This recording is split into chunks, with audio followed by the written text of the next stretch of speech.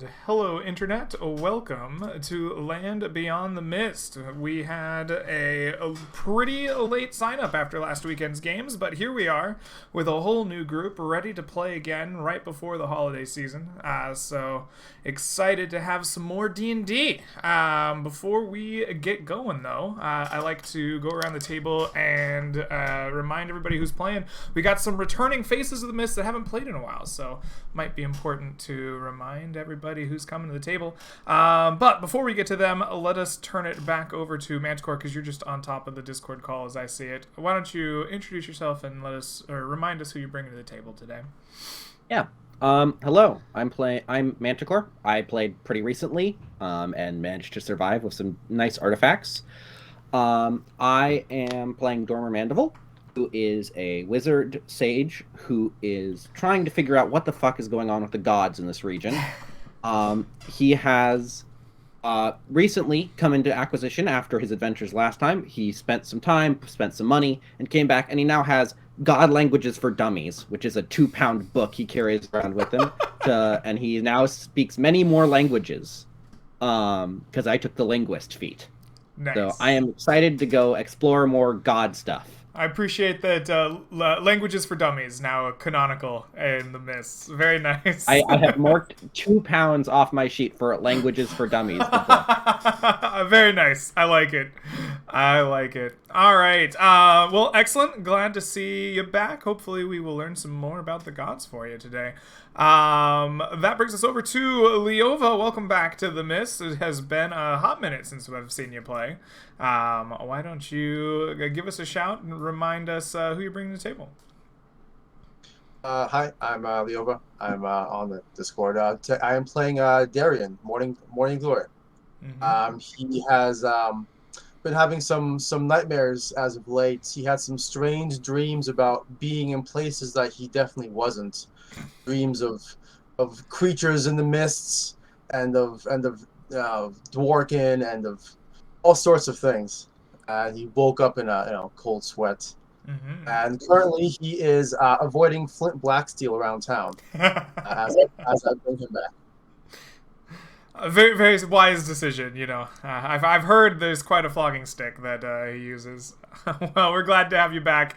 You and, of course, the mighty camel god that's returned to the Mist as well. Can't overlook that. Yes. Theodore, mighty, noble Theodore, savior of one of his previous expeditions when they were all dying from lack of water. Theodore found them, and they did not perish. Excellent. Well, welcome back. Hopefully we'll have more great stories to tell after today's session. That'll bring us over to Noah. Welcome back Beyond the Mist. It has been a while since I've seen you as well. Why don't you give us a shout and remind us who you bring to the table?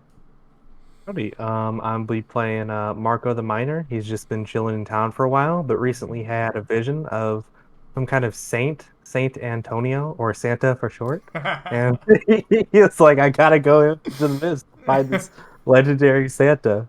Supposedly they have great gifts to people who are worthy. Yeah. Excellent. Oh. Finding Saint Antonio out in the mist. A brave and daring mission you have undertaken here. Oh, I can't imagine that that's a low CR in D&D terms. Listen, if you haven't killed Santa, it's time. All right. Well, I'll remember this. What was it? Ruby hanging over a lava pit, and now evil Saint Nick. We got it. All right. It's all coming together. It's all session's already. It's planning itself. All right. No. Sorry. No worry. And last but certainly not least, welcome back to Jack Allen. Thank you for returning once again. Why don't you give us a reminder of Orion and who your character is that you're bringing to the table today? Orion is a barbarian, a worshiper of the Badger God. He likes speaking to the animals and whatnot. He recently stumbled into a Fey wilderness, a Fey wild, if you would, with the wizard, and they got out of there, down one person, up some artifacts. He has a incredible silver artifact sword, that he always holds in two hands and tears up when he looks down at it and feels it's just not heavy enough. Well, perhaps one day you'll get a chance to wield a heavier blade. Fantastic. I do have a question for Orion, worshipper of the Badger God. It was brought to my attention that we need a theological reading from you. How does the Badger God feel about mushrooms?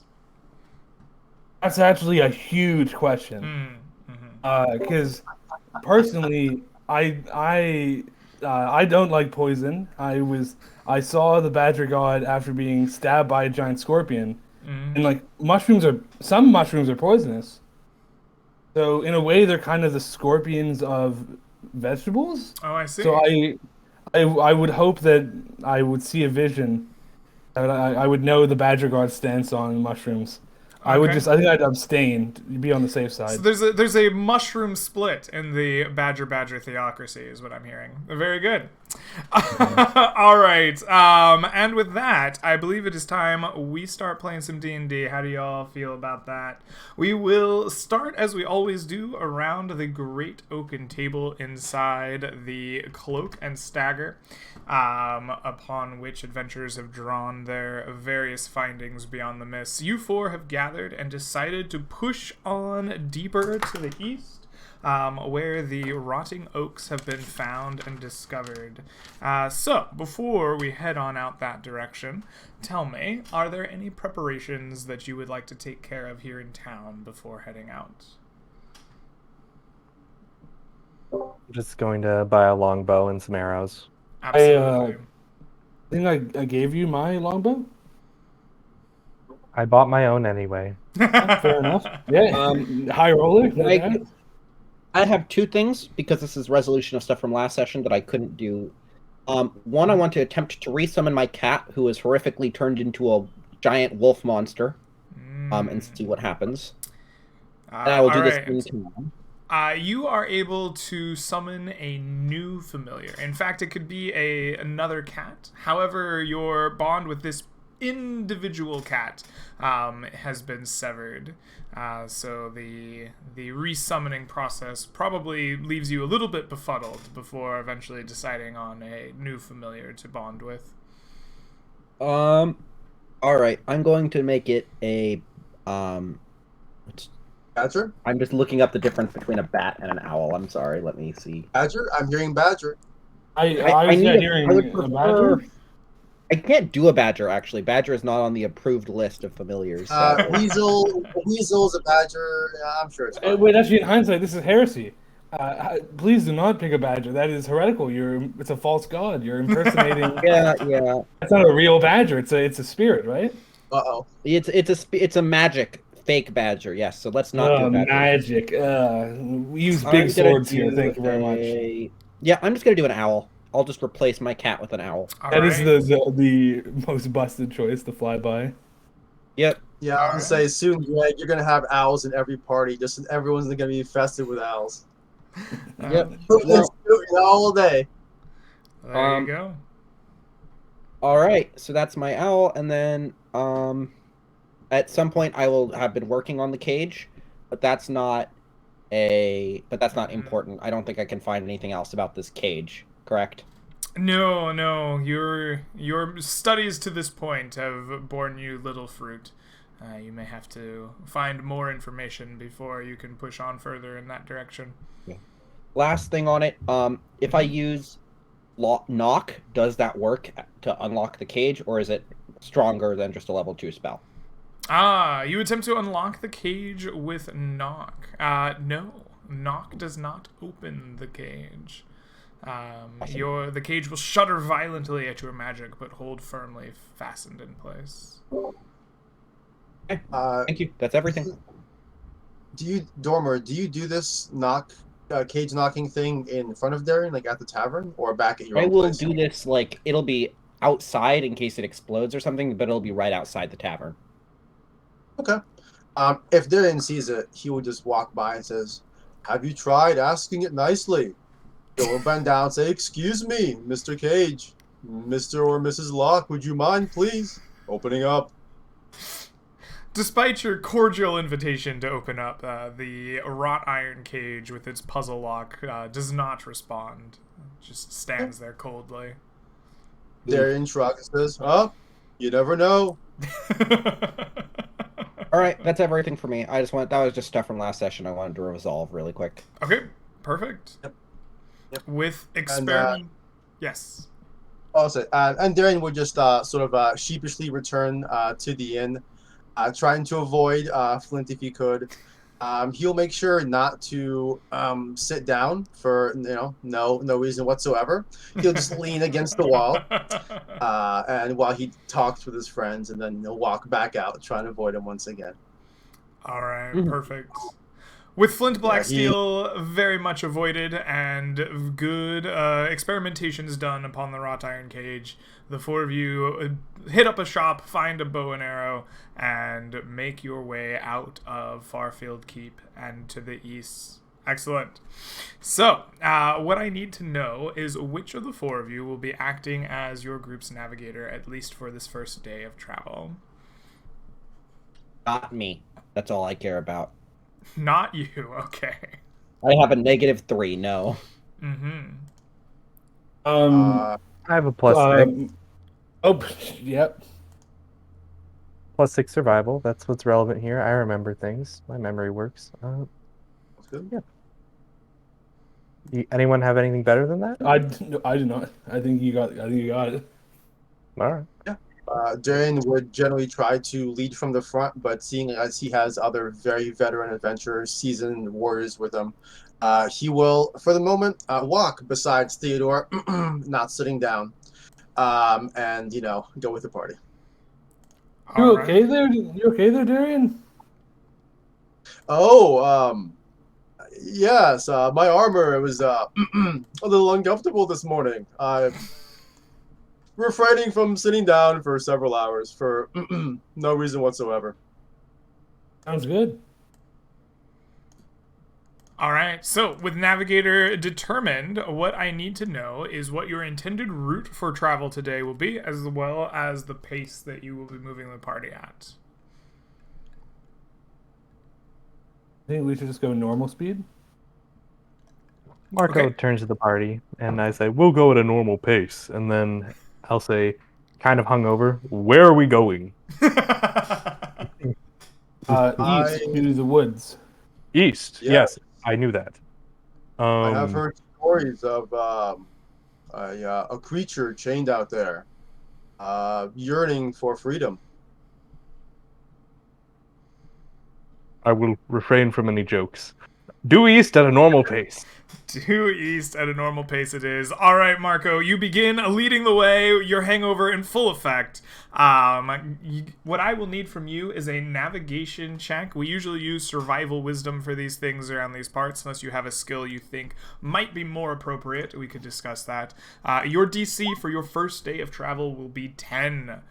Which you succeed with ease. Marco leads the way out of town, past the small villages and roads that dot the outside of Farfield Keep, the farming fields and plains that keep it full and fed here in the winter.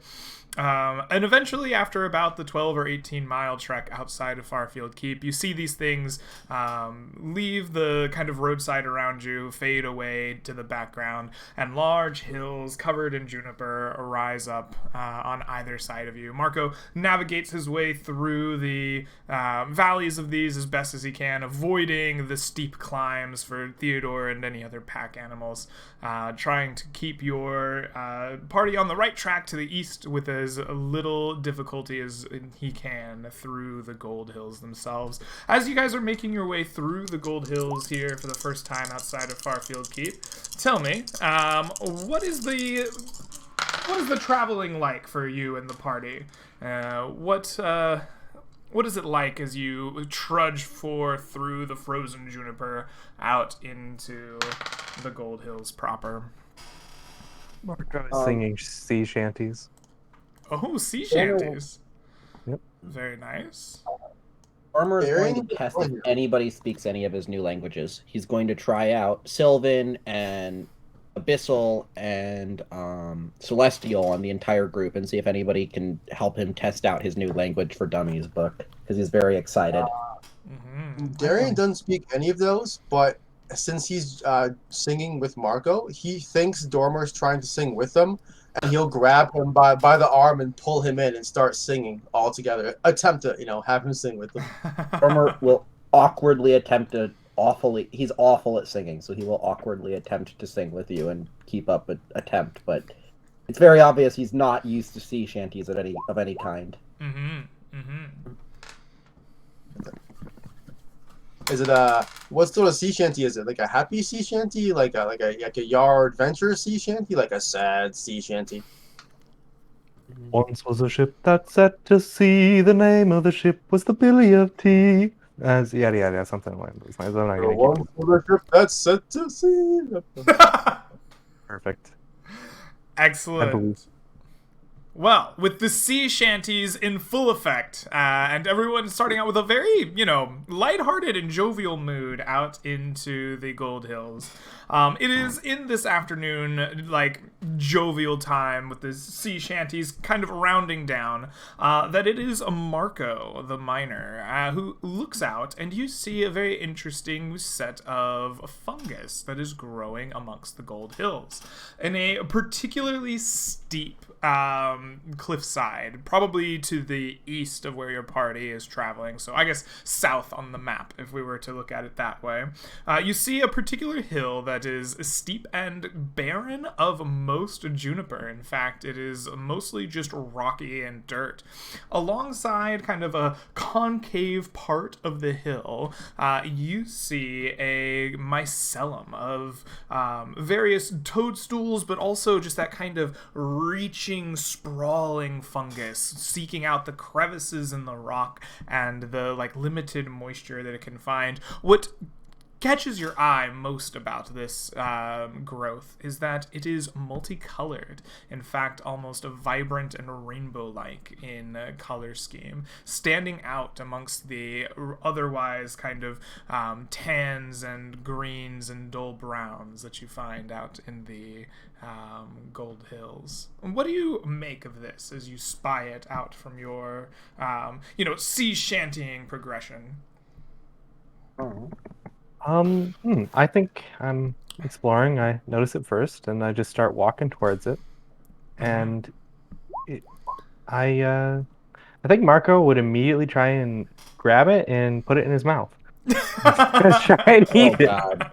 All right. The rest of the party continues on, maybe getting a new round of sea shanties going, and you start to realize that Marco the Miner has just kind of wandered off to the right of the party, some distance, going up to this cliffside. And Marco, you walk up to these mushrooms. You reach out, grab one, pop it in your mouth. Marco, please give me a Constitution saving throw. Oh well. Marco, could I? If I see this, can I go eat one? Listen, let's see how this goes first. I might instantly die, and it will be totally worth it. Well, I was let react after recently we see if having you a have thought seizures or about something. mushrooms. I feel like this is a nice. sign. Marco, you pop this mushroom into your mouth, and it is bland. It is bland, kind of rubbery. You chew it a bit, it's not great. As it goes down, you get a little bit of an itch down your neck, like, oh, that's weird. But otherwise, you feel largely unaffected. As you look up, you see Orion coming over, like, oh, I gotta get me some of those. And as Orion, you are coming up, you see a very angry looking sprite just kind of pop up right next to the shoulders of Marco the Miner here. He's too busy shoving mushroom in his mouth to notice, but Jack, you see this.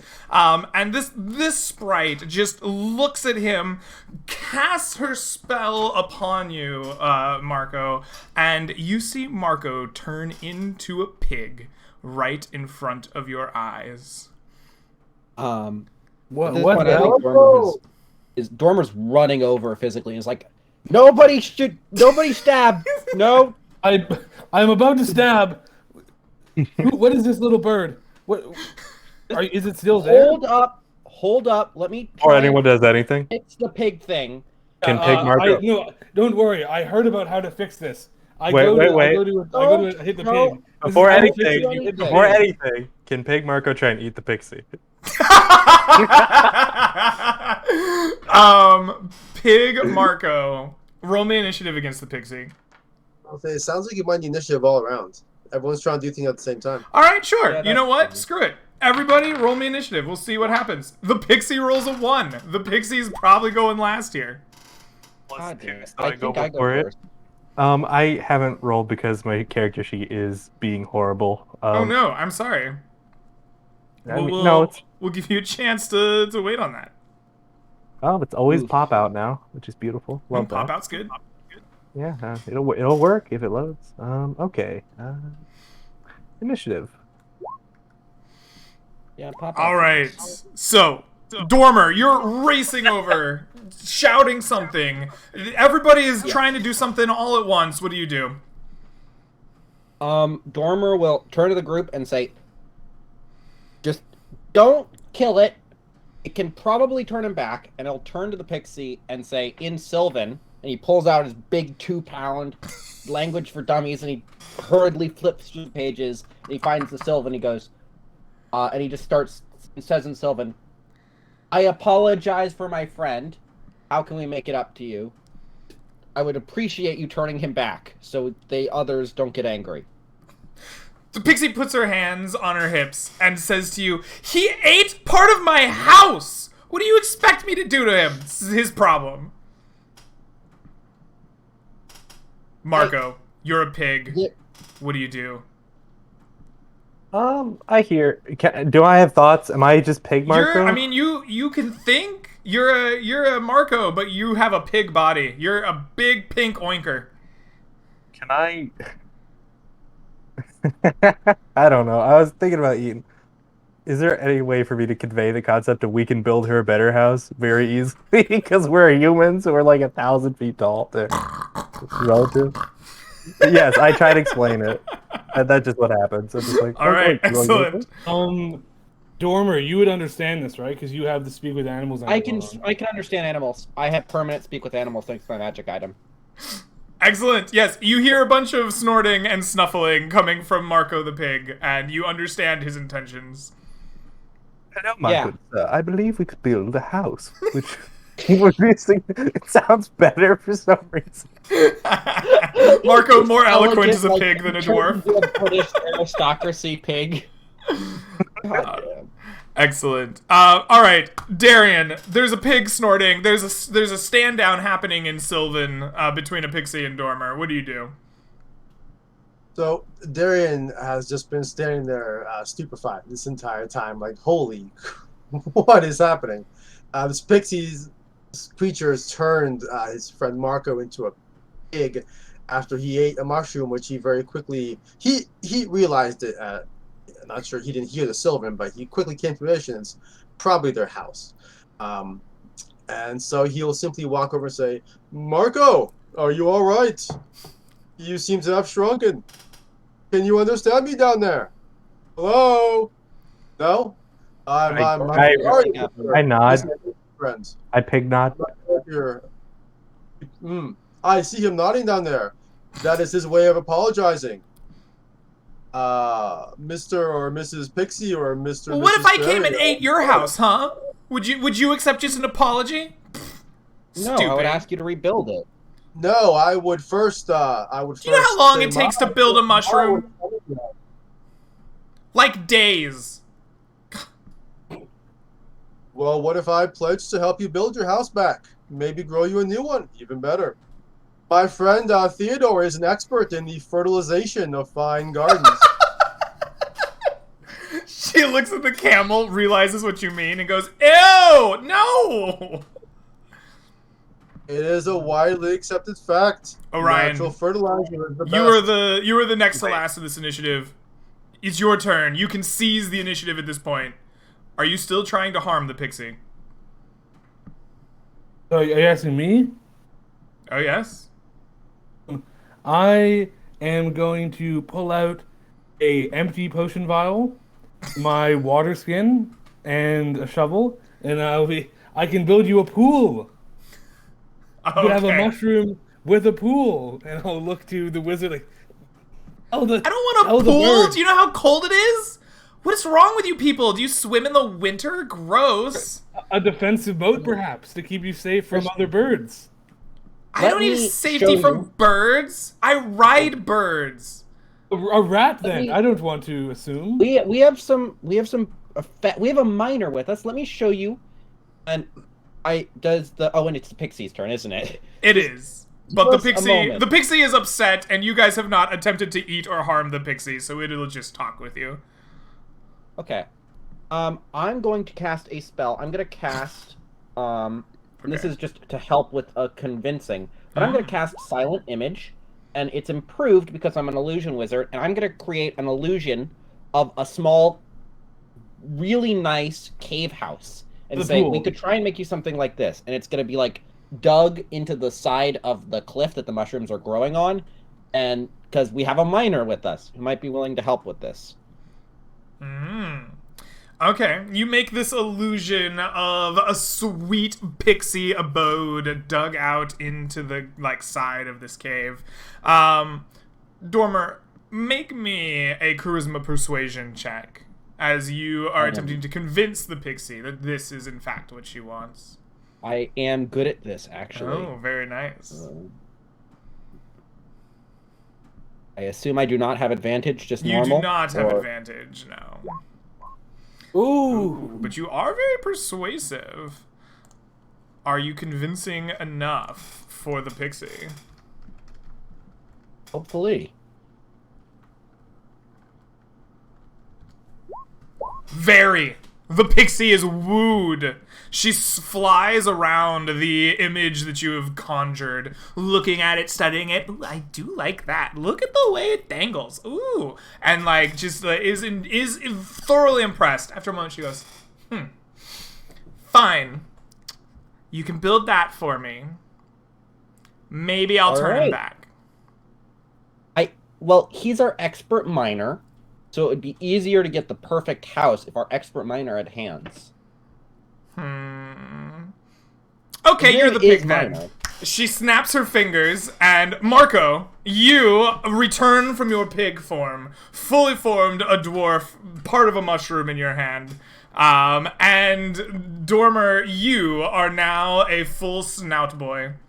She says, build me this, and I'll turn it your friend back. First thing I say is, I apologize. You know what? I've been acting like a bit of an animal today. I don't really know what's going on. I saw something shiny and I ate it. I'm a little hungover. I made mistakes. I will build this for you. In fact, I also have wood carving tools, so I can carve like a perfect little house out of just sticks and stones. And if that works for you, we could try that. And if it doesn't, I can just keep going till I get it right. Never been much of a wood girl, I suppose. Here, I'll tell you what. I know a place nearby where the most beautiful silverwood grows. You give me some of that, build me that house with that wood. I might even throw in a little extra for you. That sounds perfect. Would this happen to be the Rotting Woods? Oh no, don't go there. Horrible okay. place. No. Wow. Closer to home. This is my vacation spot for the winter. Alright. Just look over there. See where that juniper bush meets that little dried out lake bed? Just walk right through that juniper bush and then just keep going. You'll be right at the grove of trees. Very nice. Just Power. watch out for giant spider things. They like to guard them. It's okay. You can kill them. They're mean. I guess You we have have any to fight. interest in... You like leather? I can carve a No? house from a water skin. Dead animals? Gross.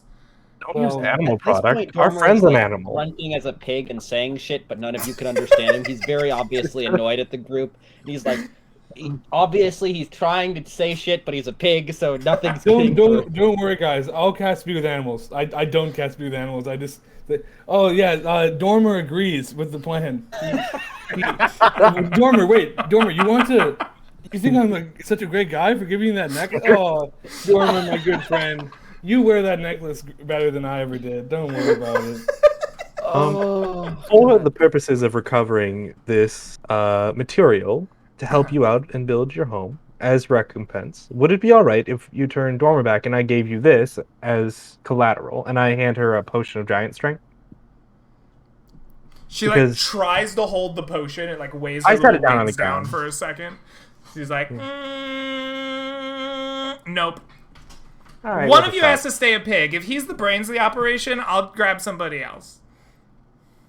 The brains aren't super useful in a fight, so let's just go do this real quick. I've seen this guy in a fight. The brains of our operation are right back here. Darian said. Oh, well, perfect. Then you already have your brains. He can stay a pig. Wait. What if you turn the camel to a pig? Will that be okay?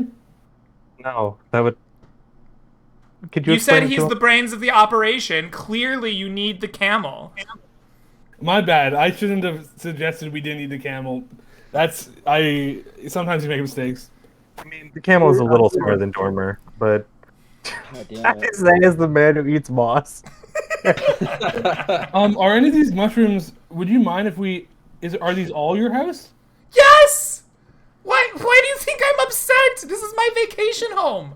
Gosh. I'm sorry. So, and the mushrooms are okay. Yeah, cool. We'll go to those woods. I You guess. still if want to everyone's eat okay my with that. house? I think this one needs to be a pig next. I'll I'll tell you what. Build my house in the next, I don't know, 2 of your days, or he becomes a pig too. Okay, let's go. Let's go. It'll be done. It'll be done. I just sprint in the direction, and I'm hoping Yeah, they'll I follow hop me. on. I hop on my horse. Let's go. Let's go. Sure Dormer just enough, trot after them as a you... pig, incredibly annoyed. He is so Yeah. fucking annoyed at this situation, but he's just like, "Fuck it, let's do this." Your piggy trot just like reeks of annoyance on the way through. Excellent. You approach the juniper right next to the dried out kind of stream bed that she pointed out to you. And as you walk right through the middle of that juniper bush, you end up not in the Gold Hills, but in fact looking at a brilliant white forest. The tall trees are covered in snow, and like beautiful icicles come down. They look less like icicles and almost more like ice has been carved to look translucent and beautiful, like almost like an art sculpture of a tree with icicles coming down.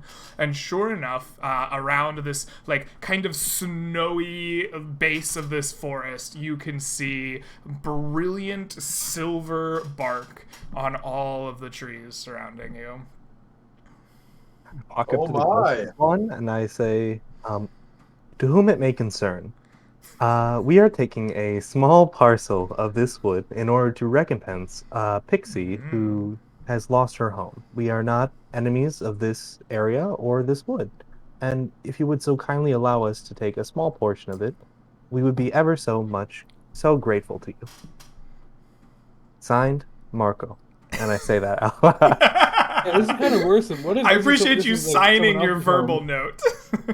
And Dormer starts ranting, but nobody can understand him once again because he's a pig. I started nodding. Oh, Dormer, the praise you're showering me with, it's almost inappropriate. I appreciate it, buddy. I do not understand everything my friend Marco has said, but we are simply borrowing a little bit of this wood. A fairy told us to. I'm sure you believe us. You speak these things out into the snowy scene in front of you. The frozen trees and ice just echo your voices around a little bit, almost musically to your ears, but you do not see or hear any response to your spoken requests for peace and a small partial like piece of bark. Would like Can to any of you take- guys detect magic? Dormer Yeah. starts oinking. I can detect the presence of powerful evil spirits. And not the kind that come from the backside of our friend Dormer down there. Stinky. Uh-oh. Okay, well, I'm And just gonna take. Aaron will use divine sense. You use divine sense. Excellent. Oh, you put it in chat. Perfect. It senses.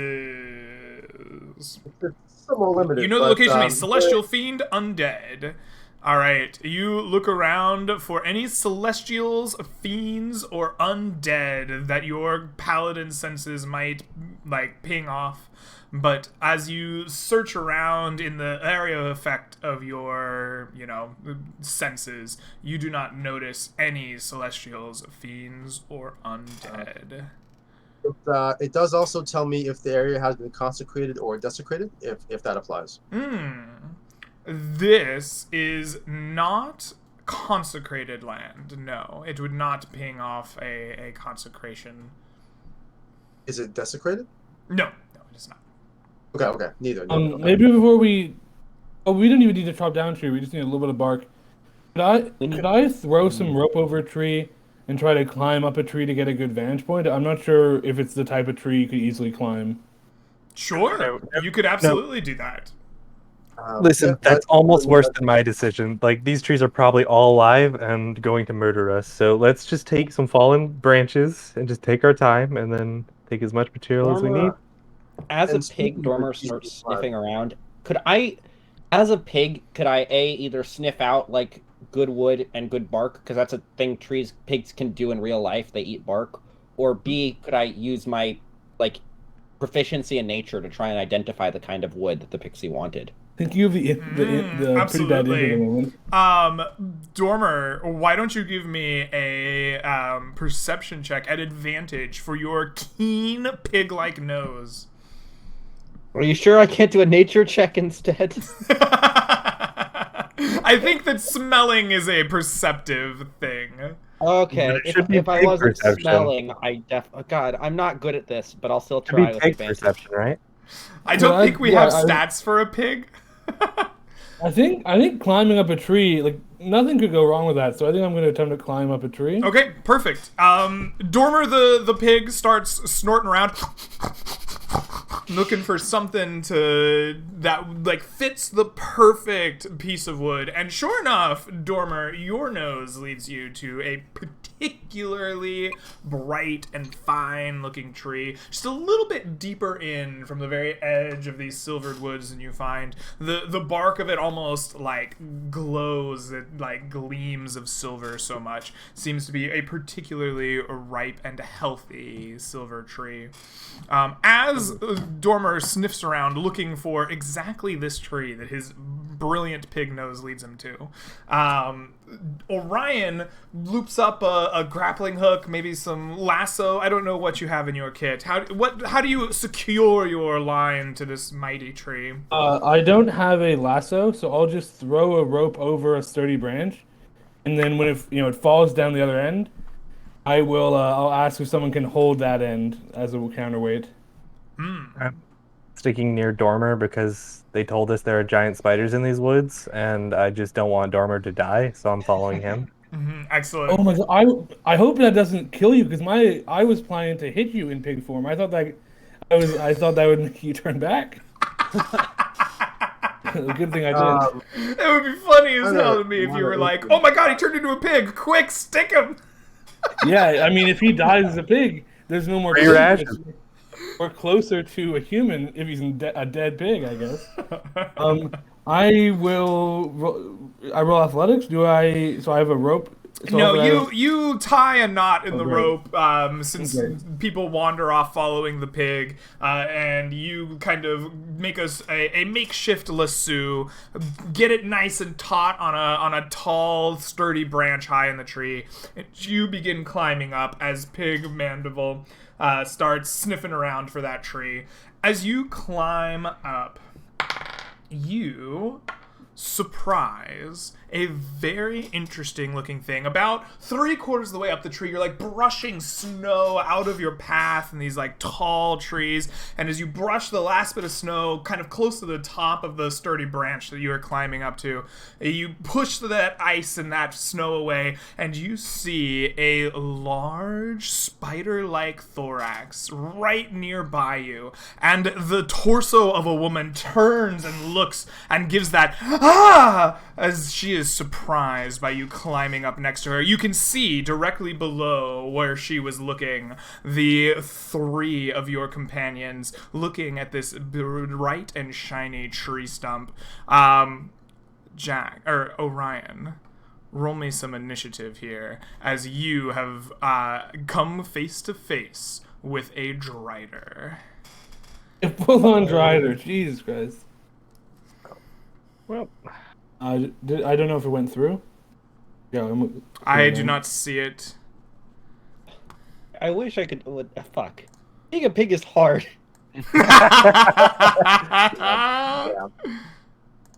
just use your pig magic. It's fine. I cast Pig Step. You cast Pig Step. Sure you do. Okay, wait. If there's no verbal components, can pigs cast magic? That's my real question. No, you have been cursed with the form of a mundane pig. I wish I was a magic pig. That would be so much fun. I reloaded Roll20 because it wasn't sending through. Absolutely. Sadly, all of my spells do in fact have verbal and somatic components. Oh. Even if you were a magic minor- pig. It's too bad. No. You could not hit targets with Firebolt as a pig. God, the truth. I'm having a minor camera issue, Greg. I'm gonna disconnect and then reconnect. Is that cool? Sure. While Orion reloads Roll20, I'll do that real quick. It's gonna bork all the cameras, but we'll figure it out. Listen, everything's already borked. I'm sorry, Dormer. I didn't mean for this to go down It's this all way. good. I'm enjoying this. Don't worry, Okay. Dormer. We're gonna have a 8-hour long combat while you're a pig. Yeah, we're gonna have the Drider combat, and it's just gonna be me left alone as a pig with the Drider. All right, Orion, you are not the first to react as this Drider whips around, draws up her full height at the top of this tree, and she screeches out in a monstrous tongue, screaming, "These are my woods intruders! I shall have your heads!" And she lunges forward with a mighty fanged mouth. She attempts to bite down upon you. Orion, does a 19 hit you? I assume I don't have my shield out while climbing. So I'm that gonna hits. assume that you do not have your shield while climbing. Yeah, not the even. tree. It's not an assumption. It's big. Yeah. Shit, I that's do have a spooky. question. Would he have been within 5 feet of Darian? No, he's climbed a tree. You are not Oh, he's as 20 high up feet as above him. you. After he climbs, not at the bottom. Okay. Yeah.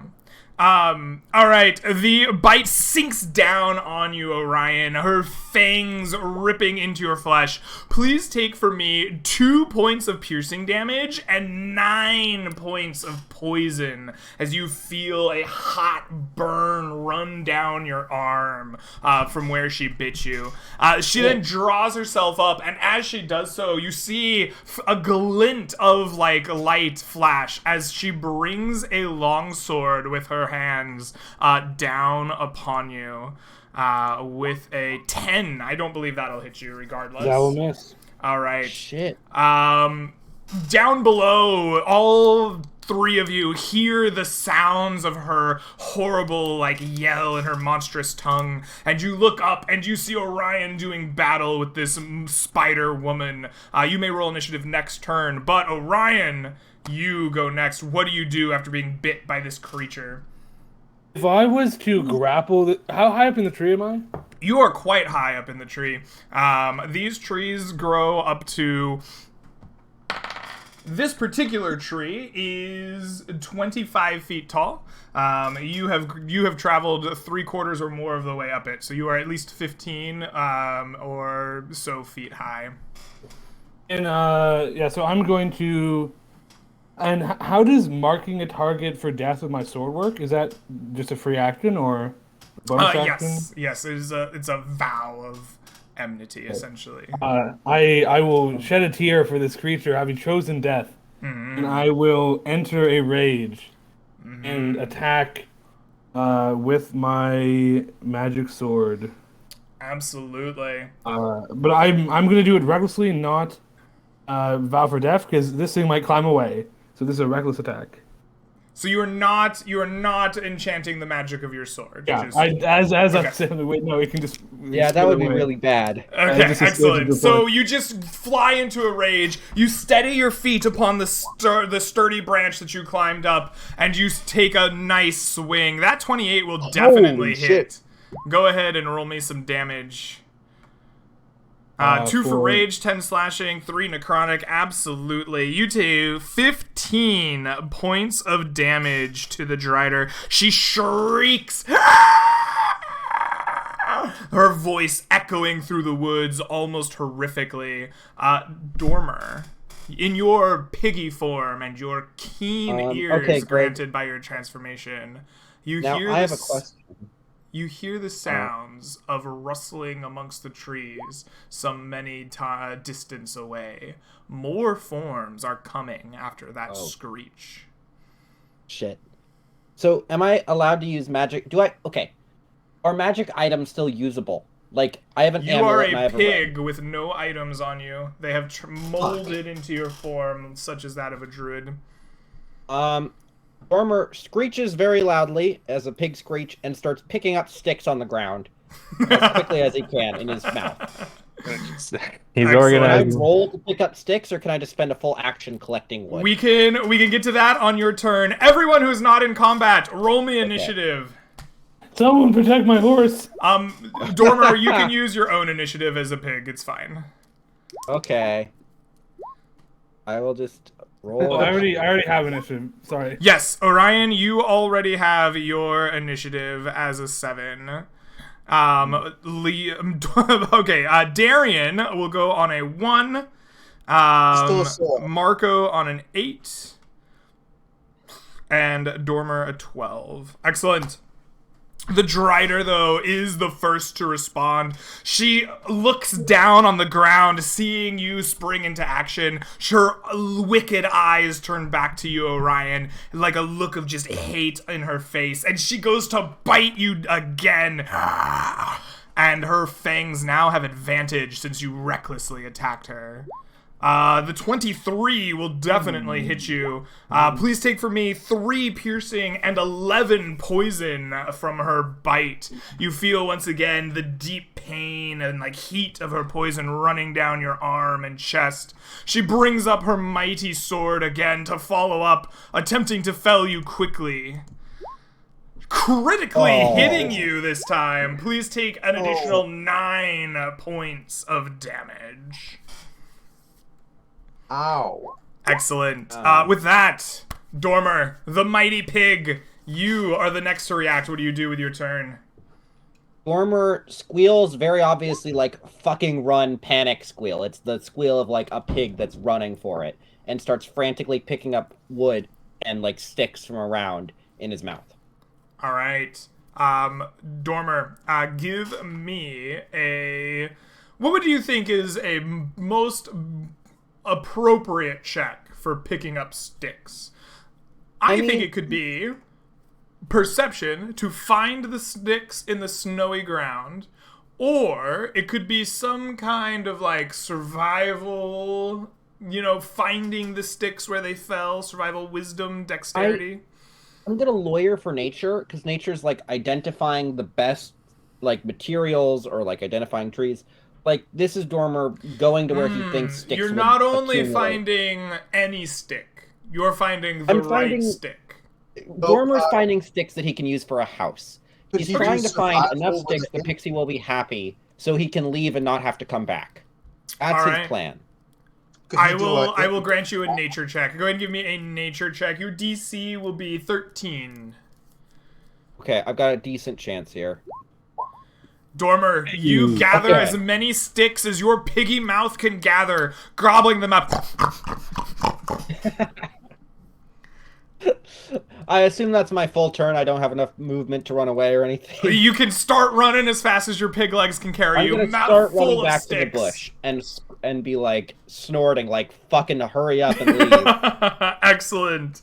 Marco, you're the next to react. You're down below the scene in the trees where you see this monstrous half-woman, half-spider taking bites and slashing away at your friend who'd climbed the tree. What do you do? How injured do they look? The Drider? The Drider, yeah. They've been hit. There's a scratch where the sword has hit them, a little bit of blood runs down her arm. But other than that, looking pretty healthy. Would I know if I mean, I'm gonna run probably, but would I know if a Drider has like magical protection, like you need a +1 weapon to hurt him, or? I don't know. Do you? What do you know of You know what? Driders? I feel like they're in caves and they eat dwarves who wander too far from their parents, and I'm not sure. You might have Uh, some dwarven history maybe with Driders. Why don't you give me a history check? Let's see what you know about Driders. well, I'm not an intellectual, but this specifically, I'm pretty well Hmm. versed on Drider The dwarf. the rumors of dwarven society do not call for anything other than caution when fighting Driders. They are monstrous creatures and very dangerous, but a mundane weapon will kill it. Fascinating. Can I climb up there? Yeah, Do you I want to have climb like the the tree? do I have the movement? If you just want to, So your I'm climb, gonna drop unless down you have a probably. specific climbing, your climb's going to cost you twice your regular movement. Kind of like difficult terrain. So if you normally have 30 feet of movement, you can climb 15 feet in a round. As a dwarf, you can climb, like, we'll call it 10, just to make nice round fives. Okay. Could I reach them? That's my question. And attack. we're 25 feet up, so No, No. I'm dropping down. All right. I'll just cast Divine Favor, Mm-hmm. and then Divine Favor is a bonus action. Okay, absolutely. Whip out my longbow, and still don't have that on my character sheet because I'm a genius. I'm incredibly intelligent. How could you tell? Okay, and it's Intelligence, yes, but not with the wisdom to put it on your character sheet. true. Anyway, Intelligence was the knowledge that you needed to buy the bow. Wisdom was the inability to remember to put it on your character sheet. Yep. That's the difference, kids. That's the difference. Learn. it's a D20 plus Plus your proficiency, assuming you're proficient with it, and your dexterity. 15. 15 will not hit the Drider. Your shot seems to fly true, but she has this strange ability to scuttle amongst the tops of the trees, and at the sound of your bow going thoop, she just goes and it flies through the tree. I refuse. I hit him. You refuse? Oh, the guiding strike grants us +10. Never mind. Everything I just said was about to happen, and you see it as a divine vision from your dwarfy god. And instead, you aim just slightly off to the side, and you strike the creature. Well,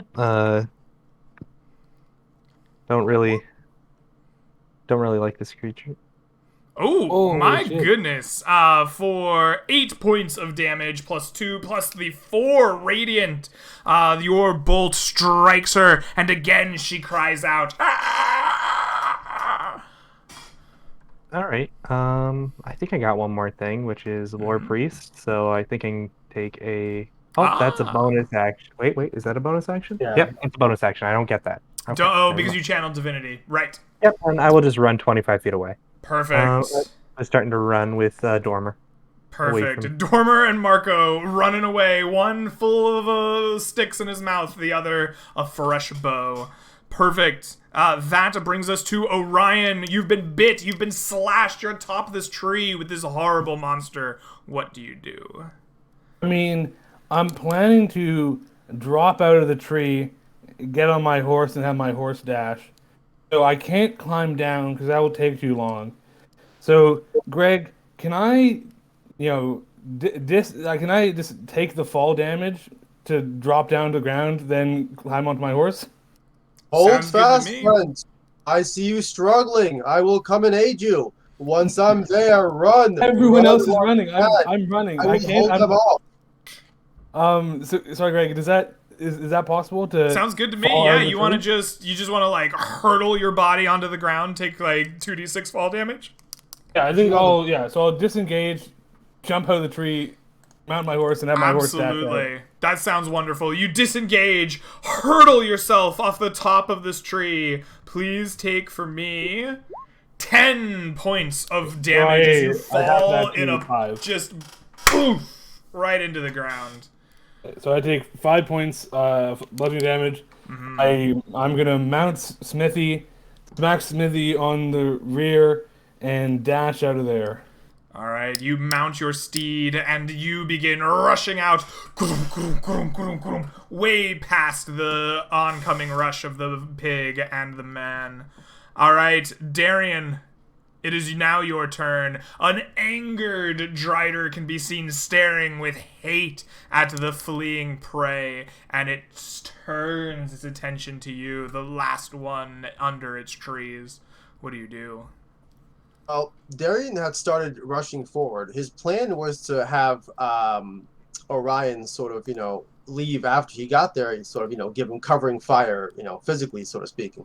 But as he runs forward, this guy runs away past him. So Darian stops, looks around like, oh shit. And then he ponders for a second. He sees the Drider there in the tree, all angry, mouth hissing, his fangs, dripping, Orion's blood.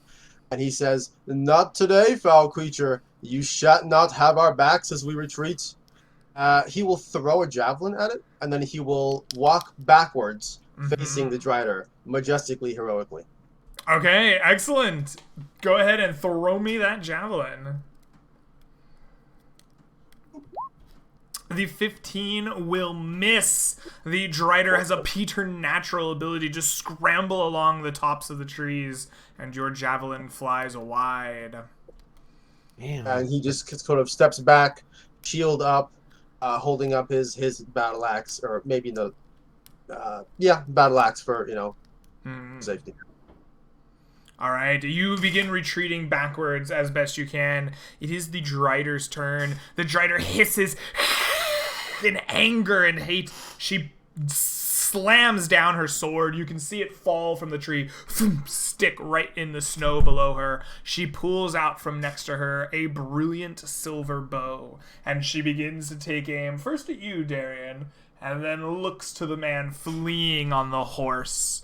And she's going to try to shoot you before you can reach the portal. The Drider. Oh shit! It's a full-on portal. That probably.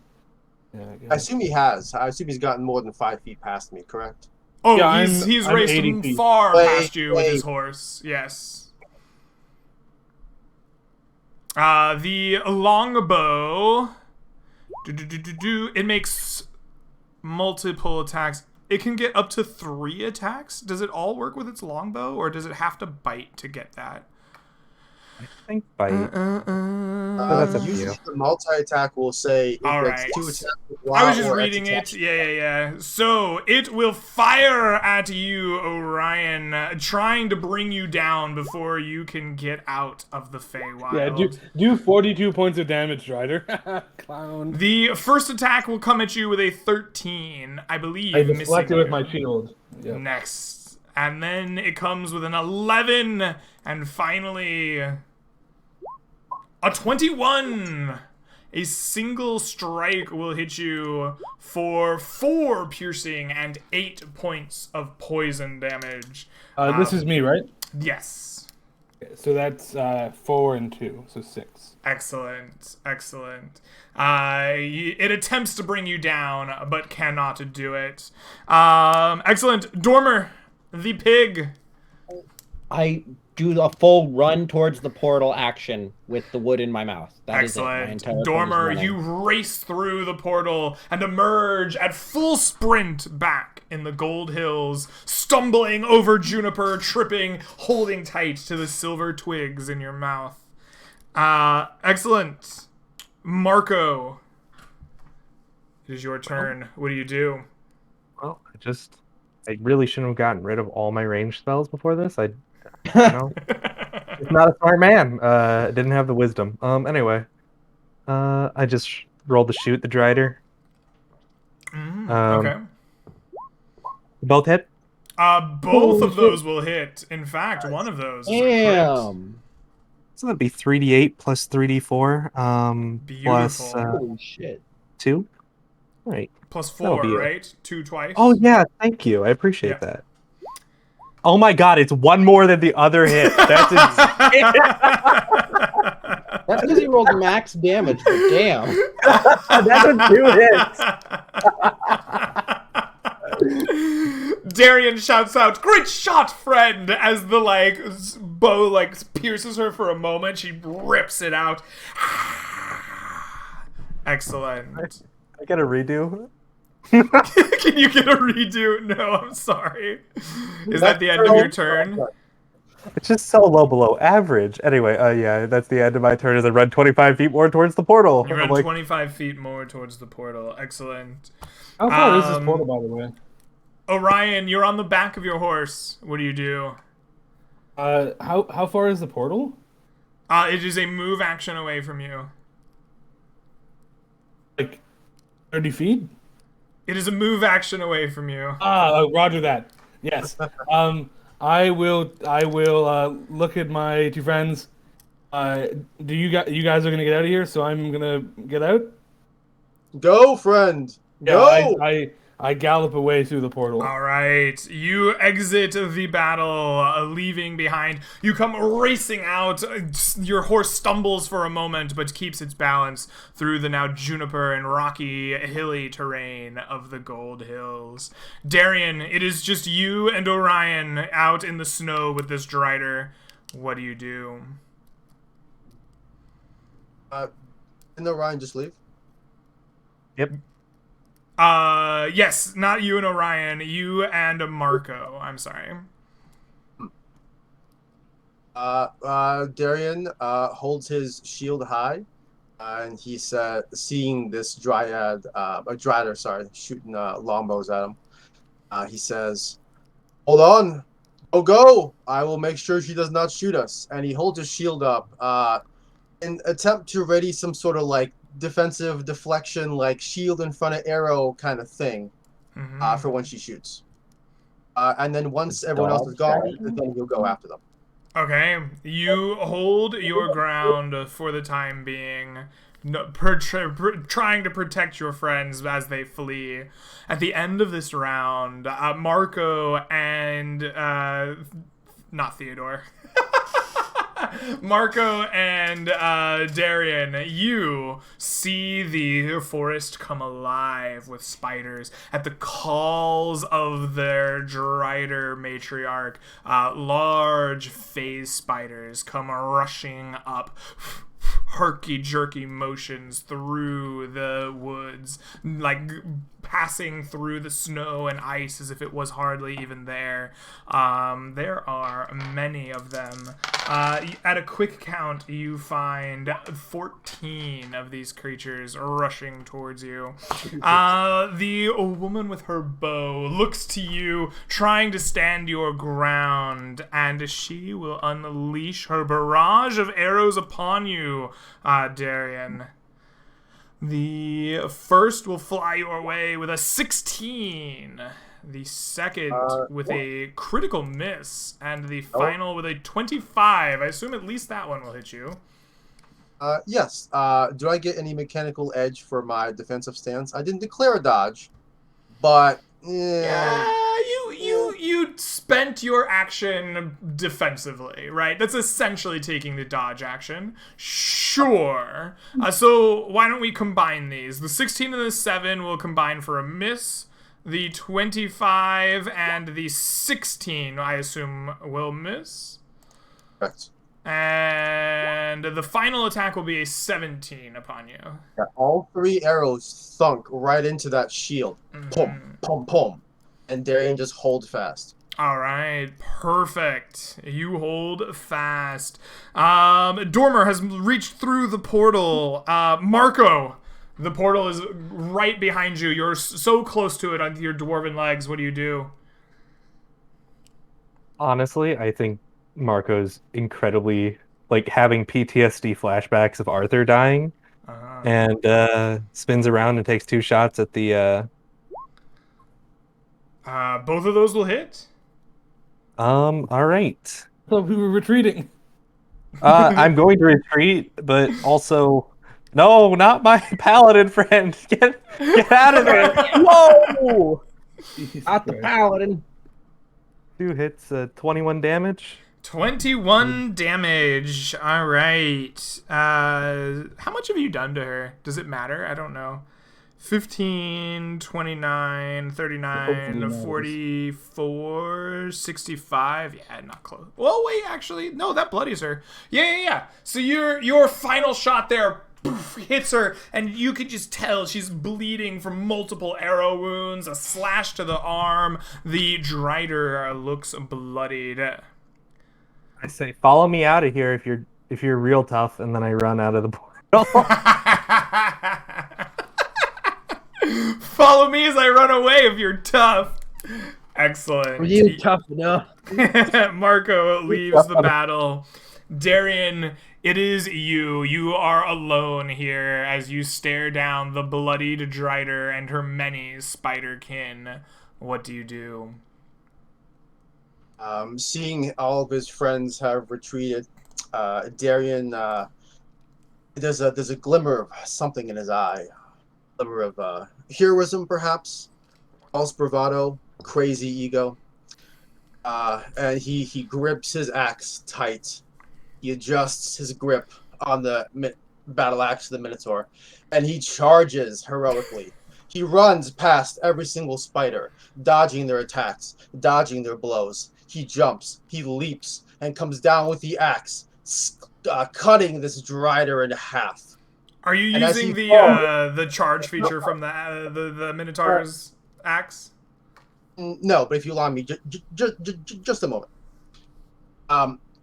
He runs, he charges, he jumps, he cleaves this Drider in half. Okay. And as he stands up, he is consumed by the overwhelming swarm of spiders. And then, at the last moment, Darian comes out of the portal, a glazed look about his face, having seen something. No, I see. It was all a vision. Yes. Yeah, a vision of heroism gone horribly wrong. Okay. Now is not the time. And he rejoins his friends out of the portal. Excellent. Maybe a tense couple of moments last while you stare at the juniper bush, waiting for spiders and Driders to come bursting forth, but none do. And the four of you are once again alone in the quiet Gold Hills. It is now the deep night. Stars shine above you. And a, partially broken fungus home glows some distance off from where you came out of the bush. Greg, for Dormer, how long passed between him exiting the portal and the rest of the group? Because they fucked around for 3 or 4 rounds. I'm just wondering. Dormer, it took a while. It was more than probably an hour from your first leaving the portal and Darian finally leaving. But a lot of there was a lot of in between. Your whole party came out slowly over that hour. Yeah. Dormer spends this hour investigating the bush and trying to figure out how the fuck it works. But he's really annoyed at his group, and he makes the wood into a... He'll just spend an hour waiting for them. He's not going back in. He doesn't want to die. Mm-hmm. Absolutely. So, Marco. Finally, the party reconvenes. It is night, the stars are out, and there's a glowing mushroom behind you. Or I guess in the distance where you came from. What do you all do? Marco, I believe you owe this fine fairy a house. I suggest you begin work. I will happily aid you. All right. I walk over there. I pull out my wood carver tools, which haven't been used to this point, and I just say, I look her in the eye and I say, this was a really beautiful experience. Thank you. I got to shoot a Drider. You're welcome, but it sure took you long enough. Jeez. It appears there's some sort of time distortion field when we enter a realm unbecoming of our own stature. But, understood. Also, are you aiding me as in giving me the help action? Me? No, this is your job. Oh, Darian, yeah, absolutely. And he'll say to the fairy, I believe you have a bit of an infestation in your bushes. Excuse me? Oh my God. he just points over there and says, "Yes, over there." There was quite a lot of scuttling. All He right. believes that that place belongs to you and that there are interlopers in your place. He is not. Listen, can I pull her aside? Be like, listen. Yes. You see the magic word interlopers. He doesn't understand half of what we're saying. He seems to understand common, but he understands it kind of like a pack animal understands common. Does a pack animal understand common? I He see. understands commands, right? Okay. He's All not right. really I well understand. Okay, I appreciate your understanding. Anyway, I start building the house with their. All right. Why don't you save us from this and give me a woodcrafter's tools check? Dexterity seems to be the appropriate attribute for whittling a small. Excellent. An 18. So, what is the sleight of hand check there for, Mr. Darian? I'm helping. I see. Oh my I think god. maybe it would have been like a 28, but then like Yeah. just Like the meme of like Ralph in the back of the school bus with Darian's face on it. I'm helping. or like you sure are, and like maybe the fairy's a little more accepting of the final result. It's like The whittling goes well, and after maybe a couple of hours here in the night, you have a beautifully crafted, addition to the fungal home of this particular fairy. She beams with a big bronze smile and is like, "Oh, this will be perfect! Oh, thank you so much!" And she flies into her mushroom for just a half moment and comes back, like, visibly struggling with a, like, locket on a silver string necklace. And she flies and just kind of dumps it in your lap, Marco. She says, "I am always good to my word.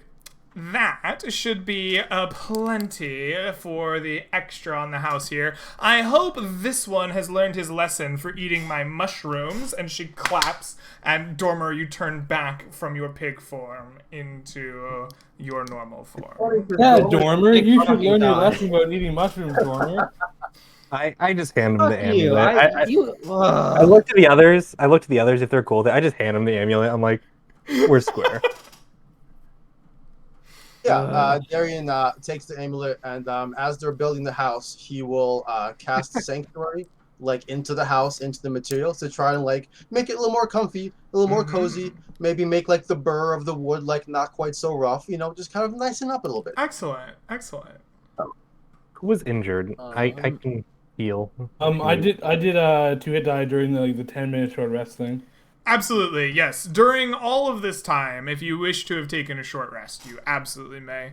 You can spend up to 1/2 of your hit dice total rounded up for HP, as Orion has done, as well as regain any spells and class features associated with a short rest. I just want to apologize to my allies. I thought this was about to be like a hasty retreat and house and be last, and I became what I feared. I left you two there, and you were fighting it out heroically. I should have stayed. No, it's always winnable. I should have stayed. It is not always winnable. That's how people. No. I hear an oinking. I just had a friend die because it's all. No, it's not Yeah, always you're human, winnable. but in my mind, Is he speaking formally? Oh.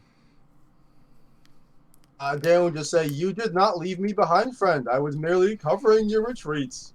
and what a great job you did. Thank you, my friend.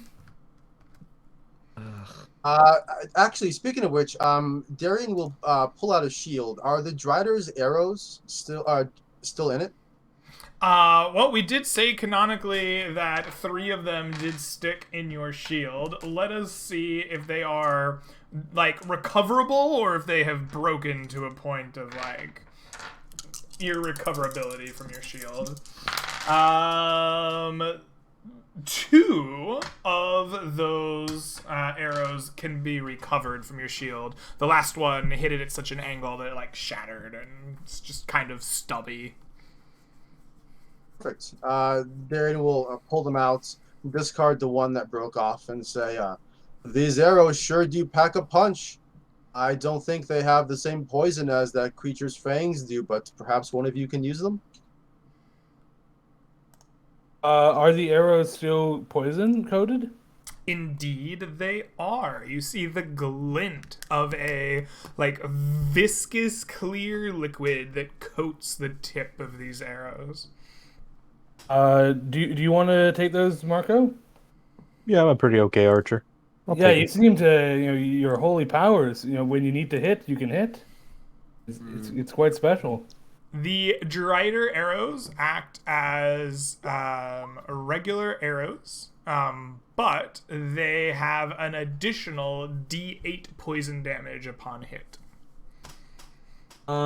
Before we go, Dormer will just ask the pixie where the hell that, not in those words, but where the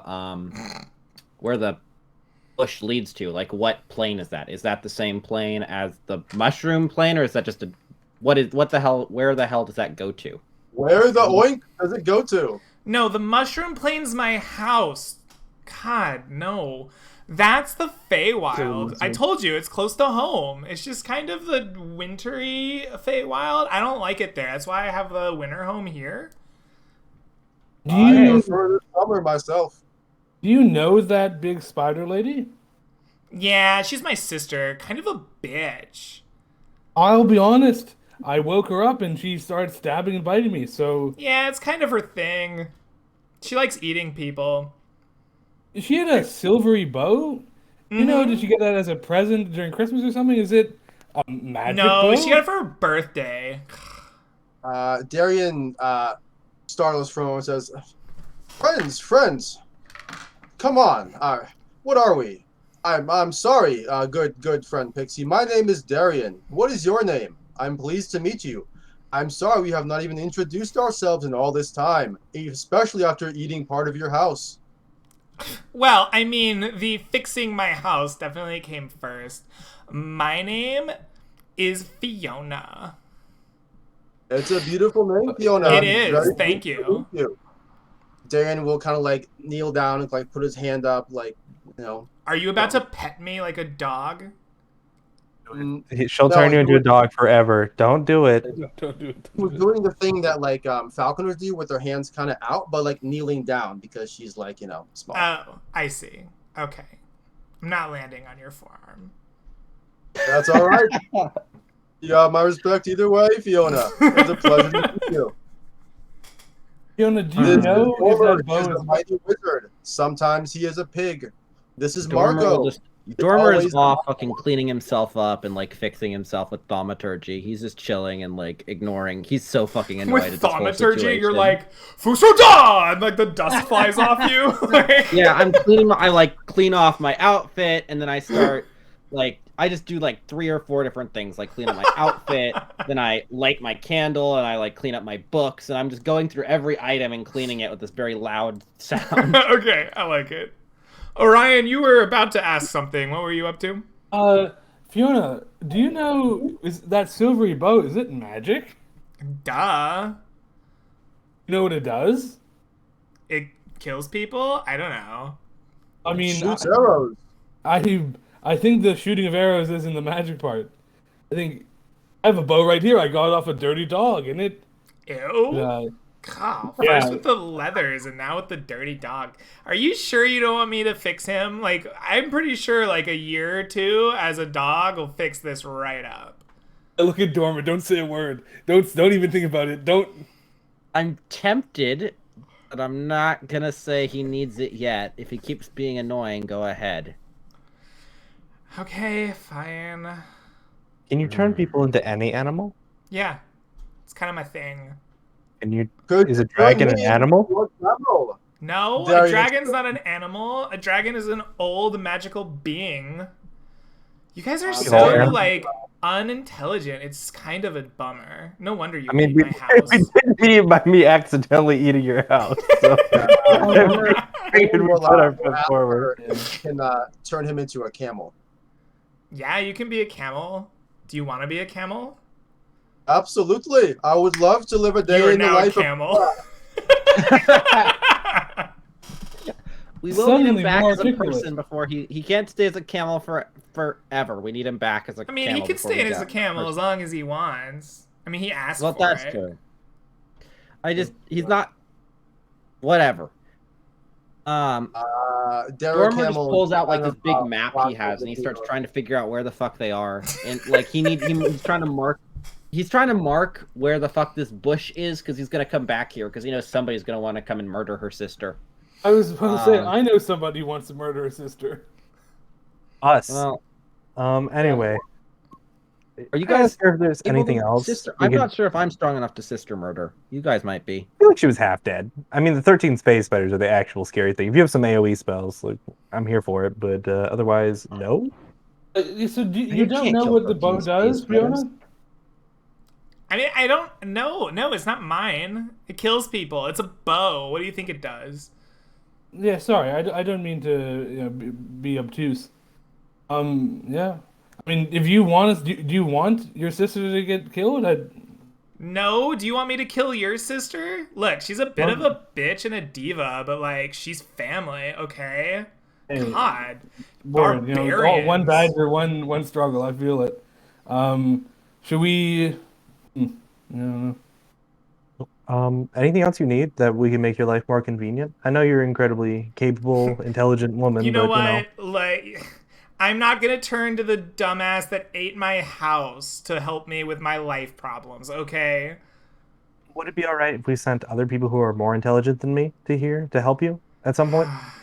No guarantee you're a good judge of character. I suppose. Hey. Listen, Worst comes to worst, I'll turn him into something. Might be fun. all right. I wave her. I just say, if you need anything else, if you need me to make you a garage, let me know. No, I'm quite happy with this addition, thank you. All right, I just start walking off into the night. Yeah, let's smiling, like, probably put some distance between us and that bush before we sleep.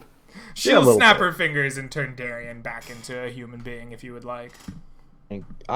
Dormer will ask. He does not want to. No, we're not. We need human beings, not Does animals he on our have to party. be willing? Is he given the option? Because he will happily stay for at least a little while longer. If she puts like a countdown on it kind of thing, he would love that.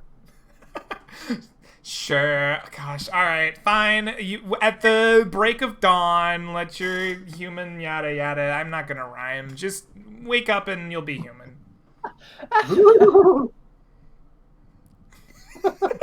Sorry, camel noise.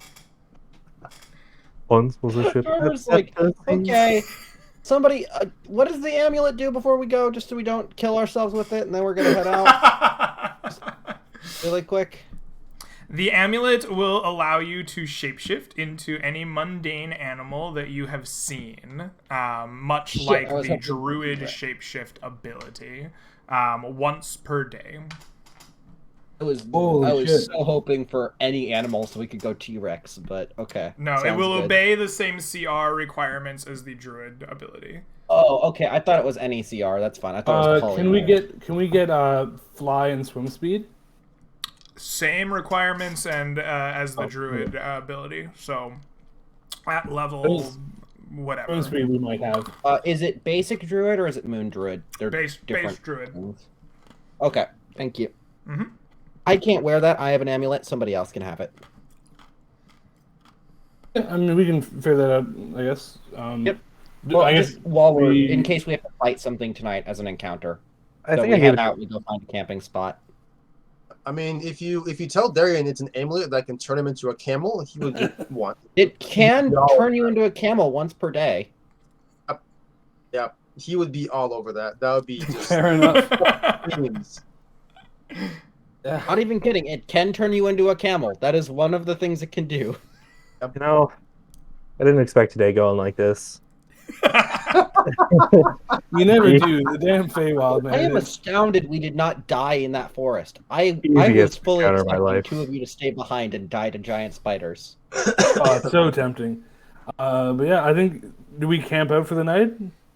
We find a camping spot, unless there's any objections. All right. You make some distance between you and the fairy's abode, and you bed down for the night. Adventure in the Feywild having taken its toll upon you, and needing to find some good shut-eye. The night will pass uneventfully otherwise, and you will wake up the next morning. So, at night, tell me, what is your plan for food and water as a group? Darian look will for water, but I have food. The plan is to forage, is what it sounds like? Yeah. All right. So, what I will need from you are survival wisdom checks for foraging. You have traveled at a normal pace, so you will be rolling at disadvantage for me. Your DC will be 10. Oh, it's a disadvantage? It is at a normal pace. Disadvantage for normal. Alrighty. It looks like we have all our rolls in. No, we're missing one. We have a I 12, I 11, rolled. a 1, and a 6. There we go, yeah. So Orion and Marco, you successfully found food for yourselves, as well as time to graze up to 2 pack animals. The rest of you will need to mark rations, 2 pounds each, as well as any appropriate feed for additional pack animals beyond 2. One of Orion or Marco found a nice stream, filled up your water skins. You are feeling good about that. So you wake up with full bellies and full water skins after marking your rations, and you may spend any number of hit dice in your pool after your night's rest to regain hit HP, as well as regain any spells or class features associated with a long rest per the player's handbook. At the end of all that, you may recover 1/2 of your hit dice rounded up to be used in the next day's travel. So, Marco, are you going to remain the team's navigator for our second day of travel? I should note and ask if it's okay. During the night, as Darren was still a camel, hunkered down next to Theodore, doing the big spoon, little spoon thing with the camel. Is it okay? I assume he would just do it by default. Is it okay if Darren eats the rations that Theodore has, the camel feed? You may. yes, you may absolutely eat the camel rations instead. I think they're like 10 pounds to fill an animal. Yeah, so, they're like, 10 feel pounds. So he'll just munch on camel feed and straw throughout the night. And in the morning, he'll wake up, stretch, instinctively reach for some straw, put it in his like actual person mouth, and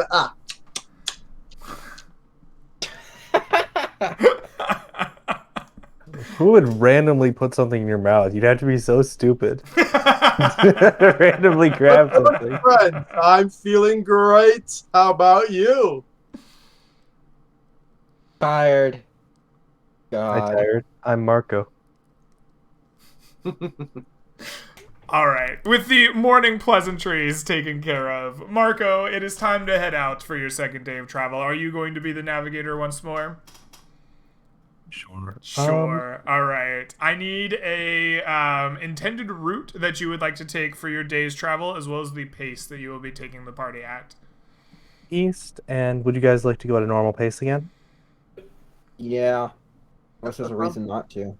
All right. Directly east at a normal pace. You nail that survival check. Marco, what is it about today's travel that goes so well for you? How do you gain more time than you expect to gain today? I think we just like power walk / run the entire day, and we don't get distracted by anything. We see like a eternally burning sphere in the sky, which is just the sun. We just keep going. You do a lot of praising the sun. And they just keep going.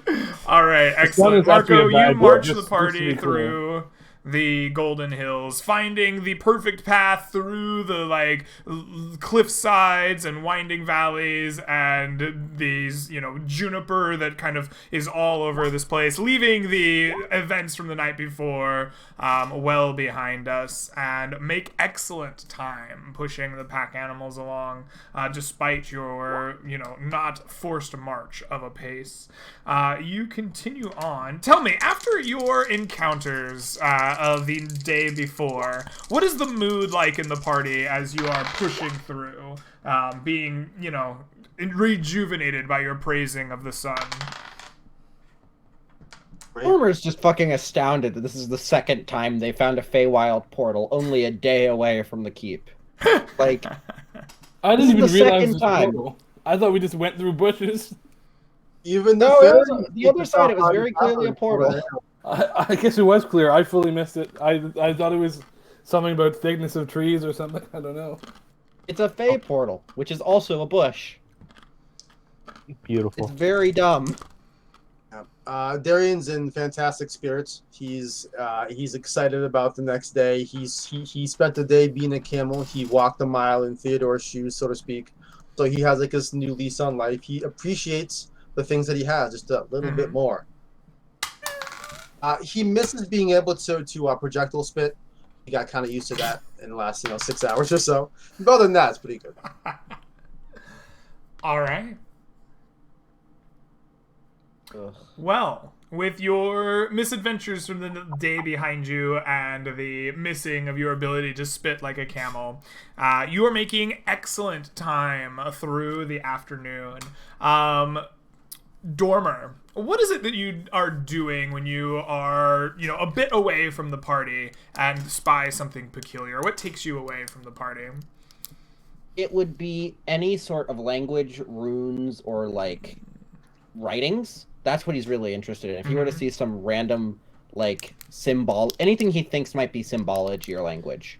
Ah, excellent. I think that you spy exactly that somewhere nearby. You want to take a look at it. You're like, oh, is that like a painting on the side of that cliff? And as you walk up, you find the corpses of roughly 8 humans in a kind of black armor with a red jackal painted upon it. The corpses are old. They seem to have degraded to the point of almost skeletal-like appearances underneath the armor. And you can see the wounds of battle. Spear thrusts and arrow like holes litter the corpses as well as the armor itself. They're kind of covered by juniper and pushed up against the side of this cliff face that you are walking by. What do you make of this discovery on your travels? Rumor looks at this for a second, looks around, he's like, oh. And he starts like getting the rest of the group. He's like, this area, come look at this. I think there's people murdering things here. This might be Knoll work. No. Murder. Those things on the Not ground are murder. not people. They're jackals, to be clear. Those don't count as people. They kill paladins, and they hate anything good in the world, and they also are cannibals. So, they're not people. Do they have any may shit not we be can steal? people, but they were still murdered by something. And no one Probably would each kill other, them because if they're you- backstabbing evil pieces of garbage. There's this guy They're called Little Jimmy. backstabbers? Yeah, You they could burn betray people. Don't touch their corpses. It'll defile your goodness Okay, of your well, soul. I want I'm to a make cleric. sure. Just give me a second, and Dormer's gonna start ritually casting Detect Magic for 10 minutes. All right. As he does that, Darian will walk up, having been invited, and say, these look to be corpses of the jackals. Terrible bandits. I've dealt with them in the past. And then he looks at the corpses. Are any of these the ones that he encountered in one of his trips to the jackal's hideout? I'm not sure that they are in an identifiable state. The bodies have been left in the wilds for some great deal of time. They are putrefied to the point that they are almost skeletal-like. The flesh taut across the bones. Is their armor still intact?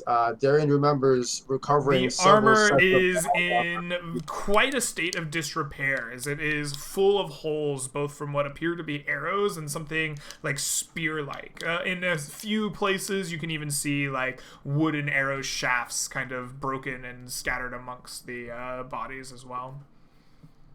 Okay. He will simply just look at them and scowl and say, "There is nothing here worth anything. Terrible people met a terrible fate." Oh, give me 8 more minutes, please, and then I'll be ready to go. I just need While 8 Dormer more is minutes, well. please. incanting his magics, you are all three investigating these bodies, looking at them. Can I I stay on want. lookout? I'm sorry, Orion. What was that? Can I stay on lookout? I'm not very good at investigating things. Absolutely. I want okay. Orion then to specifically give me a perception check. Oh god. Is there any benefit to being actively on lookout? You're rolling. Oh. What is Exact same as your passive. Yeah, it's just not passive. Orion, I connect myself. you are keeping a lookout and a sharp eye when you realize that your party has wandered into an ambush. These two rocks on either side of you aren't rocks. In fact, they're moving. They're standing up right now, and your party was going to be unaware. But you shout as two half-ogres rise up, run like dirt and juniper brush and twigs and rocks cascading down them as they raise mighty clubs up in the air. Everyone, give me an initiative roll, please, against these half-ogres. Saved the day. I mean, these guys are clowns. We're about to fucking clobber them. "You shall not take us unawares, foul beasts!" Darian cries out, taking the initiative. All right. The half ogres will go on 14. Darian will roll on an 18. Marco will roll on a 16. Dormer will roll a 20, and Orion a 7. Dormer, you snap out of your meditation. Your magic chant stopped as you realize that two of these large half ogres are bearing down upon you. What do you do? Dormer, first off, he just opens his robe and just fucking tosses out the owl. First things first, and then he casts me, and then he Pocket owl. The magic from the detect magic. He just seamlessly redirects it and attempts to just turn it into a mirror image. Excellent. The arcane ritual you're performing easily allows you to produce duplicates of yourself, surrounding you with a protective illusion. Wonderful. Darian, you are alerted by the shouts of Orion that you're in danger. What do you do? I'm sorry, just my owl is taking the help action, so the next attack against one of the half-orcs will have Perfect. advantage. Sounds good. Perfect. Is one of the half ogres like right next to anyone at the moment? Or They are on either side of your group. They could attack any number of you with their large clubs. Fantastic. Well, seeing the owl attack one of them, Dan will raise his battle axe. He'll get that familiar like look in his eye of like ego and glory. And it's like the same camera shot from like the previous encounter. Literally, like they cut and pasted the same like frames and everything, and he just charges at the half ogres. He will activate the charge with the battle axe of the Minotaur, and he will attack with advantage. Hopefully, Absolutely. so we shall Minotaur charge, and then. You feel the power of the Minotaur rush through you. With a burst of speed, you hit the center of this ogre as it's batting at the owl in its face, and you strike it dead set. Roll me some damage. Fantastic. since this doubles my damage dice, if I smite it, is that doubled as well? It will double the damage dice. It's not a critical hit. It'll double the regular attack's damage dice. If you smite, that'll be separate. Okay, just confirming. Yeah. Because he does in fact smite the hell out of this thing. Absolutely. So smite and battle axe there. All Where's right. that? Damn. You have two Ignore- radiance there. Yeah, I had to check. Ignore the 10, so it's 25. Okay, perfect. You deal 25 points of damage, the axe slashing through the creature. I should roll another 1d12 for the. Oh, bonus. you don't have it automatically 30. doubled in that roll. Perfect. Yes, so an additional 5 more damage. For 30 fucking 30. damage. You slice into this creature, and Mr. Owner of the Owl, Dormer, highs or lows? Low. This particular ogre is, in fact, the one that has 30 hit points.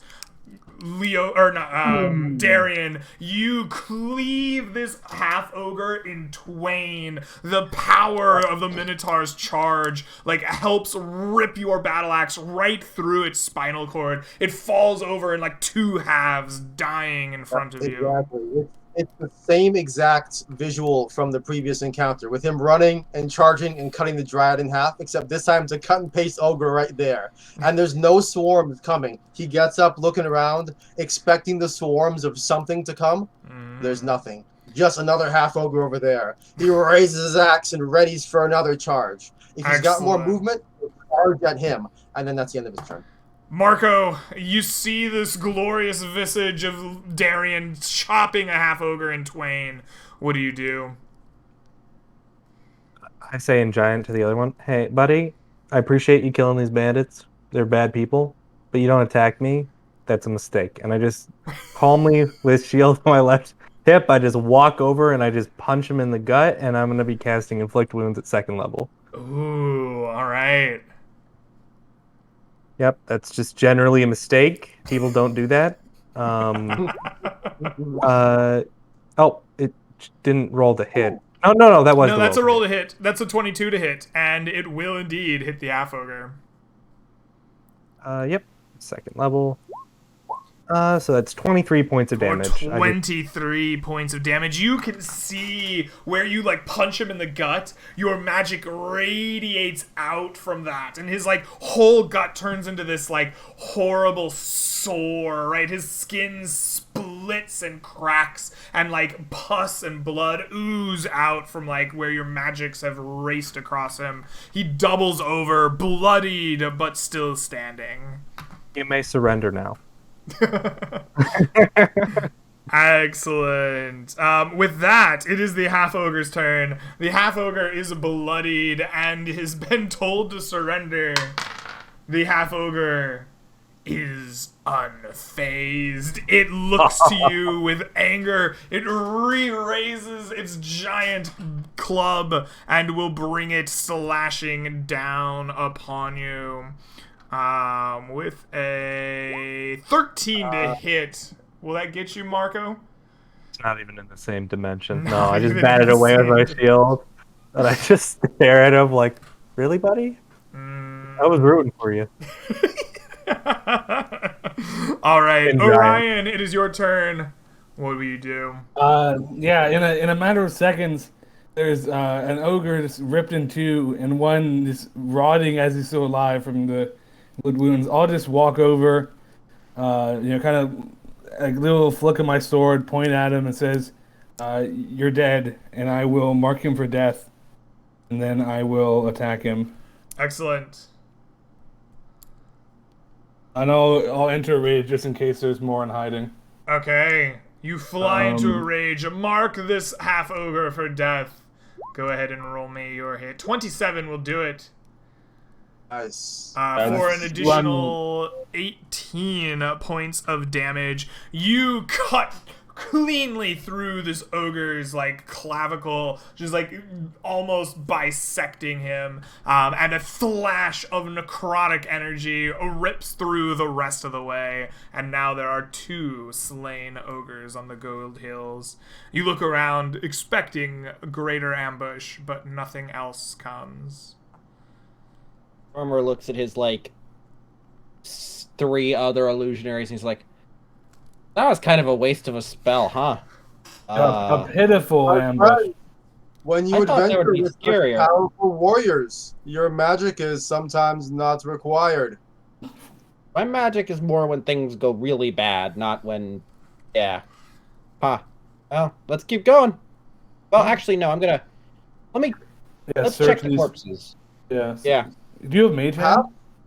Perhaps now I do. that I have there are mage 5 hand. of you, you can send the other 4 dormers to explore.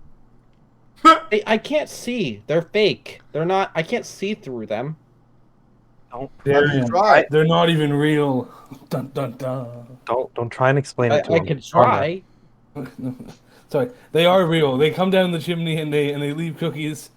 They are real. What do you know of Say Antonio? He's actually a badger in disguise. That's why he's so kind and giving. Okay. Okay. Fascinating. Apparently these corpses are cursed, so maybe we just search their pockets with mage hand. They're not cursed. They're just not good people. There's a difference. Foul. They are simply scum. Yeah. And when you deal with scum, sometimes you get your hands a little dirty. Speaking Let's of just which, check I'll go corpses. search the Check ogres everything who are just magic covered in after. their Yeah, I blood. started searching ogres. Yeah. Yeah. We searched the ogres and the jackals. Right. All right. You search the corpses of the jackals, but they seem to have been picked entirely clean.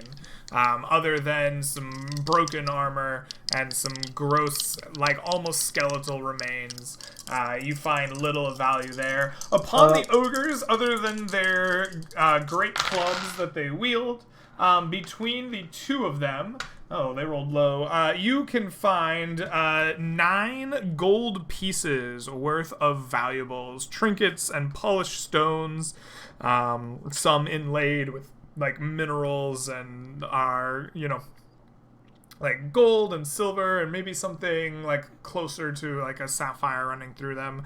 All in all, about 9 GP worth. But beyond their valuables and their great clubs, the half-ogres hold nothing else on them. Marco, do you Darian- think...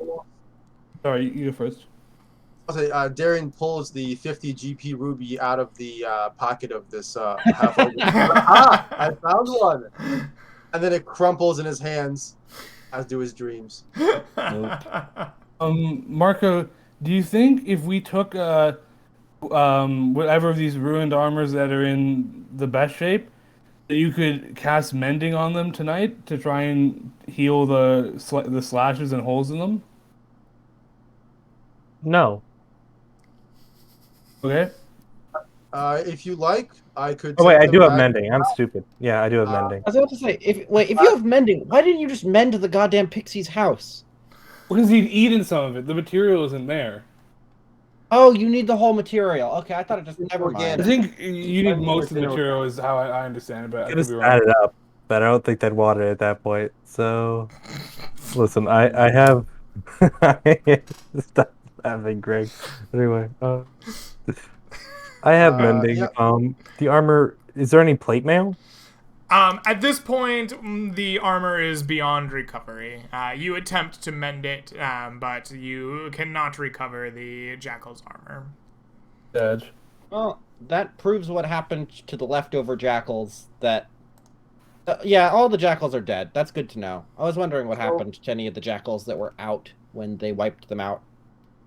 This area that we're in, you said they were up against a wall, leading up against some structure. Is it like a ruin? A cliffside of some kind. You are in the golden hills, and here there are many shallower hills of which you try to progress through, but there are many like steeper cliffs that are kind of etched into the rock. Some of them grow juniper, some of them butt up against what are dry or very thin stream beds here in the winter time. But in this particular case, it is a long cliffside of which you were kind of traversing past in a valley, and they are leaning up against the rocks and shrouded by juniper.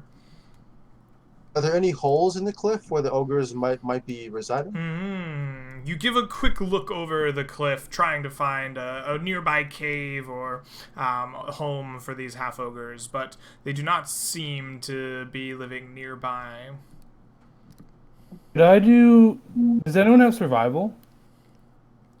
Hey, it's me, Marco.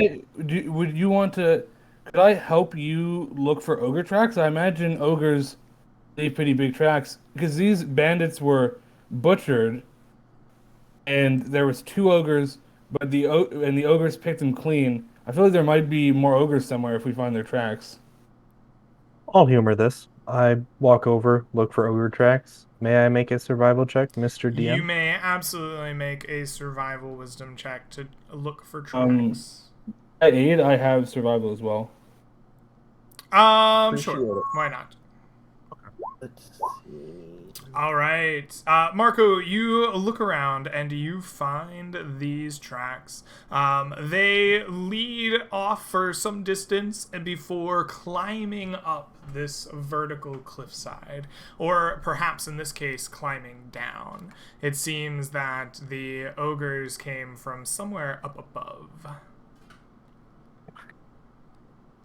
Well, is it reasonable I could climb this, or is this a no way in hell type deal? Climbing the side of this cliff face would require some effort, probably some either climbing tools or some rope and some help from your friends. But it is conceivable. More likely, you could walk around and try to find a better, more accessible way up the cliffside. We've only gone straight east from Fairfield Keep at this point. Correct. Yeah. Correct? Okay.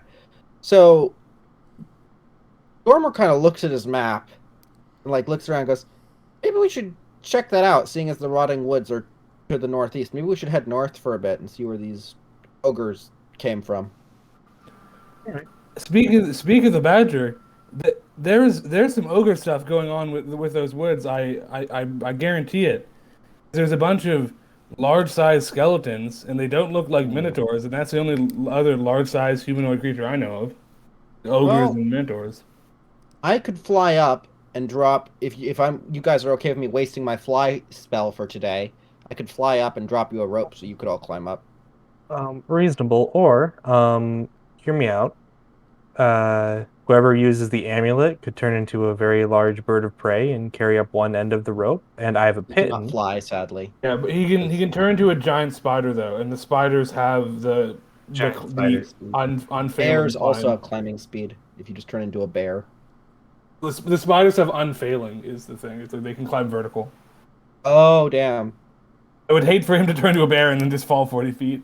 I think you're thinking of a moon druid, which we don't have the levels for. No, there's a quarter CR. There's a 1/4 CR like wolf spider that can climb. Oh, okay. You could turn into a majestic goat. They are known for climbing. Turn into something. You've got the transformation in him, Yumilit. We believe in you, Camel Man. And I give him a pitten and some rope, and he bites down on the end of a pitten and then some rope, and we're gonna rope our way up here. It's a ropey day. All right. Darian transforms into a camel, or not a camel, a goat, and springs his way up the cliffside.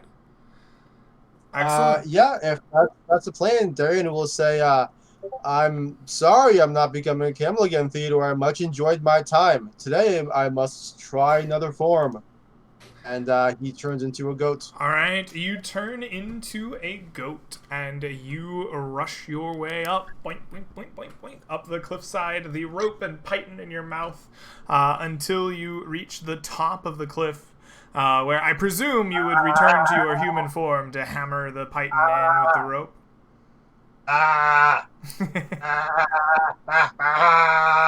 Step on the pit. Okay, sure. All God right, damn it. excellent. With rope and python secured, the rest of the party may climb the cliffside. As you reach the top of this cliffside, you will find that it is a flat area that butts up against another rising cliff. But in the side of this cliff, as you look around, there is a cave entrance, slightly obscured by both overgrown juniper and stones. But as you look into the side of it, there is a small hole leading, or a large, I guess in this case, hole leading into the side of the second cliff upon which you now walk. If I can, I'll use my goat eyes and goat senses to see inside this hole. I do not believe the goats are particularly well renowned for their dark vision. Oh, I didn't say I had good senses. I just said I'm gonna try. You look really good. All right, fair enough. I Dormer will see. just start climbing up. Ba, ba, ba, ba. Ba, Use ba, your ba, rope. ba. I could set some lights in there. How high up the cliff is the cave, Greg? You've climbed up this cliffside. You've reached the top where the goat has, I guess, used his hooves to hammer the python in. And you're staring at like a kind of small landing and then another cliff face. And on this landing, right, this is where the hole in the side of that cliff face is. Okay, I was wondering how difficult it would be to get to. It was to get to the cave. Not. Dormer will just summon dancing lights to help us light our way to the cave and send them. Before to we the cave. do that, could I listen for heavy breathing or snoring from inside the cave? Okay. You're going to creep up to the mouth of this cave entrance and give a listen? Absolutely. You begin creeping up, sticking your head out to listen very carefully to the sounds that may be coming from the cave. Go ahead and give me a perception check there, Orion. Orion, you do hear the sounds of breathing coming from this cave. Sounds like many sounds of breathing, in fact. I'll do the hand signal.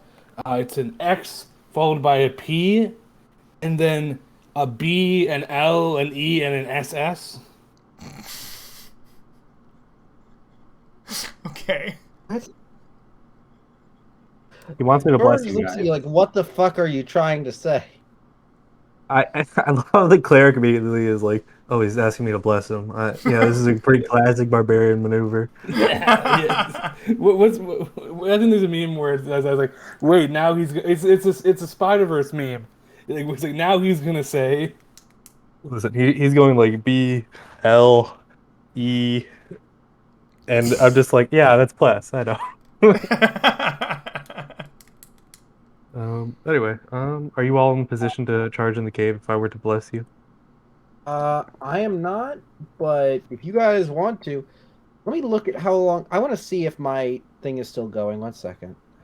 Yeah, Goat Darian kind of like kicks his hooves a little bit, kicks up some dirt, kind of like puts his horn down, snorts a little bit. He's ready to charge. He's ready to get it. Does anybody want to try and sneak in and scout it out? I do have some spells and stuff for that. I don't want to charge into a thing of 200 ogres.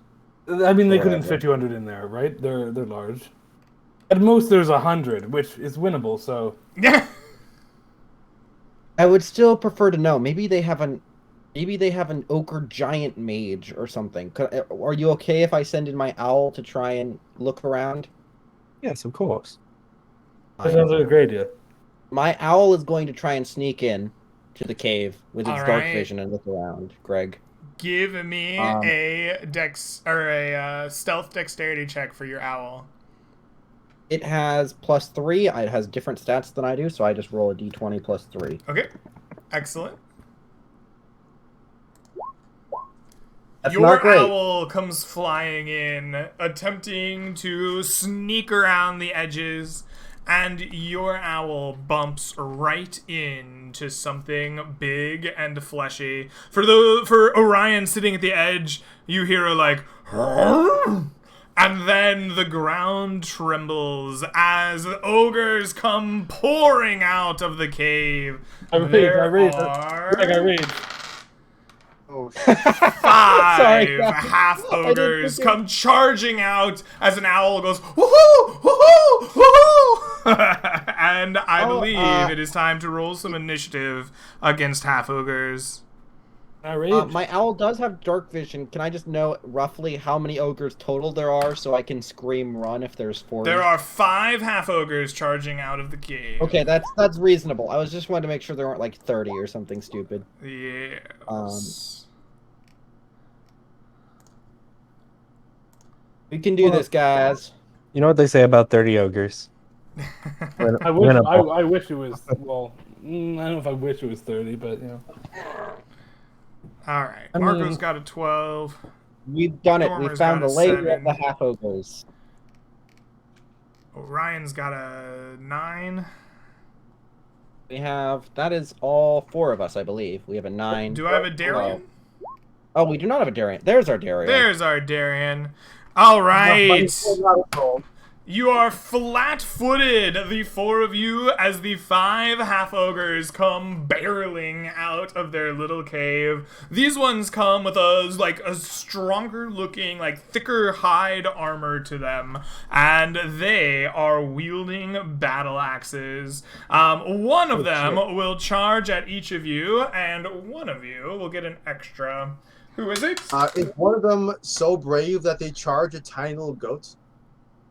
Oh yeah, you're still a goat. Yup. Screw it. We'll have no. One of them will charge at each of you that is not a goat, and 2 of you will get attacks. So, of the non-goat variety, the extra attacks are spared to Orion. The other 2 will go after Dormer and Marco. Excellent. I feel bad asking, but I gotta ask. Oh, that's fair. That's fair. All right. So, Are we Dormer, surprised, or- 2 half ogres come charging your way, battle axes raised, attempting to slaughter you. Is this just the first round of combat and they beat us in initiative, or I'm Yes, just wondering? they if beat this you in matters initiative. They rolled a for- 17. Okay, I can use shield then. I just want to make sure. All right. The first attack will be with a critical hit. Goodbye, my friend. I'll be taking back the amulet. All right. To raise his goat hoof as a shield, not realizing he doesn't have a shield at the Please moment. take for me 34 points of I slashing go down. damage. I'm down. That just knocks me down. Good job. You Okay, did it, girl. Dormer goes down. Before I go down, I use Hellish Rebuke at Okay, second level. please do. Do. I mean, shall be taking that amulet back. Ow. Oof. 14 dex save. 11. It's 11, and then it's a 14 save. It fails. Alright, it Woo! fails its Got 'em. save. It will take 11 points. Your flames lick out, burning into the creature. But unfortunately, you fall down, which means the second half ogre that was racing your direction will redirect, and we'll just get 2 and 2 at the remaining non-goats. Marco, you are next up on the attacks. The first will come your way with an 18. Will that hit? No. No. All right. The second will come your way with a 16. Also no. not hit. Orion, 2 half ogres come charging your way. The first with a 21. Will that hit you? That hits. All right. Please take for me 11 points of slashing damage. And the second one will follow up with a 20. Will that hit? That hits. Please take for me 14 points of slashing damage. All right, that is all of our half ogres. The next to move is Marco. You are surrounded by 2 of these large enraged creatures. What will you do? Hey, Dormer, I know you're tired. Can you get up and I'll cast as a bonus action Healing Word, and I just say, I don't know why that didn't work, but it's just a D4 plus 4. So That's a weird thing to say in battle. 8. So that's 8. Yeah, it is a weird thing to say. I say that's healing for 8, Dormer. I just say, okay, enough joking around. Get up. And you're healed for 8, Dormer. Cool. Dormer is lying on the ground, but awake. I'm still prone, technically. Then I will believe in myself and just take a swing at the ogre in front of me. All And right. I'll pull out my flaming longsword and just go. I believe in me. 19 hit 19 will hit. for 9 points of damage. 9 points of damage. Excellent. That will bring us around to Orion. You're the next to move. What will you do? I will enter a rage. Because I wasn't able to before they charge me. I will let out a roar, a howl, and I am going to recklessly Grey Weapon Master the one the one to my left, I guess. Okay, absolutely. Got this. Your 21 will hit. Damn. That is for 27. Damn. For 27 points of damage. You bloody the ogre in front of you. The half ogre, as your axe just cleaves through it, leaving a long trail of blood running down its chest. And I will menace it. You will menace it. Urgh. Excellent. That brings us to Dormer. You are now back awake after having taken a quick cat nap and laying on the ground in front of this half ogre. What do you do? Dormer looks at the ogre in front of him and he just goes, and let's see. How's it looking after that 11 fire? Is it just it's singed? You know, it's taken some damage. Dormer is just going to attempt to sleep the ogre directly in front of him. All right. Let's use another one of the. Oop! I accidentally canceled the spell. Of course I did. 1 second. You want to wait till someone else attacks it to bring it lower on hit points? You could probably kill the one in front of me. I just dealt 27 damage to it. You could probably magic missile it. Yeah. Actually, seeing that, since I canceled that spell, I'm gonna cast Scorching Ray. I'm gonna do 1 on the one that just took 27, and 2 on the one in front of me. All right, go ahead and roll to hit against that one that just took some damage. Yeah, the first one is against the 27 damage, severely wounded, and the other 2 against me. Perfect. That is a crit, so that's crit against the severely wounded one. And it takes 10 fire damage. It takes 10 points of fire damage, shockingly staying up. Well, Can you direct Scorching Rays as you wish? Let me look at the spell text. Yes. If it has separate attack rolls, I believe you can track it. The Scorching Rays can go against any target that's within range. Oh, that you can see. Yeah, so you declare each one individually. You Yep. hurl one at a time. I'll hurl my second one at the severely wounded one once again to finish it off. Okay. You Another crit it 12. again! That Take one 20. finally Take does the trick. Your Scorching Ray just illuminates it in magical fire. It burns to ash and dies at the feet of Orion. And the last one is against the one right in front of me. Please roll at disadvantage. Oh, disadvantage. I'll roll again. I don't think a 14 hits anyway, but here's my second in case I get a nat 1. Yep, there's the nat 1. He calls the nat 1. Your flame is deflected by his battle axe and ricocheted off into the night sky, or the afternoon sky. Excellent. With that fiery display over, Darian, the mighty goat, what will you do? Well, I will ponder my life choices to become a goat in the middle of this terrifying half-ogre encounter. And I feel great about it. It's fine. We're fine. Feel good. Yes. As a goat, do I have any specific charging type ability? Can I maybe push an ogre off a cliff? Is there like an angle there? Giant goat actually is a stat block in 5e. It is a monster you can transform into. Darian, have you seen a giant goat? I don't think I've adventured with Seam, who has the goat statue. I don't think I've seen a giant goat. Okay. Sounds like you're a mundane goat then. In which case, these large-sized half-ogres would be quite difficult to knock over. Yeah, and the giant goat would have trouble climbing this cliff anyway. It would be kind of weird. So Well, yeah, I mean, makes it's a sense. goat, right? Yep. I will lower my horns and charge heroically at the nearest half ogre. And a moment before impact, I will poof back into Darian and come down with a battle axe. Okay, excellent. You come charging forward, giving a mighty bleat before poofing back into your form and swiping it with your battle axe. Give me a roll to hit. Excellent. The 18 will hit. Give me some damage. For 8 points of damage. And this is the one that was facing Dormer, correct?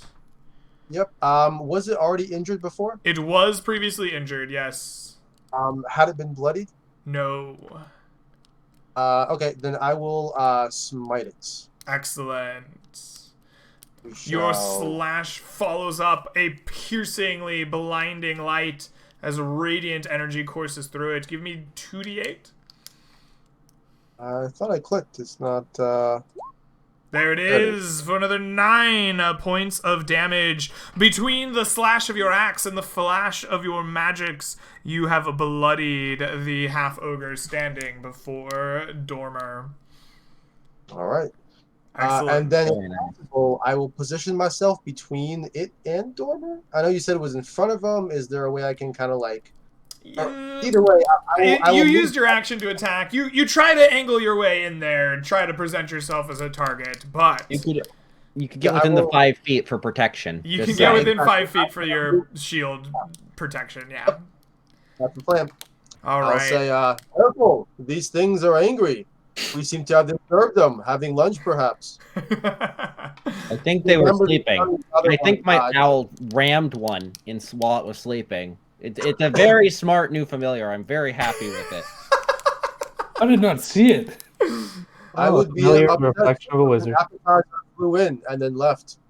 All right, and with that, the half-ogres will go. The one that it was in front of Dormer and has just gotten rammed by the goat paladin combo raises his battle axe and will attempt to strike at Dormer, wanting to keep him down. You impose disadvantage with your shield, and so he will strike out with a 10. I do not believe striking our wizard. All right. The 2 half-ogres that are fighting Marco will follow up with some battle axes. Darian bleats, just subconsciously thinking, bah! Still having some of the goat still in him, you know. Excellent. I assume the 24 will hit Marco. Marco, please take for me another 13 slashing damage. And the fortunate turn of events. Yes. And the final half-ogre will take its swing at Orion with a 24 and will deal another 12 slashing damage to you as well as they roar out their glee at bloodying their opponents. I have that. Excellent. Marco, it is your turn. After being slashed by one of these mighty battle axes, what do you do? In for a penny, in for a pound. Which one? I kept one for 9. Whichever one that is, Yes. I cast Inflict Wounds at 2nd level at him. Excellent. Give me that roll to hit. Inflict Wounds. It's not popping up in chat. I'm sorry, what was that? I just appreciate being level 4 and having still enough level 2 spell slots. Damn. I'm glad you guys are with me. That 18 on the die will be enough to hit him. Go ahead and roll me some damage for that spell. It'll just be 40-10. 35 points damage. Ooh. You lash out with your free hand, striking this half-ogre where their hide armor has a gap, and your magic races through it. You can see the skin of it split and bleed and just become gray and mottled as he stands in front of you, his axe upheld, and then his axe just slips out of his hand, falls behind him, and he just keels over dead from your attack. I say pathetic and giant. Very good. All right. That brings us to Orion. One of these creatures has hit you with their axe. What do you do? Because we were approaching the cave together. Are we close enough? I could maneuver to attack a wounded ogre without getting a type of opportunity, or are we spread out? I think that is within reason. I think you guys kind of just came up together. Sure, why not? Is there any wounded ones? Yes. Could you describe that? Is there... There is a single wounded ogre. It has been fighting with Dormer and Darian. I will turn around and recklessly grab and master the wounded one. Absolutely. You swing around at the sound of the radiant explosion behind you, tickling your opponent with a mighty slash for 22 points of damage. It was already bloodied, and your greatsword cleaves off, just lops off its arm. It falls over bleeding and dead at your feet. I spin back to the one I was dueling, and I will bonus action make another attack because I killed somebody. Okay, Fair weapon, excellent. Yes. The 15 will hit Damn. for 21 points of damage. You cut a swath of blood across the creature's hide. It is bloodied but does not fall. I'll kind of bare my teeth at it. These are pretty tough ogres. Props to them. They're not going down like punks. I disagree. Yeah. Okay. Yeah. This guy touched him with his hand and turned to dust. All right, Dormer. You see Orion slash down the beast that was standing over you. What do you do? Dormer's just what the fuck? He feels ineffective compared to the fucking murder machines he's with. He's just a fucking nerd hanging out here with these goddamn murder machines. Uh-oh. You're one of the He's just gonna magic missile the wounded one. All right, absolutely. All 3 on the one that's been slashed. Absolutely. So that's 4, and then I need 2 more. Yep. So that's a total of 13 damage on the one that just took 21. Excellent. You strike it. Your missiles piercing it, causing blood and bruises to form. It looks like it is on its last set of legs, but it does not fall down. Well, alrighty. Darian, that's the end of my turn. it becomes your turn. The creature that you were protecting Dormer from has fallen. What do you do? Seeing that there is one half ogre left, Darian will turn towards it, adjust his grip on his battle axe. Oh, 2 left. I thought you said there was one. There's one more that is fighting Marco, and there is another that is wounded and fighting Orion. Then I will attack the one that's fighting Orion. Perfect. I will move up. If possible, I will stand as near to as many of my allies as I can, as I get right into the battle, and I swing upon this half ogre. All right. Give me that roll to hit. The 26 will do it. Damn. Yep. And I feel like we're probably gonna have to rest after this. So I'm feeling like a smite's the way to go. Feeling a smite? Just to make all right. guys hard. So we're gonna put in our smites and our damage. For 27 points of damage, your axe cleaves into the flesh of this creature, and then an explosion of radiant light finishes the job. You cleave right through it, and the half-ogre falls dead at your feet. And then if possible, I will move next to the other one and join that combat as well. All right. And start, and fighting and blocking and all that. Absolutely. So you do. You work your way into combat with Marco. The half ogre looks to the I got it, Marco. I got you. It looks Can I to just say in its giant? putrefied dead friend. It looks at you, having heard you speak in giant, and it goes, "Poor Marianne!" And it raises its battle axe above its head and tries to smite you down. I respect it. I assume you're going to impose disadvantage here, Darian. Yes. Perfect. In an What was alternate the name universe said for what? there's a Marianne. king of Marianne. ogre beasts that got attacked by some evil adventurers. A 21 on the disadvantage. I believe that'll Go get ahead. you. Yeah, you got me. You got me. All right. Please take from me another 15 slashing damage, Marco. Still standing. I make Still direct eye standing. contact. Oh, my goodness. I don't even feel slightly afraid. I'm at 7 hit points, but it's not enough. All right. Well, Marco, it is your turn with your 7 hit points. What will you do? Finish him.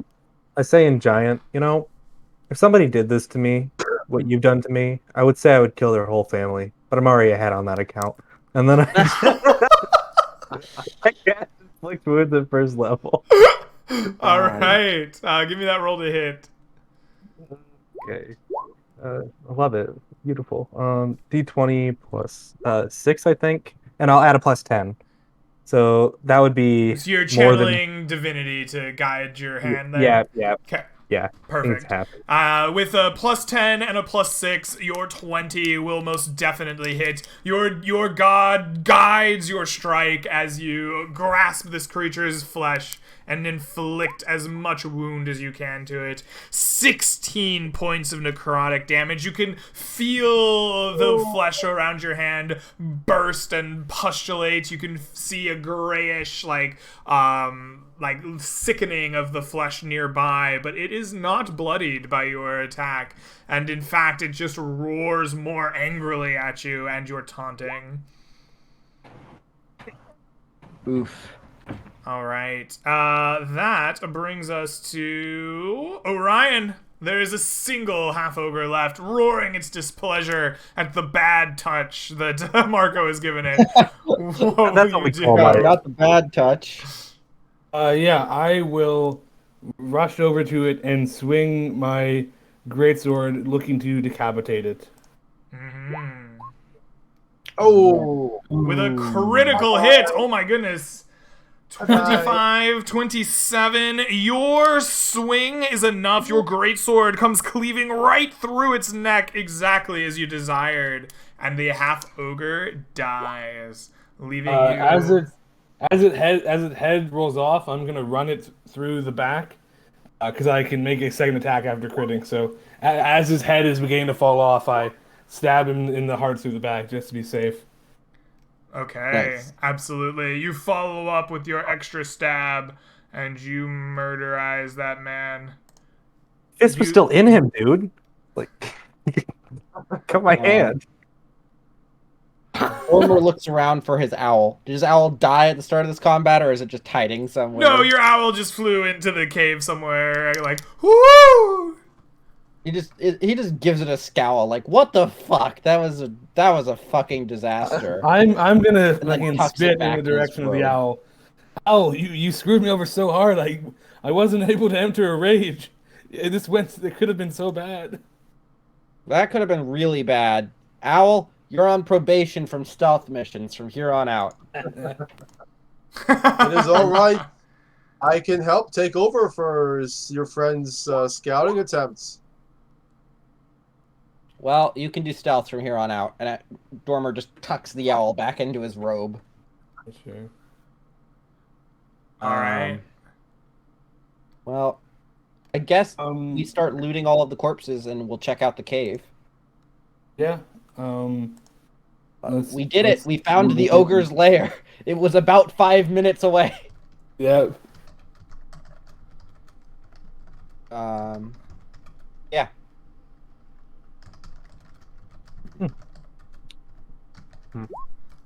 All right. So once you have found the ogre's lair, what do you do? You have murdered all these ogres. You are left alone here Yeah. on the step of this cliff that you have climbed. We What's the take party's a plan? 10-minute short rest while we take a search short all their rest. pockets. I would appreciate a short rest. Absolutely. You spend 10 minutes drinking some water, eating some rations, binding whatever wounds the Dormer may have suffered. And I think everybody else had a few, but yes. yes, you may spend up to 1/2 of your hit dice pool rounded up to regain HP. And you may regain any spells or class features associated with a short rest. Oh, yeah, so you get your channel divinity back. That's nice.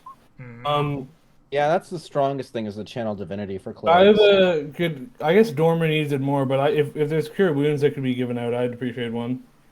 I have 15 points of lay on hands. I'm out of spells, but I can lay on hands someone if you need something.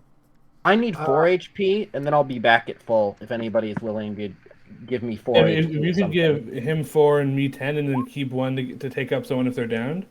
Yeah. That sounds great. 4 to Awesome. Dormer and 10 to Orion. I was scared after that crit. I thought things were going to go really bad. I was already imagining how I'd look blinged out again in my Raven amulet. That was a very rough way to start the encounter, but it all works out. Yeah, Okay. jeez. Uh, I think I got crit right at the beginning. Yeah. So once I was raging. Yep. So once everybody's short rested and is ready to go, and we are not attacked within 10 minutes, Dormer will cast Dancing Lights and would like to go check out the cave. All Do right. any of these ogres have stuff on them? They have hide armor that is fashioned for a large-sized humanoid. I guess ogres are humanoids. And they have battle axes that are fashioned for large-sized creatures. Woo! Free battle axes. How do you feel about us picking up battle axes like that to try and sell? Is that like dumb and they won't be able to make any money, or? They can sell for half the price of a regular battle axe back at. Oh hell yeah! Keep. Okay. That's worth something. That's worth it. Can I put 5 battle axes on my horse? Yeah, Sure. take them. We're Battle splitting up the money with this axes. Dun, dun, dun.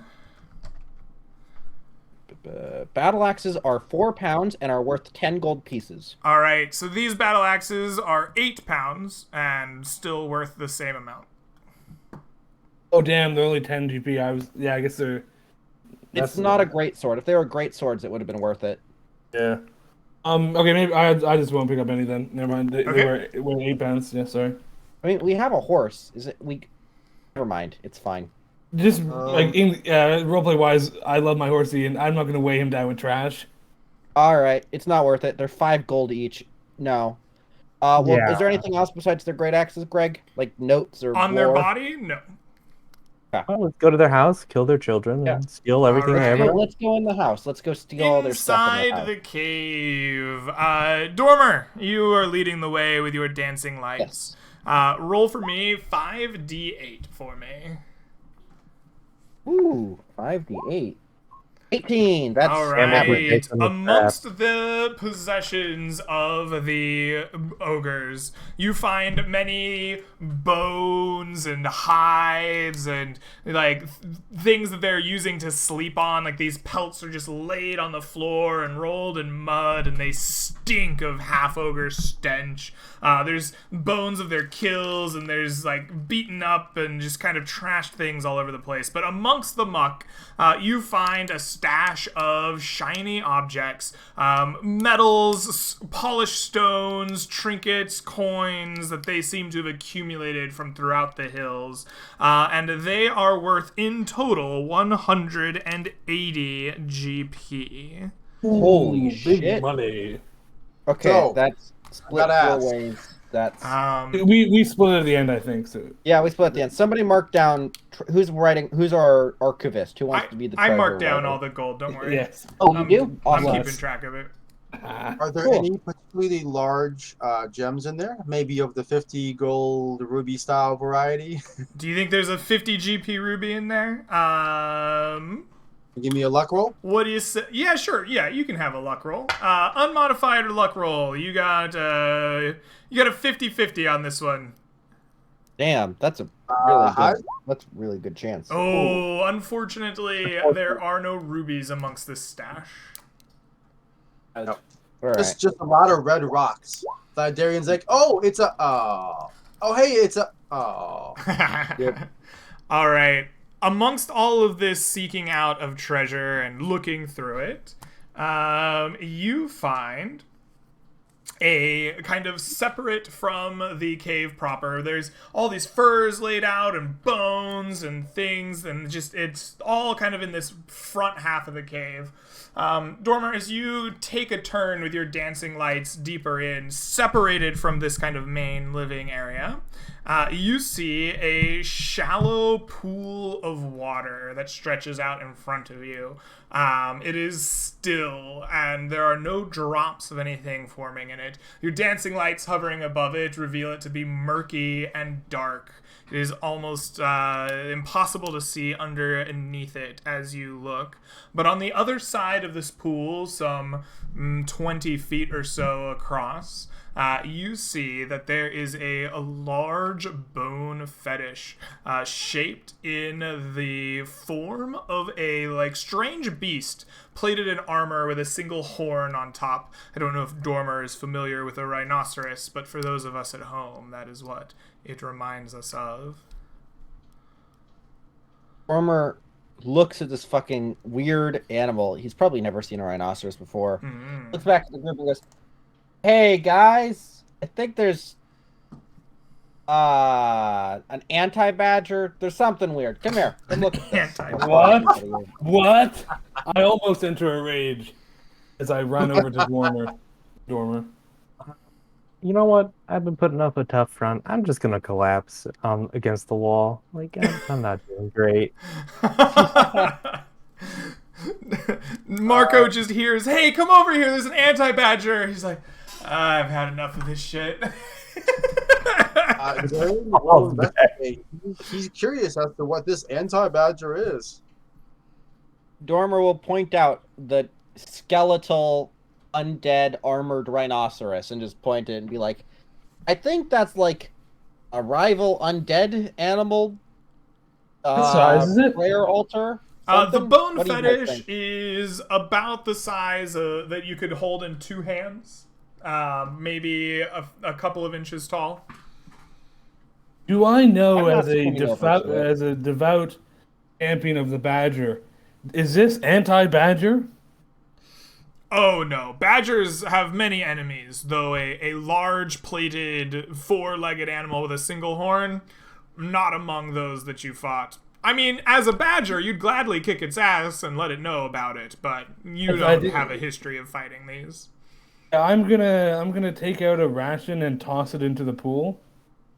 It will not help if you get in a fight. Just As I'm you letting you know. toss the ration into the pool, it begins to shimmer and stir, and a large gelatinous cube rises up out of the pool. You can see the ration dissolving into it, and its pseudopods begin to leak out in your direction. Back up. Everyone, give me some What the- initiative against the damn it. gelatinous cube. I guess this is actually like a very scary lair. Wow, shocking. Careful, friend. Scary. There is some kind of ooze monster here. I did not do well. I was not ready for gelatinous cube monster.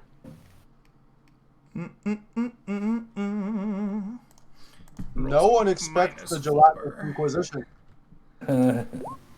That's an 8. Okay, Marco with a 16. You are the first to react. You're laying back, watching this unfold, and you see this gelatinous cube form and dissolve the ration in front of your eyes. Its pseudopods start reaching for your companions. What do you do?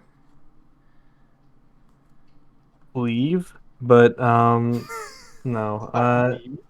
Yeah, I did say leave, but I'm not gonna leave because I believe in my boys and I care about him, even though he's a little bit special, you know. Anyway, I promise I'm getting to it. No? Mhm. Okay. I just take a bow shot. You know, let's test how effective weapons are against a giant ooze. Absolutely. You Is a 9. fire at it. It has AC 6. Your bow shot is successful. It was very half-hearted, but I'll You'll just take. do 11 points of damage. No, no.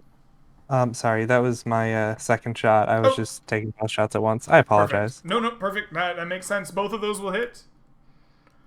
For All right. 16 total damage. Excellent. Your arrow sticks into the creature. The second, it begins to like dissolve the arrows, but you can see where your arrows have pierced it. There's definitely like, when you have that big piece of jello, it gets the crack in it from the spoon. You get to see some of that happening. And I walk another 25 feet away. Just All right, I'm excellent. fighting him. Darian, you are standing up and close, getting a good bird's eye view of these arrows dissolving in the gelatinous cube. What do you do? Darian shouts, "This creature is just like the ogres. It is simply hungry, and we are feeding it arrows. We should retreat, so it does not feast on us." And he will ponder whether or not to use his crossbow. He's not very good at, or the javelin, which will probably get disintegrated. He will chuck a javelin at it, and then he'll back up 30 feet. All right, you're going to back up a little bit first and then chuck your javelin at it so that you do not have disadvantage. Correct. Is it in melee with me? You're standing at the edge of this pool, and as the pool rose up, it turned into a giant gelatinous cube. So you're like right next to it. Yeah. Then yes, I will back up, throw a javelin, and continue back up. Excellent. Your 16 will hit for 7 points of damage. Excellent. Orion? No, you are not before the gelatinous cube. The gelatinous cube goes next. The gelatinous cube is going to move up to its speed. It can enter large or smaller creatures' spaces as it does so, up to 15 feet. When it moves forward and enters your space, Dormer and Orion, please make me DC 12 dexterity saving throws. I have advantage because of danger sense. Sure. I have +1 because of my ring of protection. Yes, you do. That is a success, Orion. Oh, mine did not go. There it goes. Come on. Oh, this is a success. Both of you are pushed back, getting knocked forward by the move of the cube. It does not, this time, get to engulf you, sadly. Instead, its pseudopod will lash out at one of you. It chooses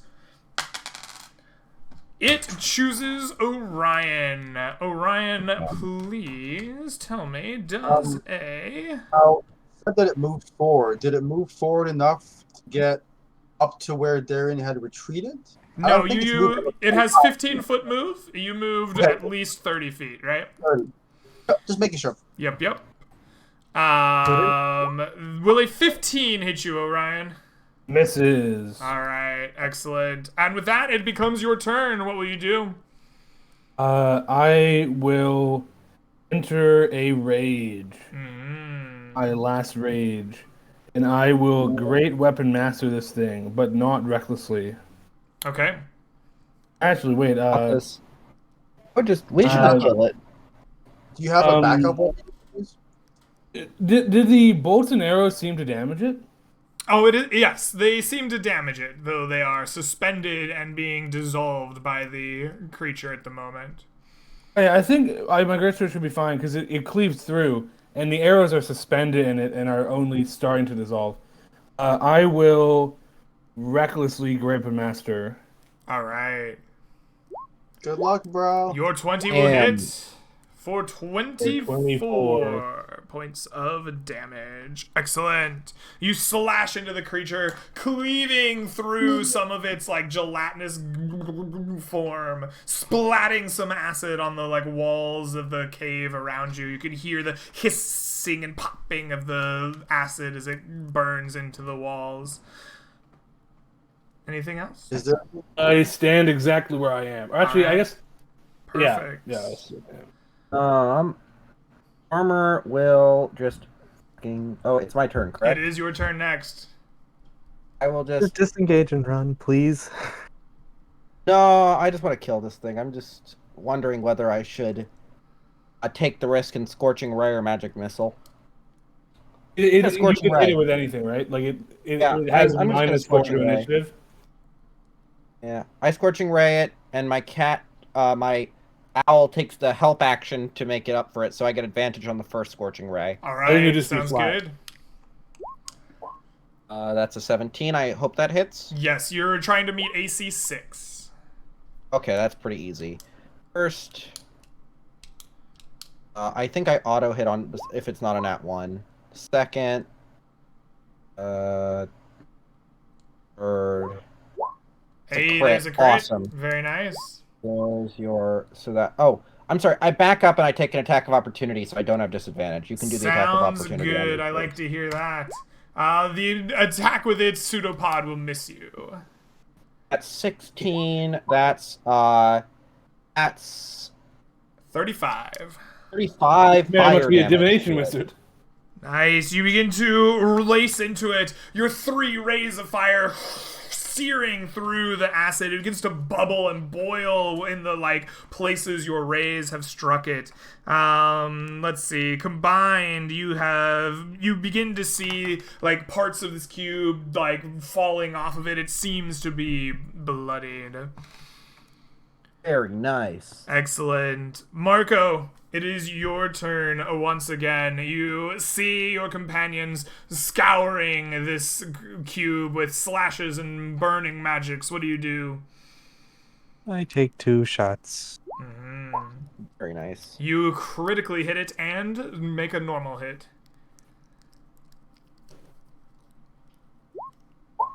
For 25 more points of damage. Okay.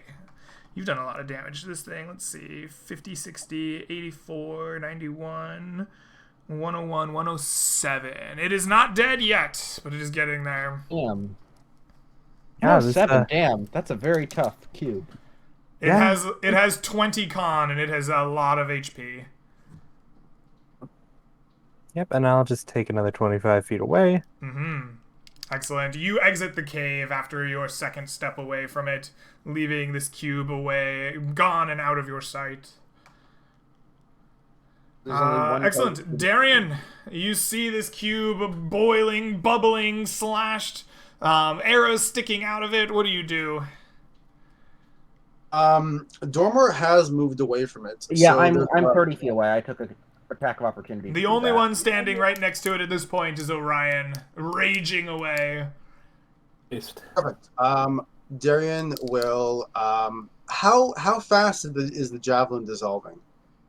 Does it seem like it'll be like instantly gone if he chucks more at it, or what's the? If you chuck a javelin at the cube of acid, you can presume it like burned up. It's broken for the purposes of recovering. Yeah, that's kind of what I assumed.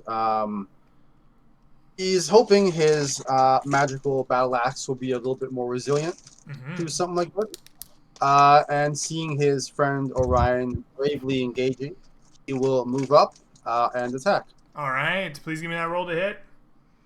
So A 10, that will hit. just barely.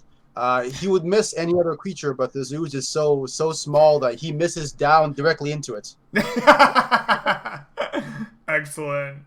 For 10 slashing damage. That is not enough to fell the creature. You slash into it. More acid sprays on the ground around you. You can hear it hissing and popping. It looks like it's on the verge of collapsing, but it does not. Instead, it becomes its turn. And the ooze pushes itself forward, moving 15 feet. The two of you standing right next to it, Orion and Darian, please make me DC 12 dexterity saving throws. All right. Got this. Darian did not quite expect the ooze to behave like this. He had heard of it attacking people and hitting them with acid, but he did not expect it to fully just jump on him. So he's hoping this works out. Hey, Oh! we did it! Oh, All right, no. Orion, you are pushed back, boof, body checked by the ooze, dancing out of its way. But you see Darian is not quite as quick as you, and the ooze engulfs him, pulling him into its center. And you see Darian suspended in the ooze. Excellent. You, Darian, are engulfed by the creature. Please take for me 70 damage. You're dead.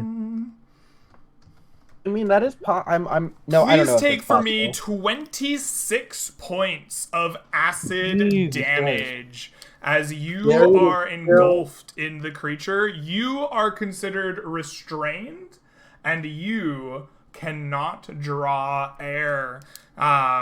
You are, at this point, suffocating. Okay. Darian is still alive. He has 2 hit points left. I guess you're not suffocating yet. You can hold your breath for a number of minutes plus times con, but like you're in the process of 1 day suffocating. I think the acid damage is gonna do you in before the breathing does. Yeah. That Probably. is its movement. It still has its pseudopod, and Orion, you are in range. It will lash out its pseudopod at you, Orion. Will a 12 hit you? It has a. I think You did. You attacked recklessly. let me Does check, a let me check. 19 hit you? 19 does hit. Let me just check if I did. Excellent. I think I reckless, yeah. Yes, you did Because reckless. I was unnaturally Air, scared. so I was think like, resistant. how embarrassing would it be to miss AC 6? Please take for me 17 points of Right. acid damage. Half that to 8? To 8, correct. Based. I'm not even worried. The pseudopod just washes you over with acid. You can feel burning into your skin. All right, excellent. That is the turn there for the ooze. Orion, you have been struck by the creature, but you see Darian suspended in the ooze. What do you do? Narrowing my eyes, all I see is red during the rage. But I take a breath, and I wait until the medium-sized paladin is floating at the high or low in the large-sized cube. And when the time is right, I will slash across it, making sure not to slice my friend in two. Okay, And I want will- you to roll to hit at disadvantage to not hit your friend inside the cube. This will just be flat because I will reckless. Okay, perfect. You will Got recklessly, carefully attack. Which you Well, do it's- the recklessness successfully. The reckless is my defense. I expose myself to attacks. Yes. I carefully aim to not Yes, slice my yes. brave friend, who is the only one who stayed with me. All right, you slash through your weapon, carefully cleaving just by Darian. Darian, you see the axe go right in front of your face. The cube splits down the middle, cracks begin forming in it, and then it splashes its acidic form, unable to keep its cube-like structure, and just falls in a pool on the floor, unleashing Darian from its grasp. Darian falls out, coughing. There's bubbling acid coming out of him. I'll give you the predator handshake and pull you up, and I'll say, "Want to go? Let's go investigate that horned badger." I run back in there, and I think I go, hey, last time we investigated, what happened? Oh, you're back. Yes, we Yeah, were fun just fighting things a happened. monster. It's like Yeah, always. It's very fun risking our lives. Badger God Darian- protects. Marco's just Darian mad at looked himself. around. Marco was like, I'm not going to help any of you if any monsters come out. A monster came out and he immediately started shooting it. So, that's on him. They're not going to learn. It's Don't worry. okay. You're saying you would We ran let, out of to town. prove We a point, got you the would let message. yourself die? You just stand there and let To it prove eat a you? point, you would let us die. Is what I think he's saying. I thought I No, would, he's but I saying he would couldn't. just run away and be a coward just to prove a point. Got it. Okay. Let's go I check said out the I horned thought I badger. would, but I didn't. Good to know. Oh no, I Good to heard know a lot. you're not as I much heard of a some coward as you footsteps thought running you out of were. the tunnel. It must have been a small ogre. Like, you would literally be dead if I hadn't shot that thing. So, Theodore is one tied of up them on a would be. tree, Leova, just having a grand old camel time, unaware of the tribulations that you have faced inside the cave. Armor just starts first. I used the wrong spell. I was doing Fusro Da when I was trying to do it earlier. I know. I was wondering about that. I was like, "Are you?" I was trying to. I have this as well. I have the right spell. I just clicked the wrong one. That's why I thought it was so funny that you were just like dragon shouting the dirt off your clothes. I know. That's the one that comes with Tiefling. That's like the weird dark demonic magic that I was born with. This is like the wizard fun stuff. I accidentally used the horrible demon magic instead of the fun clean your socks magic. So I'll start cleaning up everybody and anybody who wants their acid cleaned off their stuff. I'll clean them up, and then we can go figure out the giant horned badger. Yeah, you basically clear everyone off, and then after you're done, Darian comes back, having been outside, turned to Theodore, still covered in acid, dripping. He's like, excuse me, friends. You could help me as well. no. Dora And then I just cast sigh and Cure Wounds on him. continue. Yeah. My last spell for the day. My one spell, which I was so. If one of you went down. Well, whatever. All right. Do we have any kind of spells we can cast on this skeleton rhino figure? Before you animate it or start a boss battle with the god of undead rhinos, give me a second, please. Dormer's gonna cast Detect Magic as a ritual. I would really rather not have to waste one of my last 2 spells on Detect Magic because you guys can't wait. Just give me a No, minute. that's what I was asking. Yeah, for us to. All right. Yeah, You I'm spend 10 minutes incanting your magics inside your salt circle, in investigating your book of languages for dummies to help along, and eventually, after 10 minutes of magical casting, you open your eyes and see a strong magic aura coming from the bone fetish in front of you. The fetish is a enchantment magic aura. Enchantment. And describe, is the fetish just bone or is there armor on the bone? There's just bone. It seems that it is bone from various different sources that has been worked and shaped so that it closely resembles that of the form of a rhinoceros. Armor will look around the room. Is there anything else magic, or is it just us and the bone Just fetish? you and whatever magic items Was there you carry was there along. anything inside the gelatinous cube? Yeah, that's a good no, question. whatever items or things that may have been in it have long since dissolved in the acid of the cube. Right. So no magic items. No. Yeah, that's all that would live. Armor will just look around and say, that is enchanted. It's an enchanted bone fetish. That's probably a religious idol or something for the half ogres. I'm not sure. Maybe we should take another short rest and collect ourselves, and then we can go in. I'm not sure. What are you guys up for? This might be a good place to sleep for the night. Yeah, it seems okay. Is there anything else deeper in the cave, or just the end of it? No, the end of the cave is just the kind of small bit of room left where the bone fetish rests. The pool where the gelatinous cube once stood is relatively shallow. It seems that it could spread out its form quite a bit through it, the 20 feet of length.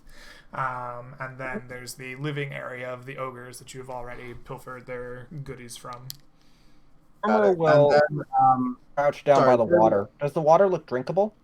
The water was the cube. There is actually no water in there. It was the pool. It's just of an water empty. was a Okay, it's cube. just an empty pool. Okay. It's Got essentially an area where the rocks have been dissolved away over time, almost as if by acid. Okay. I thought there was just good water. No, but it was just a quick cube. Don't worry about it. They probably went to the bathroom in it or something, and it was like, yay, thanks for the Does food. like a the garbage disposal desecration, system? consecration ping work on items, or is it just land? I thought like anything. it's like a It's blessed anything in the ground. area. It says place or object. That is a consecrated object in front of you, Darian. Okay. Once he knows that it's consecrated, which is obviously good magic, he will, say that. Friends, this strange idol, this strange fetish is encased in positive, powerful magic. It might look somewhat dark, but it is a boon, I am sure. When you say consecrated, you mean the word blessed as in intentionally blessed by the gods or people that made it? Or blessed by the Powerful definition spirit. of your god? I'm not sure who has blessed or empowered this particular item, 'Cause but if it it's a has blood been god, it used might send somebody into a murderous rage if they touch it. I'm just saying. with Do this in the powerful morning, good. guys. Yeah, we should rest first, just in case it's a blessing that too powerful for us to handle. Everybody yeah. okay with that? Yeah, I think we should sleep for the night. I just have a question, Greg. I'm a barbarian. Totem barbarian. We worship animals. Can I do a history check? Do I know about any kind of worship of these kind of horned, armored animals? You are a barbarian, and an unusual one at that. You worship a badger. Sure. What do you think? What is the appropriate skill associated with the knowledge of barbarian totems? I think wisdom, history, or maybe survival. Religion. Religion, maybe? Oh yeah, religion more than history. Yeah, Yeah, I think. religion sounds good. I'm okay with it being wisdom. Barbarians are very like wisdom over like intelligence and study and scholastic kind of knowledge. So yeah, let's have a religious wisdom, a religion wisdom check, please. We'll say DC 13. Would you allow a strength-based wisdom for the barbarian or ritual totem thing? No. Add. Yeah, because it's like the totem warrior thing. It's like the. Woo! Big money. You are aware of some barbarian clans that have claimed a strange beast from a faraway land as their totem animal. It is known as a rhinoceros, a fierce and powerful foe when roused to anger. Very, very hard to pierce its defense and known to, gore the people or things that have earned its ire on its fearsome horn. Though this is a path of barbarians that we are not familiar with around here very often, it is a known path. I will say a prayer to the rhinoceros from a distance, as for all I know, it will challenge my worthiness if I pray to it directly. And I'm outrageous, so I'm not very worthy at the moment. In the morning, I will rescue it. Such a noble totem should not be hoarded by stupid ogres. So I've heard talk of a long rest here. Are you foregoing the rest of your day's travel to take a We long will rest? forgo the rest of our day's travel to take a long rest here. All right. Yeah. I think we'll just And look for food and water while we rest. We are in the lair of two very dangerous creatures, all of which we have killed, so hopefully nothing bothers us up here on a cliff. Hopefully we can get some good rest up here, An owl will be placed on watch as well. Just to The be owl clear. is placed on watch, and the party hunkers down in the cave of the slain half-ogres to take a much-needed rest. As you predict, the cave is pretty safe. You do not find yourselves accosted by anything up here. As you make your way through the afternoon and evenings, you can sleep, bind your wounds, eat from your rations, and drink from your water skins. We foraged for food the previous night. Are we doing so again this day? Is that your plan for food and water? All right. Yes, okay. You've spent a day traveling through the Gold Hills today.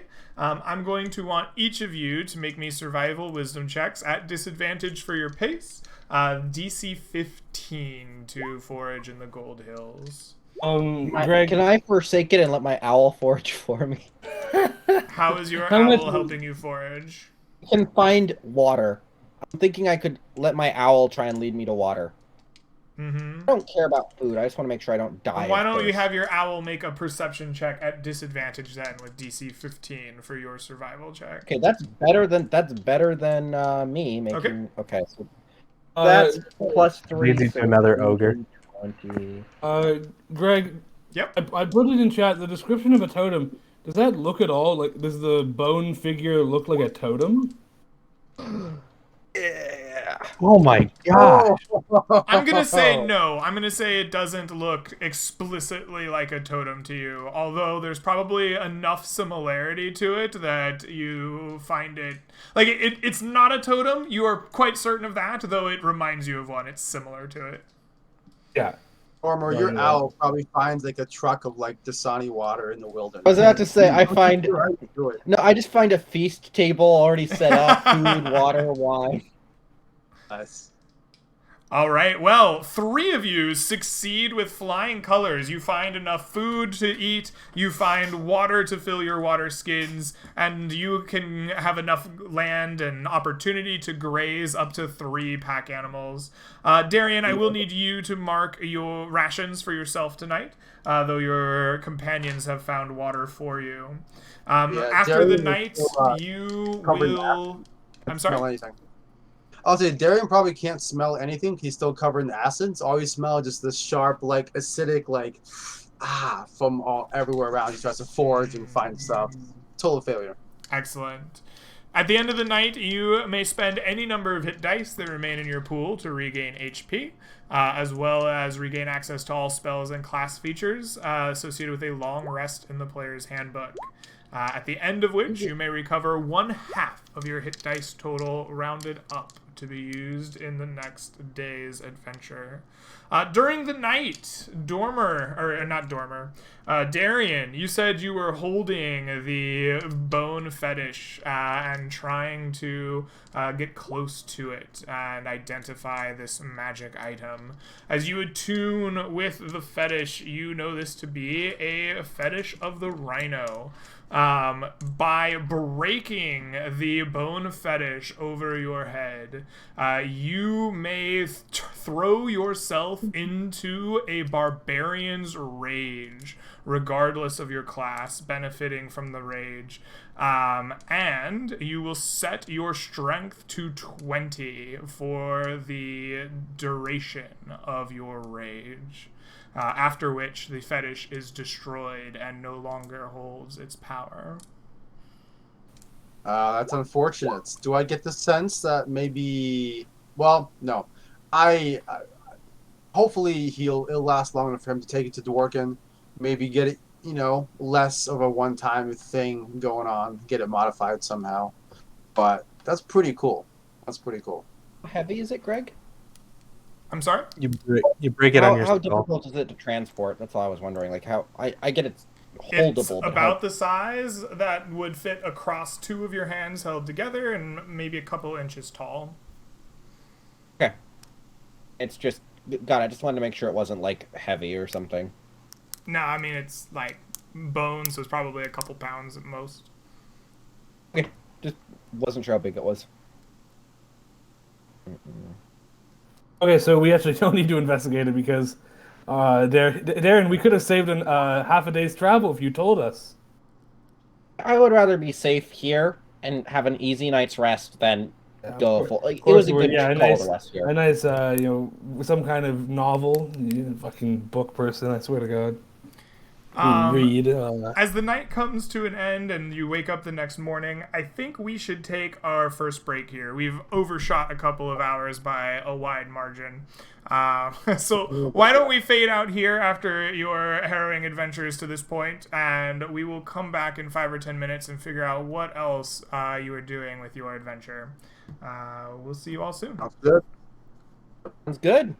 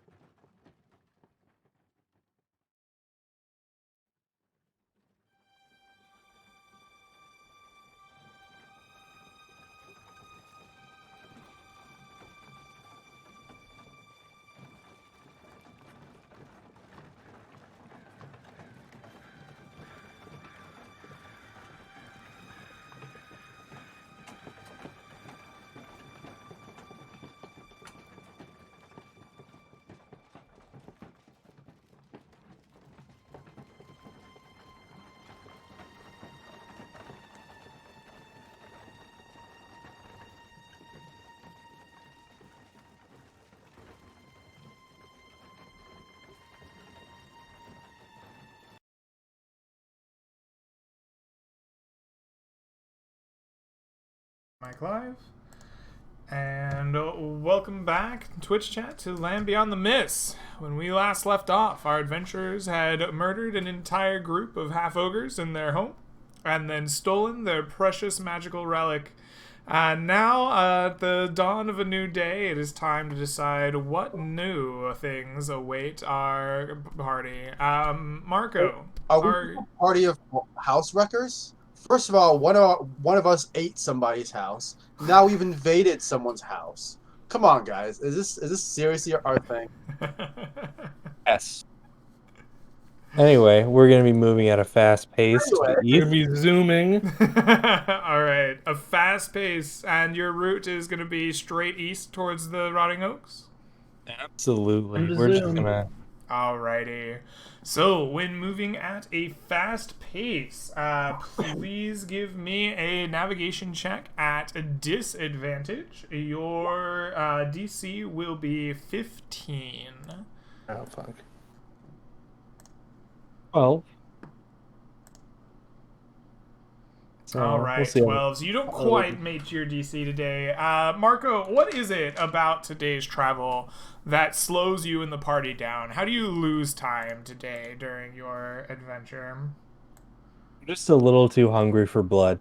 I'm constantly looking out for ogres to kill. I'm losing track of the direction we're going. Looking for, prey. Marco's in a mood. All He's right. not really focused. The bloodthirst is a bit too much for you, and you end up leading the party up and down the hills, searching out new things to fight. Excellent. You push away forward. What is the mood of the party like here after your success in the previous day? You've jumped to these ogres and taken their things. What is the rest of the party like as you make your way through the hills today? Feeling good. The Badger God is vindicated as the one supreme spirit animal. This rhino fetish, like cringe. What it lets you do it? What I can already do? Like, sticky. Yeah. Darian is just sort of pondering this own rhino fetish, wondering who could have made it, where it could have been, where it could have come from, what its origins might be, what sort of like creature or religion might, have something to do with this. Is this anything that he might have seen or heard of out here in the mists? Of a religion of rhino worshippers? I don't believe that you've heard anything of the sort. Have you? What have you seen in your adventures? Or perhaps people that make bone fetishes specifically. He recalls that Seam also had an animal fetish. Perhaps there is some sort of group out there that's making these animal devices. Some mad gnome out there tinkering. So, ha ha! Next, I'll make a snake fetish and a giraffe fetish. Ha ha! Going crazy. I mean, Darren, I'm wearing a necklace of badger claws, bone necklace. Yeah. Yeah. Could I make maybe a history check if I've heard of something like that? Or I don't not? believe you've heard of anything like that out there, but maybe you'll find something. I don't know. Yeah, sounds about right. Yeah. I'll keep it in mind. He'll put it. He'll keep it on himself, but will let Theodore see it, and he'll say, "Theodore, you see this creature right here? This is not a camel, but it is a majestic beast. It has one horn. Unlike you have zero. But you do have the humps. You do have a beat there. Those damn Theodore's humps, though. Those humps." Alrighty. As Theodore is being talked about and told about this rhino, and the party is going along about midday, probably close to noon. The sun is at its highest. And good old Dormer, you are the one that is keeping the highest alertness level at this point, as your party is forced marching through the nearest ravine, heading eastward through the hills. Give me a perception check, please, at a disadvantage. Can you use the owl? I was about to say, is my owl alert, or am I allowed to use that, or is it just me? You can use your owl. That seems fine, but please make it at My owl, disadvantage. I think I'm double checking, has advantage on this. So yes, my owl has advantage on checks that rely on hearing or sight, perception related. Okay. So let me just roll a normal 1d20 plus 3. Okay. 21! Your is owl good. screeches and alights the air in a warning, and you look up just in time to find you and your party surrounded by hippogriffs. They are diving in, enticed by the horses that you have in your group, and they are coming to try and eat you. Everyone, roll me initiative against the hippogriffs, please. Please select my token.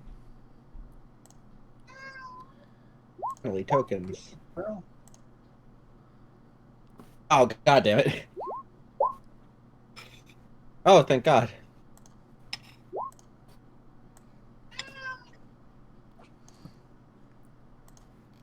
Ooh, All that's right. a comment. Who am I missing on here? It looks like Darian. Yeah, I didn't have it selected. That is okay. Oh, yeah, put it in yourself. All right. Let's make that a 7. And we will put these in descending order. So, Orion, you are the first to react as the owl screeches bloody murder. You look up and you see 5 hippogriffs closing in fast, bombing down towards you and your horses. What will you do? I will pound on my chest and enter a rage. How far away are they?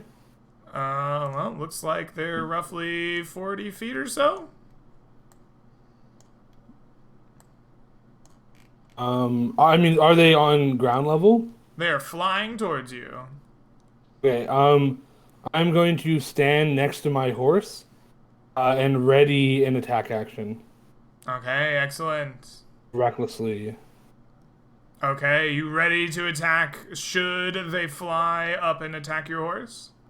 Yeah, I'll stand like just a little bit in front of my horse to try and intercept if possible, but All right. they might just fly around me. Marco, Orion readies himself to slash at oncoming hippogriffs. What will you do? I'm feeling in kind of like an archery mood, so I'm just gonna cast Divine Favor on myself. Divine Favor, an extra D4, and I'll take a bow shot at just the. Do any of them look weaker than the other? I don't think that you notice any difference among them. Fair enough. I shoot this one. All right, please give me a roll to hit. All right. But only because you asked so kindly. 4. No, I'm not your feeling bow shot, you snap it off, but it flies wide past the hippogriff. Yeah. That's it for me. Darian, I stand next to Darian. it becomes your turn. What will you do?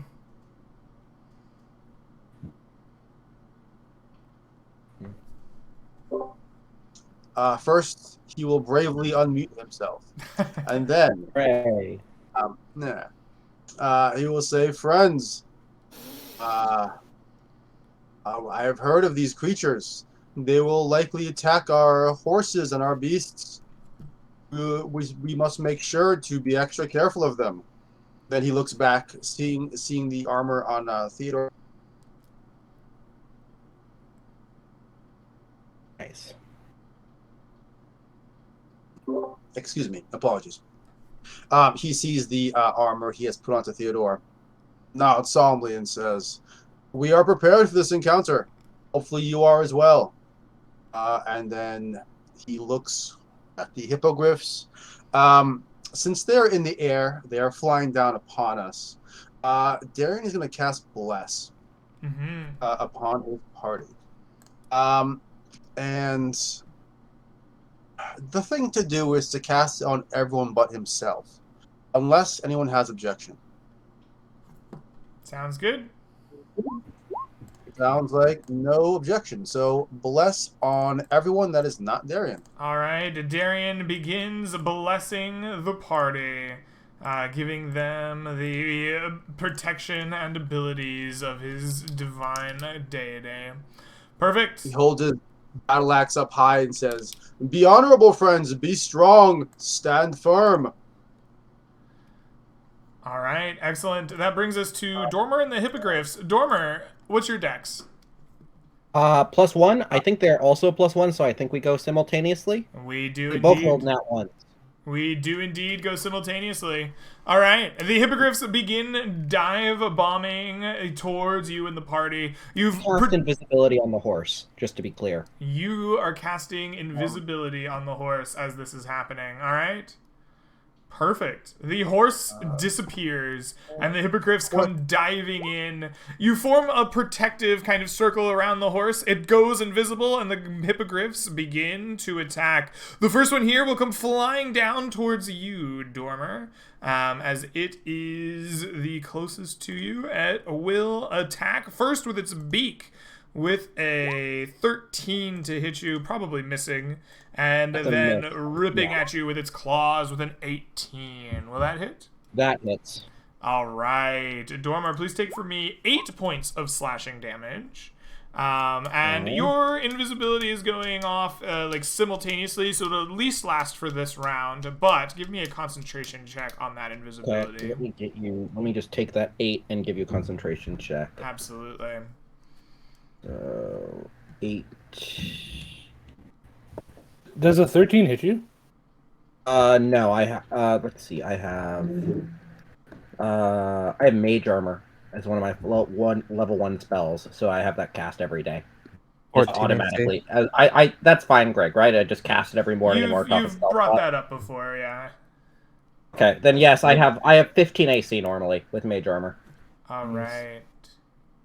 So let me just make the con save. Sorry, I got distracted. Is that my fault? worries. Sorry about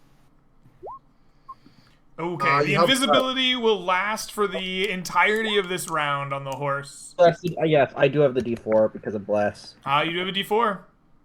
that. Clutch. You succeed your Constitution save. Very nice. The second one will come swooping in, and it will see the camel, the great Theodore, and it will attempt to snatch up. No, it won't. It will attempt to kill Theodore. Well, here's the thing. Here's the thing. Darian would 100% use his reaction on to defend the camel. Absolutely. Which I feel bad doing on a mount out of game as a player, but 100% Darian is defending Theodore. Absolutely. The hippogriff tries to make a snack out of the Theodore. The first attack will be a miss with its beak. It lunges out with its claws at a disadvantage. This time, I believe, striking it. Yep. Excellent. It will deal 10 points of slashing damage to the camel, trying to make a meal out of it. This hippogriff here will come flying in. It has 40-foot fly speed at least, right? Oh, it has 60-foot fly speed? Yes, perfect. Okay, we good. It's gonna fly in, also trying to make its way towards the camel, but Darian is in the way. It will attack here. Orion, it comes within 5 feet of you. Would you like to smack it? Yes, I will go to cut it down right as it gets in range of Darian. One second, sorry.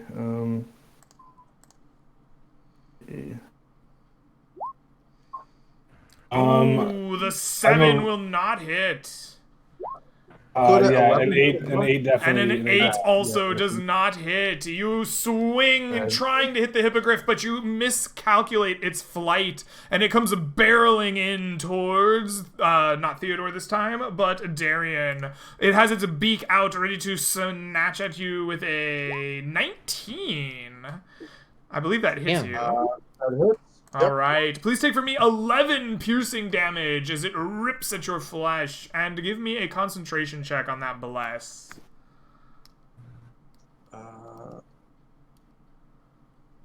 It is. For some reason, I thought Bless wasn't concentration, but it definitely is. It yeah. definitely is, yeah. You succeed. I The will Bless do it. stays. It rips at you with its claws as well. This time, definitely missing. This bird's gonna come flying in. Whoosh! And it's gonna get right up here. And it... Oh, I guess there's a horse in the way. It doesn't know there's a horse in the way, but it's gonna get right up next to Theodore. And it wants to eat some Theodore. Can you oppose disadvantage on 2 different attacks? No, it's once per. It's a Only reaction. once. Just But I must only say, one. reaction with Right. Because of the reaction. All right, so this hippogriff will come in and it will attempt to smack at Theodore. It will miss with your new camel armor. Yeah. And it- Theodore's Oh, armor shit. saves them from the It bites. reaches out with its claws to get Theodore. This time, hitting. Ooh. Theodore will take an additional 13 slashing damage. That puts Theodore him, yeah. would normally die here, but Theodore has become such an integral part of you as a PC. It will start making death saving throws. Very important. Base. All right, the final hippogriff will come flying in here. It's going to go after either Orion or Marco.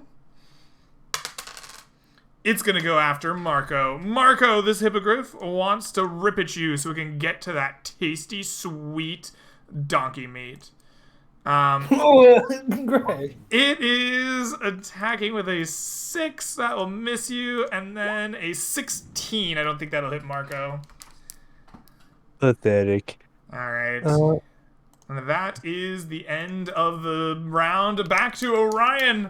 You are surrounded by winged beasts attempting to eat at that donkey. What are you going to do? Fueled by the rage of them Well, ripping into Theodore, and also the embarrassment of whiffing that attack so hard, I will attack again.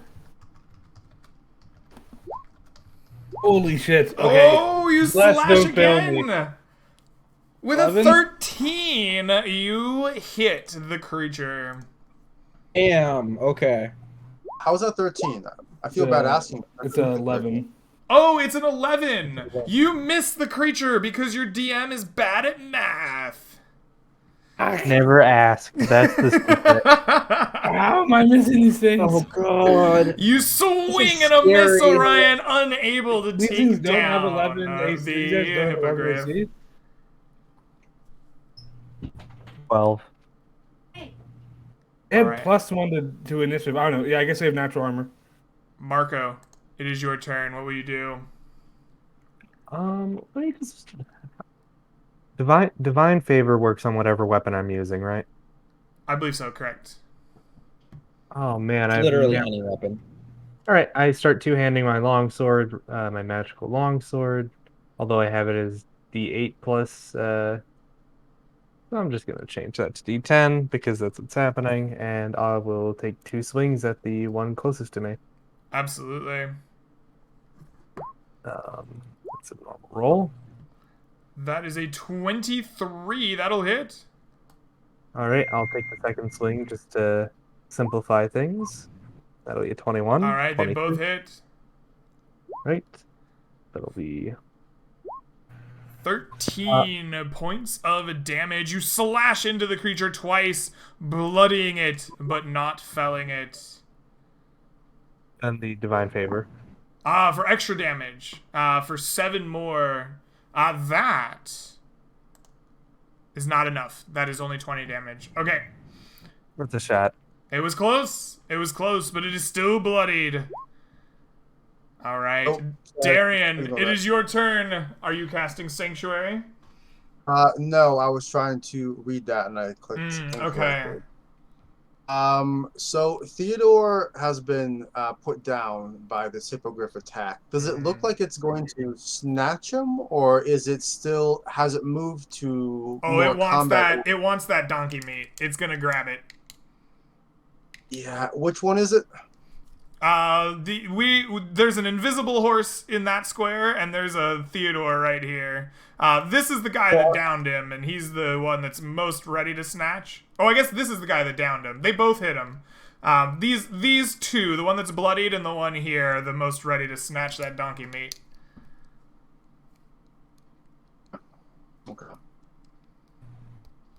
Um.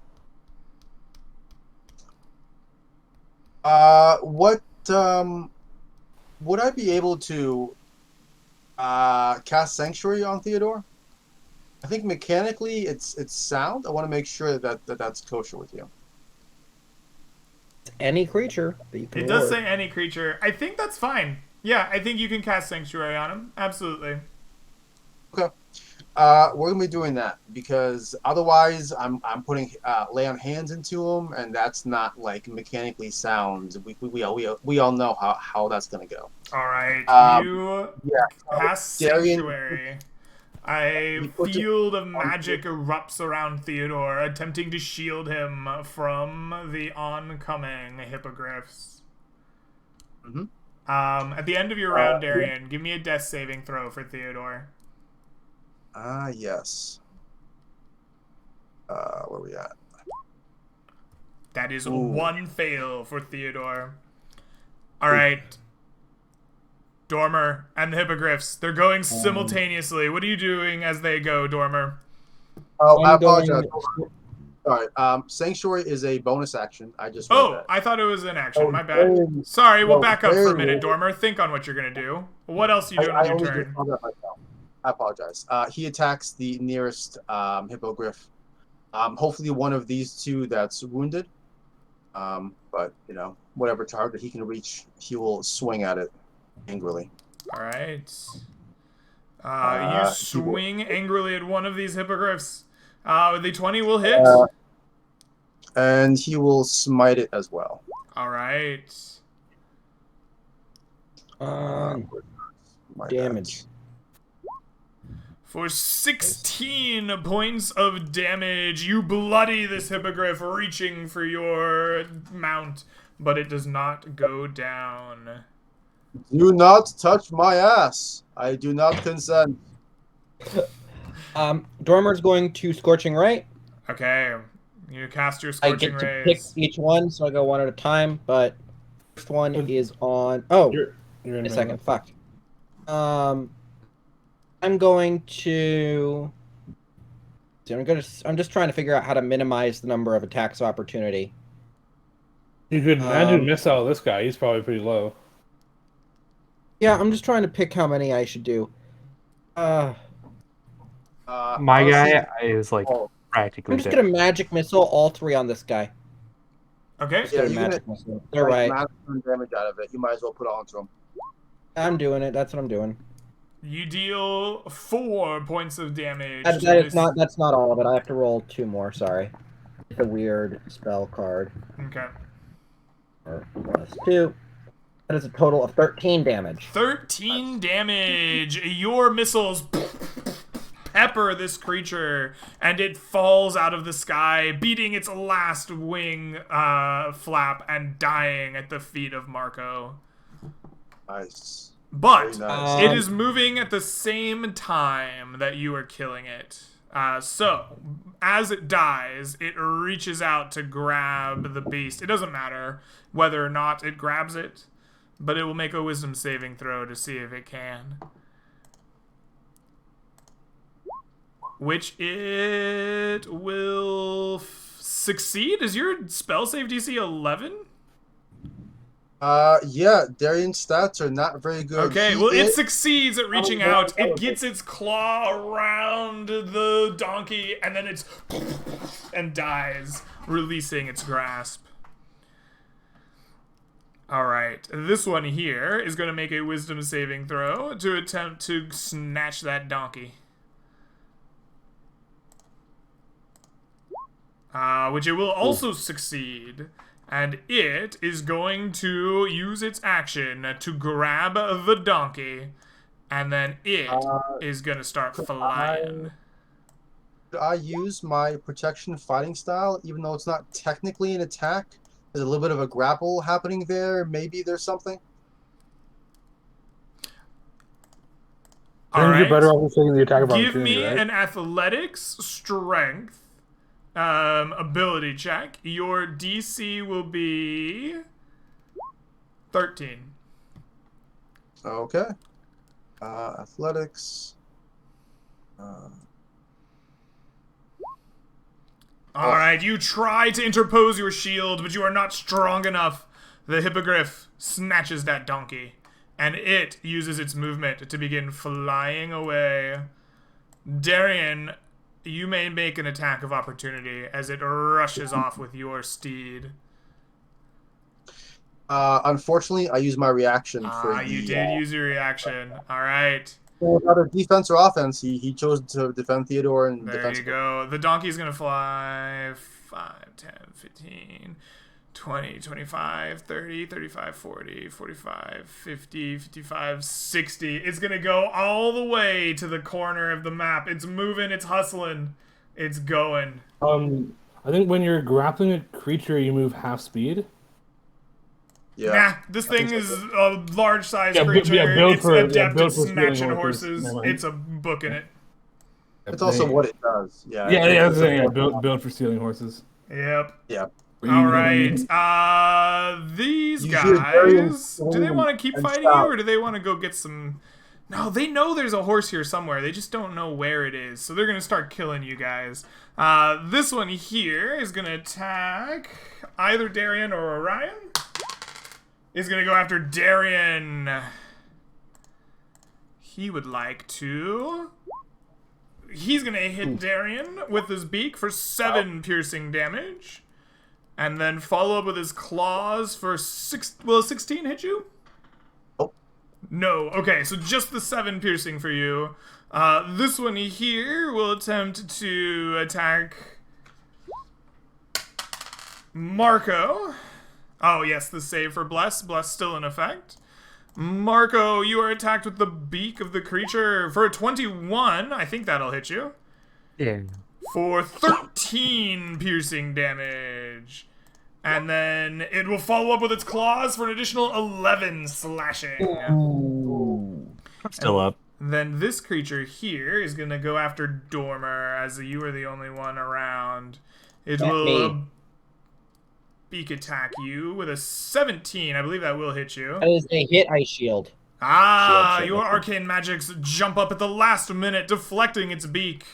Its claws follow up, also being turned aside. Orion, it's your turn. You see wait, this... I'm sorry. Yeah.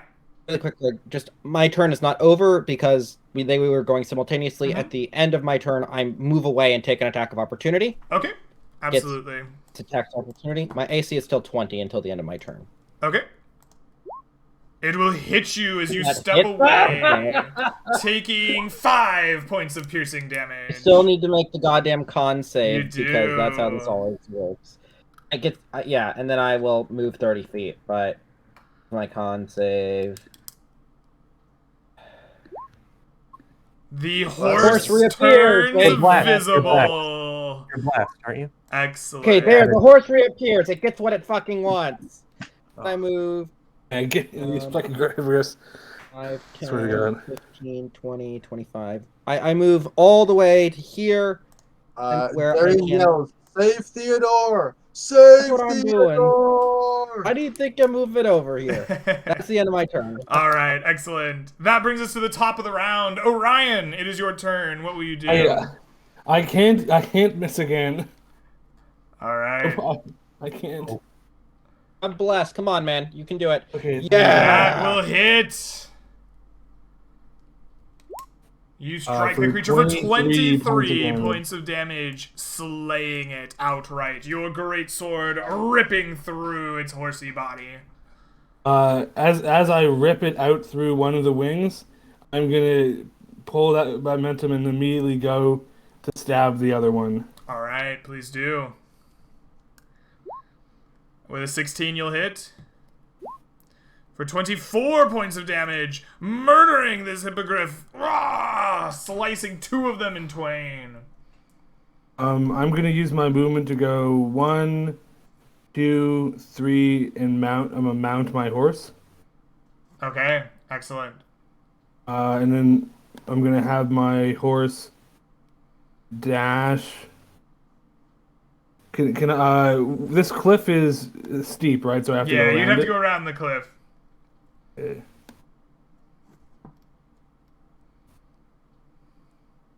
I dash on my horse over to here.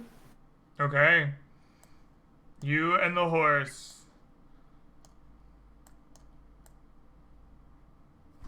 Thank you. Finally hit. God, that was so embarrassing. I was whiffing on these fucking measly birds. All right. That's the crippling thing. Marco, you Okay. see the barbarian just slash two of these creatures in half and then take off galloping with his horse. What do you do? Drop my sword. I grab my bow that I dropped on the ground. Mm-hmm. I aim at the hippogriff that is taking away Theodore. All right. I know my buddy Darian cares about this, so I will literally put my life on the line for the well-being of his beloved llama, donkey. I forget what it's called. Whatever it is. I don't remember. Is it a donkey or a camel? The camel. I didn't even say it. Terrible. That wasn't even in the options. That's where I am. Anyway. Let's Oh, what's that? Oh, it's Theodore the camel. Thank you. I Oh, appreciate I've been it. calling it a donkey this whole time. I'm so sorry, Theodore. Because I thought Theodore made the ass joke, which He I did. thought Darian did make call it an ass. Yeah, We were that's both right. calling it a cam or a donkey. And I'm gonna add +10 to that because I'm not missing. All right, you guide your shot, and your guidance from channeling your dwarven god does not lead you astray. Give me a roll to hit. I'm also using the fancy arrow we got from the drow. Yeah, Ooh, I, excellent. you know, this really matters to him. So that's 11 damage starting out. Uh-huh. Take my second shot. You need not take your second shot, as the 11 points of damage combined with what it has already taken slays the creature. It comes falling out of the sky, dropping Theodore as it dies. As Theodore falls, Darian is already running full speed. His arms out like no. If I was really mean, I'd make it fail a saving throw for getting dropped out of the sky. Do you guys think I should be mean? I think you should, because it makes it dramatic. One save left. All right. Well, I think you should force maybe an initiative roll. Maybe give him a chance to catch it. You're not going to be able to run and catch it. You got to get around the cliff. All right. Question. Yep. I wouldn't have used my bonus action for the second attack if that one killed. Could I walk like 2 steps forward and cast Healing Word on the beloved camel? Yes, you Yeah. can. The camel falls, getting smushed on the ground. It looks on the verge of death, but Marco steps forward and casts Healing Word upon the beast. And it comes back up with 8 hit points. It would have died without the healing word. Rise, Theodore, my oldest friend. Alive, but hurts. All right. Yes. Darian sees Marco cast his magic upon Theodore, and as the camel falls, he runs to her and comforts Theodore and says, "Theodore, oh my friend, you fought so bravely. I'm afraid I almost lost you." And he just breaks down. All I will right. also step behind. Is I'll there step anything else behind. you'd like to do with your turn, or are you overwhelmed by emotion? There's one left. Realizing I there's think one that's left, a good use of your turn. get up and say, "Oh, there's another one. You son of a bitch, you won't do it again." And he will use his charge with the battle axe if the Minotaur is on ground level. It's close enough on ground level that you can smack at it with your battle fantastic. axe's charge. Then he will charge in and go for an attack. Your 15 will hit. Is an 18 with the battle axe charge, and will hit regardless for an additional 18 damage. Damn. 18. 18 damage. You rush into it, slashing with your battle axe, leaving a deep and lasting scar on the creature as you bloody it. If I have a slot, I'm gonna smite it too, because fuck these things. They're not gonna try and kill Theodore. I'm not about that. All right. We're gonna put a smite in there too. There we Oh, go. it is like it's like an aftershock. You slash through the creature, leaving it bloodied. It lifts up with its wings, going to fly towards your camel, Theodore. But then the aftershock of your radiant might races through it, and in an explosion, it drops to the ground, dead. The hippogriffs defeated, and your camel safe. Arian just kind of like stomps on like the body of the hippogriff. He's kind of pissed off, and then he'll chickens. go back to make sure Theodore's okay. Yes.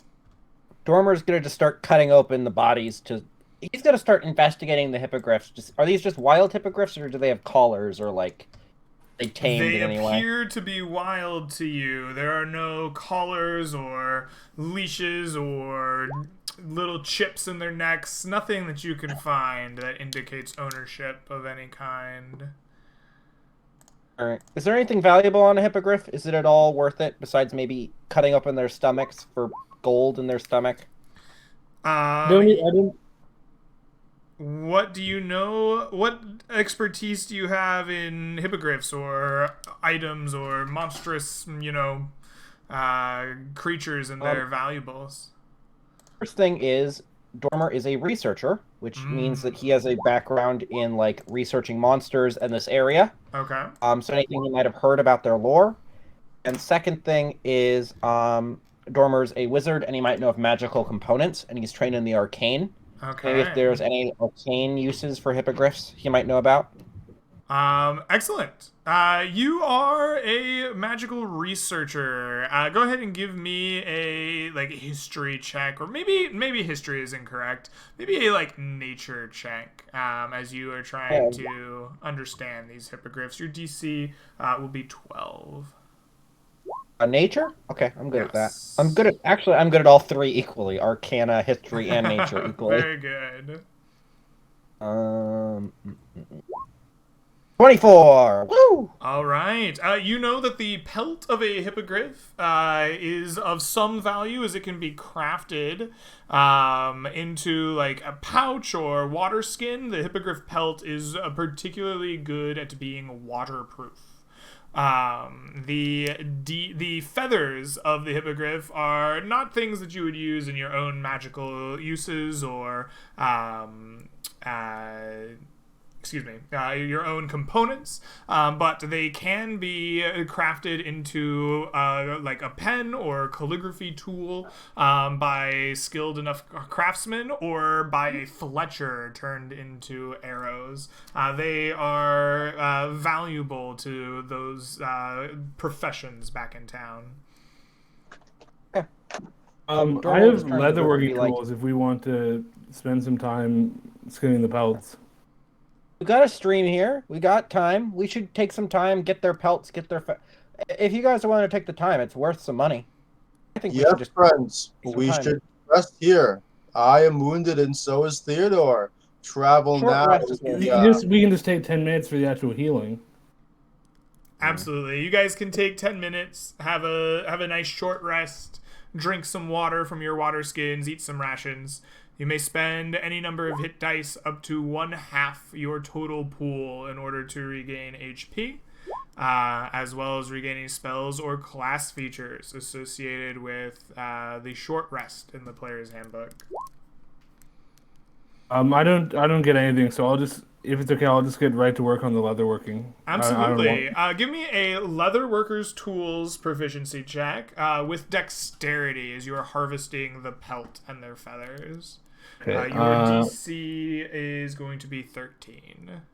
Is there any way to do that using strength? Is it physically taxing enough? No, this is about getting the pelt off just right so it can be used and worked and not destroying the feathers.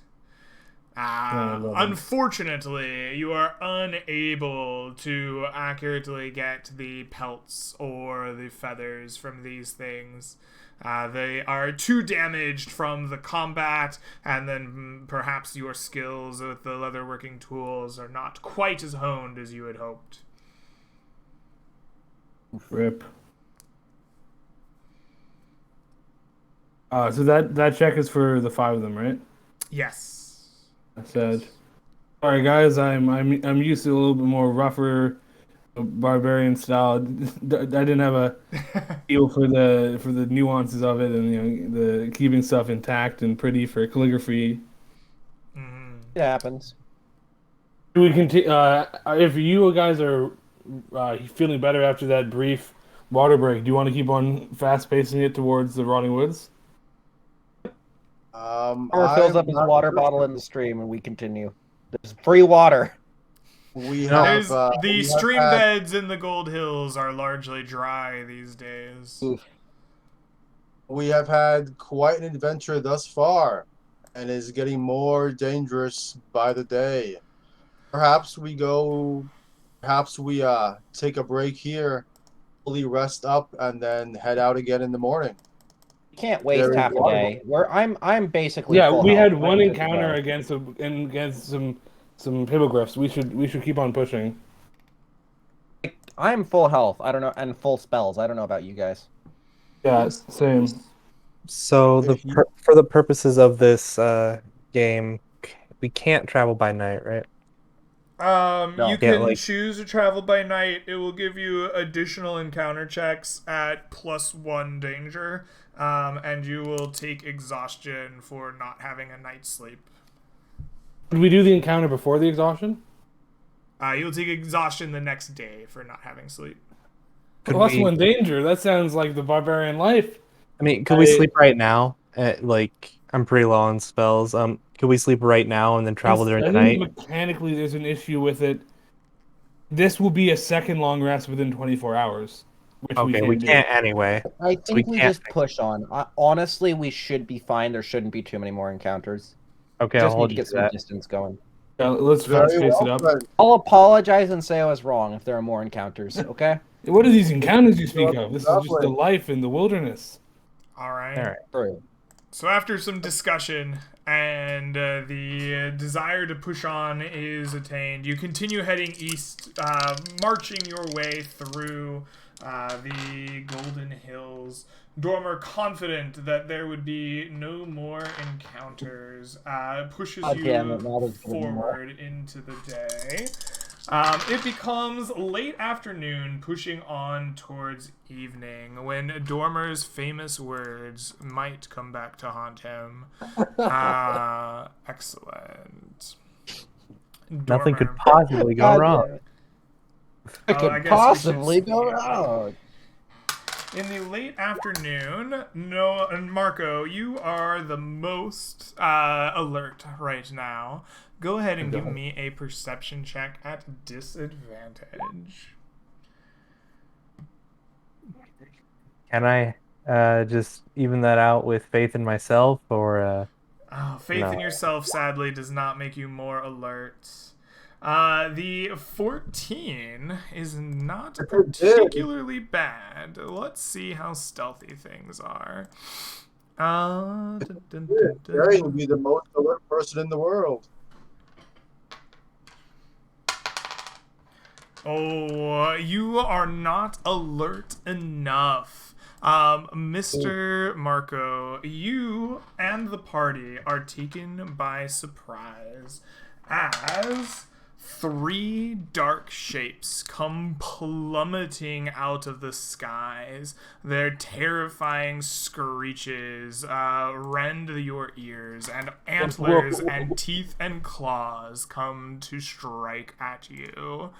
Let's see. Who is the PC that is spared the surprise round? Not going for the horses and mules. No, they are coming for you, and you will be surprised by 3 Peritons. The PC that is spared by this, shockingly enough, is Marco. He's just nice and oblivious to the whole thing until his teammates start getting attacked. Excellent. Out of the darkening afternoon sky, these creatures come plummeting down around you. They will attack with surprise. The first attacks will go towards Dormer. They roll with advantage. Will a 14 hit you? No, it's AC 15 for me. Excellent. Will a 20? I assume it will. Yes, and I can't. Shield wouldn't matter. Never mind. 20 You are always hits, yeah. surprised. I don't believe you get a reaction to that. No, you only get reactions in normal rounds. Yeah. Correct. So please take for me 9 plus 2d8. Please take for me 14 points of piercing damage as this thing dive attacks you out of the sky, ripping at you with its claws. God, Excellent. the boar missed.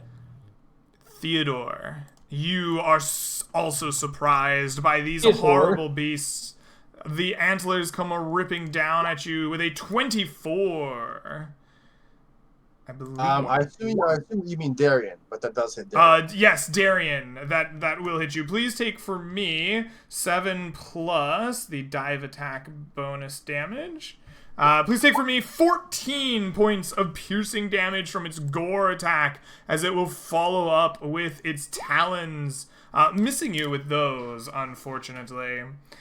Last but not least, Orion. The creatures will slam into you with their mighty antlers. The first with a 24, dealing to you... Whoa, what the frick just happened there? Okay. You rolled the talons, which missed. I rolled talons, which missed, apparently. that was on... Wait, were the that was talons? last Were attack. those are Theodore? Never mind. Those are Theodore. Sorry. Yep. Okay. My roll Damn 20 it. decided to do weird things to me. Please take for me 6 plus 5, or 11 total piercing damage with the gore attack, and then it will follow up with its talons towards you. A 16, I believe, misses you, Orion. Yep. All right. With that, everyone, roll me initiative. Ugh. I think. Just roll on natural ones. So I took 11 there. Thank God. This is why the natural enemy of the dwarves is the sky. Yeah, the sky and the water. Pretty much anything that's not the ground. Wait, there's tons of water underground. Well, you wouldn't want to go in that water either, right? What? No. Wouldn't you drown? Dormer, you are the first to react as these Peritons attacked you and your party. What will you do? Since I'm almost dead, I'm just gonna use mirror image. It's just the best thing here. All right, excellent. Man, And you that love should to keep see me it. alive. And then Yes. it's my action. I don't have any bonus actions at the moment. So yeah, that's the end of my turn.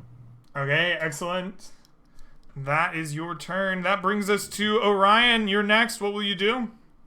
Tell me if you've heard this before. I fly into a rage, and I have fought Peritons before, I believe. I think are they monstrosities? Yes, they are. Why do I know if they're like I the player can't remember, so I think the character forgets. They're resistant to non-magical damage. I don't believe that they... Oh, yes, they are resistant from non-magical damage, actually. Well, I remember we fought them before, but I don't think I had a magical I weapon think at that I've point. been not using that, actually, in the It seems stat block. weird because they wear antler. Like, they're just like births, right? No, they do. no, They have no. resistance to bludgeoning, piercing, and slashing from non-magic attacks. I probably have missed that in the past. Yeah. Well, I fucked myself once again. I will pull out my barbed silver longsword and slash at it. So I have my shield out, which is nice. This is just a normal attack, non-reckless. Okay. 15 will hit. I do not. That's just a 13. I have my stuff all wrong. Sorry. The 13 will still hit. Oh, hooray! For 15 damage to the creature. It screeches out its displeasure as it gathers its wings to fly past. But you slash it severely. Oh, that's my turn. All right, excellent. That brings us to Marco and Darian. You both are like going at the same time on an 8 here. Okay. Well, Darian's play is going to be relatively simple this round. He will attempt to Is there one that's both near an ally and near him that he can go to an attack and then also use protection on ally next round? Sure. Which ally do you normally travel next to? In this case, I would probably try and protect Dormer since he's the squishiest. The others have a little better armor, a little more hit points, I think. Okay. You go and stand next to the 4 floating dormers and make an attack over there. Oh, sorry. I forgot about the mirror image. I apologize. In that case, I will stay near either Marco or Orion, whichever one of you, is more interested in having that protection. But first things first, I will battle axe the nearby Periton. With a 17 will 17? hit. Sorry, For 12 12 slashing damage. Excellent. It screeches its displeasure, and you kind of sidestep over towards Orion or Marco. Orion. Yeah, Orion. Okay, excellent. Very good. Marco, what do you do with your turn? None of them are in melee range with me, right? No, they're all attacking your friends. All right. Just walk over, pull out my sword. I have my sword and shield out. Start attacking the one that's already injured. I'm saving the rest of my spells in case one of us goes There down. are 2 that are injured. Which one do you attack? Which one is more injured? I believe the one that Orion struck took slightly more damage. Then I'll take down the one Orion struck. All right. All right. Taking my sword. Let me just edit something really quick, which is because I'm not doing it two-handed. I have to change Was the that whole. the same one that Darren was able to attack, or was that a different one? You attacked the one in front of you and then moved. Got it. That 18 will hit. And we're just going to be Nice. flat damage here. So That'll also hit. that'll just be 19 damage. Ooh, very nice. You carve into this creature with your 2 attacks, and you bring it to the ground, dead at your feet. So guys, what was that about no encounters? Nothing's going to attack us? Dormer specifically? Didn't you say that this would be safe? With said it Okay. was that, probably, it becomes but yes, the there was Periton's turn. They gather up their wings and they fly up in the sky, circling around you, and then dive bomb back down. There are 2 of them left. Who are the 2 targets? The first one will choose to target Marco this time, and the second will choose to target Darian. Alrighty. Marco, you will be assaulted by their gore attack first. Not an advantage this time. The 15, I don't believe, hits Marco. And a 21 will. Please take for me 7 piercing plus an additional 11 from their dive attack for 18 total damage. It's a moment like this that I'm glad I healed myself up to full with my spells. And I'm still fine. And then Relative. Darian, you will be attacked. Mhm. The gore will miss you, and the talons will critically hit you. Excellent. Please take for me 10 piercing plus 4d8 on the crit for their dive bomb. Please take for me 36 points of piercing damage, Darian. Oh fuck! Yeah, they missed the one before the crit, so the dive bomb was saved. Fuck. That is so close to insta-killing Darian. He is within 4 hit points of being murderfied to death. What's your max Ooh, HP? okay. Well, Darian He gets drops to shredded. bleeding out. Excellent. Dormer, you see Darian go down in a heap as the talons latch into him. What do you do? Dormer says, "What the fuck is with these giant chickens?" and just tries to blow up them with Scorching Ray. Damaged one, starting with damaged one, so Scorching Ray. Normal. 13 will hit. 6 fire. 6 points of fire. 17 will also hit. for 10 10 more fire. points of fire. That is still up. The 18 will hit for another 22 fire damage. That's Come on, kill it. close. 12, 6 is 18, and 6 is 24, and 10 is 34. That is just enough. Your 3 bolts of fire burned this Periton to ash, killing it. Excellent. All right, and then that's it. That's my turn. That's your turn. Orion, it is now Stop your this turn. comparison, You man. see this one Periton left relatively unharmed while your friend bleeds out on the ground below you. I will attack the unhurt one, recklessly attacking. Alright. Give me that roll to hit. A Nice. 26, that'll do it. For 18 points of damage. 22 points of damage. I think that's 18. 18. Yeah. 18. Okay. That's not your weapon master. You strike him for 18 points of damage, enough to bloody the creature, but not enough to fell it. Excellent. I'm going to. Yeah, I guess that's my turn. Okay, Darian, please make me a death saving throw. And that one's, man. That is one success. Marco, it is your turn. As there's one Periton left, bloodied and angry. What do you do? Well, that is the question, isn't it? Do you think I should bring up the paladin? Yes. Are you Oh, sure? gee, it's a Dormer tough will call. always say yes. It's a tough call. Really. You hear Darian's voice in your mind. Kill the Periton. I kill the Periton. I walk Alright. up to this creature. I have to change my weapon again because I drop my shield.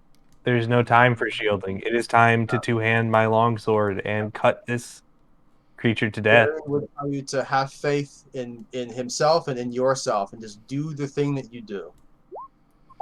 And I add +10 because because God is with me and also Darian. So that's channel divinity. Do you comes back have channel divinity left today? Comes back on a short rest. Comes back on a short rest, not a long rest? Okay. Didn't use Yeah, that. it's a short rest. Okay, Yep. All perfect. channel Then divinity is a short you rest. strike the creature, your channeling of your divine senses, putting it right in the correct place.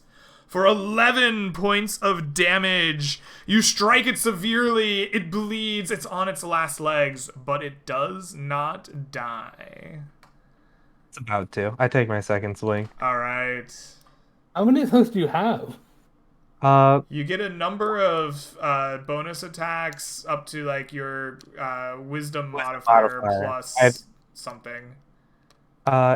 Yeah, it's like 4 a day. I haven't been using the second attack as much as you think I have been. I only in the last fight, in the hippogriff fight, I only used it once. Okay. Which, just because I used it, I tried to use it the first. I was just wondering if it was a short rest. No, it's a day. Anyway, It's pretty funny. It is a very good skill. The 9 extra damage from your second swing is enough to murder the Periton in front of you. It dies at your feet. Dormer, the battle is over, but your friend is bleeding out. What do you do? Dormer does not go. Okay, so Dormer looks around. He goes, "I'm gonna leave the medicine to you. I don't trust myself." Ending to him, no. And he goes and starts looking at the Peritons and trying to figure out what the fuck they are. Orion, it is your turn. Um, What do you do? I will attempt a medicine check. I don't kill him if I fail, right? I mean, how much you want to fail? No, you won't kill him. You're fine. Okay. I have will a rush negative over 3. and- I'm just afraid I'll roll a Yeah. nat 1. I'll get a -2, and Greg will be like, "This is funny. Let's give him a failed death save." Yeah, I will rush up and attempt to put pressure on the wound. Mm. That would be funny. I would probably approve of that. You fail your medicine check. The bleeding continues. Leova, make me a death saving throw for Darian. All right. That is a second success. Very nice. Darian holding on strong. He knows his friends will save him. It's just gonna take a little bit of time Oh my because God. we'll get there Marco. eventually. It is your turn. What do you do? Has he failed 1 or 2 death saving throws? What kind of fucking question is this? You don't know. It's just fucking you. Yeah, you're right. I don't know. So I'm gonna walk up and I'm gonna, because I kind of wanted to say, I wonder if God will heal him. But that's meta knowledge. I don't know that. So I'm just gonna walk up and cure wounds him All right. for 11. I wonder if God will heal him, but lets him bleed into death on the ground. I can't believe there's somebody more willing to let Theodore die than himself. All right. You use your spell to heal up Darian, and he returns back to the consciousness. The battle is over, and you are all safe once again. The first thing Darian does when he regains consciousness, he looks around for the others to see if they're okay. Then he looks to make sure Theodore hasn't been attacked by some random other fourth, Periton during You wake the up just in surprise. time to see the hippogriff sweeping in. Ooh. And Darian runs off into the forest, never to be seen again, never chasing Theodore. Okay, now All these right. guys definitely have some stuff on them worth harvesting, but Yeah. I am not good at Let harvesting. me figure out what's worth it first. Oh, Greg, can I do the same thing, researcher? Yes, Figuring out what's absolutely. logic? Go ahead and give me that roll. For these things, they're a little bit more unique than Peritons. This will be DC 14. Okay. Or than I'm hippogriffs. just doing nature again. It's the exact same bonus, whatever I roll for any Sounds of the war good. checks, basically. Oh, you are unfamiliar with what might be harvestable off of a Periton. This creature is a monstrosity that you are unused to seeing. How much do they weigh, Greg? Are you intending to just take the whole creature back to town? I'm thinking something close to that. Maybe just like chop off. I think that the point of having a roll to see what is harvestable is to know what you can and can't sell back at town, essentially. I think that failing that, even if you take the whole thing back, it doesn't make sense to reward the. Can I just chop off their heads and legs? It doesn't give us any money. It would just be wasting You carry can weight do to it do and have them stuffed or something for the tavern. Okay. Yeah, I'll chop off one of the heads for a nice mantle. Okay. Yeah. Awesome. Yeah. Awesome. Oh, so guys, I'm sad about my nat 1. should we just walk back now? Oh. Yeah, We're almost Darian there. would definitely encourage, at the very least, a rest. Him and Theodore have been through a nightmarish day. Both of them have nearly died. His companions have, brought him back and whatnot, but it's been a bit of a struggle of a day. So he would definitely encourage them to at least rest somewhere. I mean, yeah, it's nighttime, right? So we need to rest. It's We moving should that start way. going at a You're in the slower late pace. afternoon. Oh, okay. Let's then rest, and tomorrow we'll go at a slower pace to have less encounters. less encounters. This is crazy talk. Anyway, we take a short rest and then a long rest. Is that allowed? Technically, yeah. Are you comfortable with it? That's fine. Yeah, whatever. Okay. Just in case of nighttime encounters, I'm using 1-hit die. That would be the reason why you would do it, right? Is you would short rest now to prepare for a potential night encounter, and then at the end of the night you would have your night's rest, right? I'm afraid of a nighttime encounter where I just get one shot because I'm at 8 HP.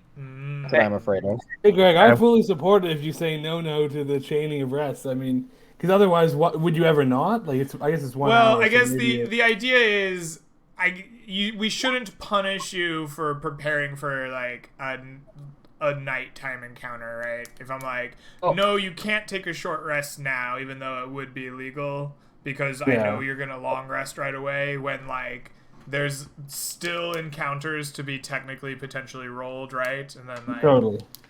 so But like then also, the hit dice punish spamming short rests because you run out of hit dice and you won't regain them for the next day. So if you waste all your hit dice preparing for a nighttime encounter and you don't get a nighttime encounter, you're punished the next day because you won't have all your hit dice. That's true. That's true. Just hit dice weren't a mechanic, I would agree that there should be some limiter, but hit dice are the limiting mechanic. Yeah, so I guess we rest and rest. sounds good. You take a short rest. The idea really behind a short rest is you're gonna like rest and then move on, but yeah, that's fine. You take the mechanical You benefit of a rest short and then look rest for a campsite. and find a nice place to camp and try to bed down for the night. So for your short rest, you may spend any number of hit dice up to 1/2 of your total pool, rounded up, to regain HP, as well as any spells and class features associated with a short rest in the player's handbook. Then you spend some time, you find a nice place to camp away from probably the rotting peritons, and you get ready to bed down for the night. So, as you are going to bed, what is your party's plan for food and water today? Forge. All right, you moved No, at a fast pace today, so you will not be able to forage for food and no. rations, but you can forage for water. I would suggest that we don't forage, that we just... Yeah, let's just do rations. It's a very dangerous area. We want to just We stay need kinda- water, though. Does anybody have an ability to create water? I have 5 water skins on me. Can't do that that. has no effect. It's only one per character mechanically. Oh shit. Okay, Yeah. then I have 1 water skin on me, I guess. I mean, you can have 5. They'll just be empty and full the same rate as 1. If you need to like give some like Knoll like a water skin, you have an extra to give them or something. But for this purpose, it doesn't do anything. I'll save myself some So, water. does anybody have create water? Otherwise, we should forage for water so we don't have hydration. That's a 3rd level spell, right?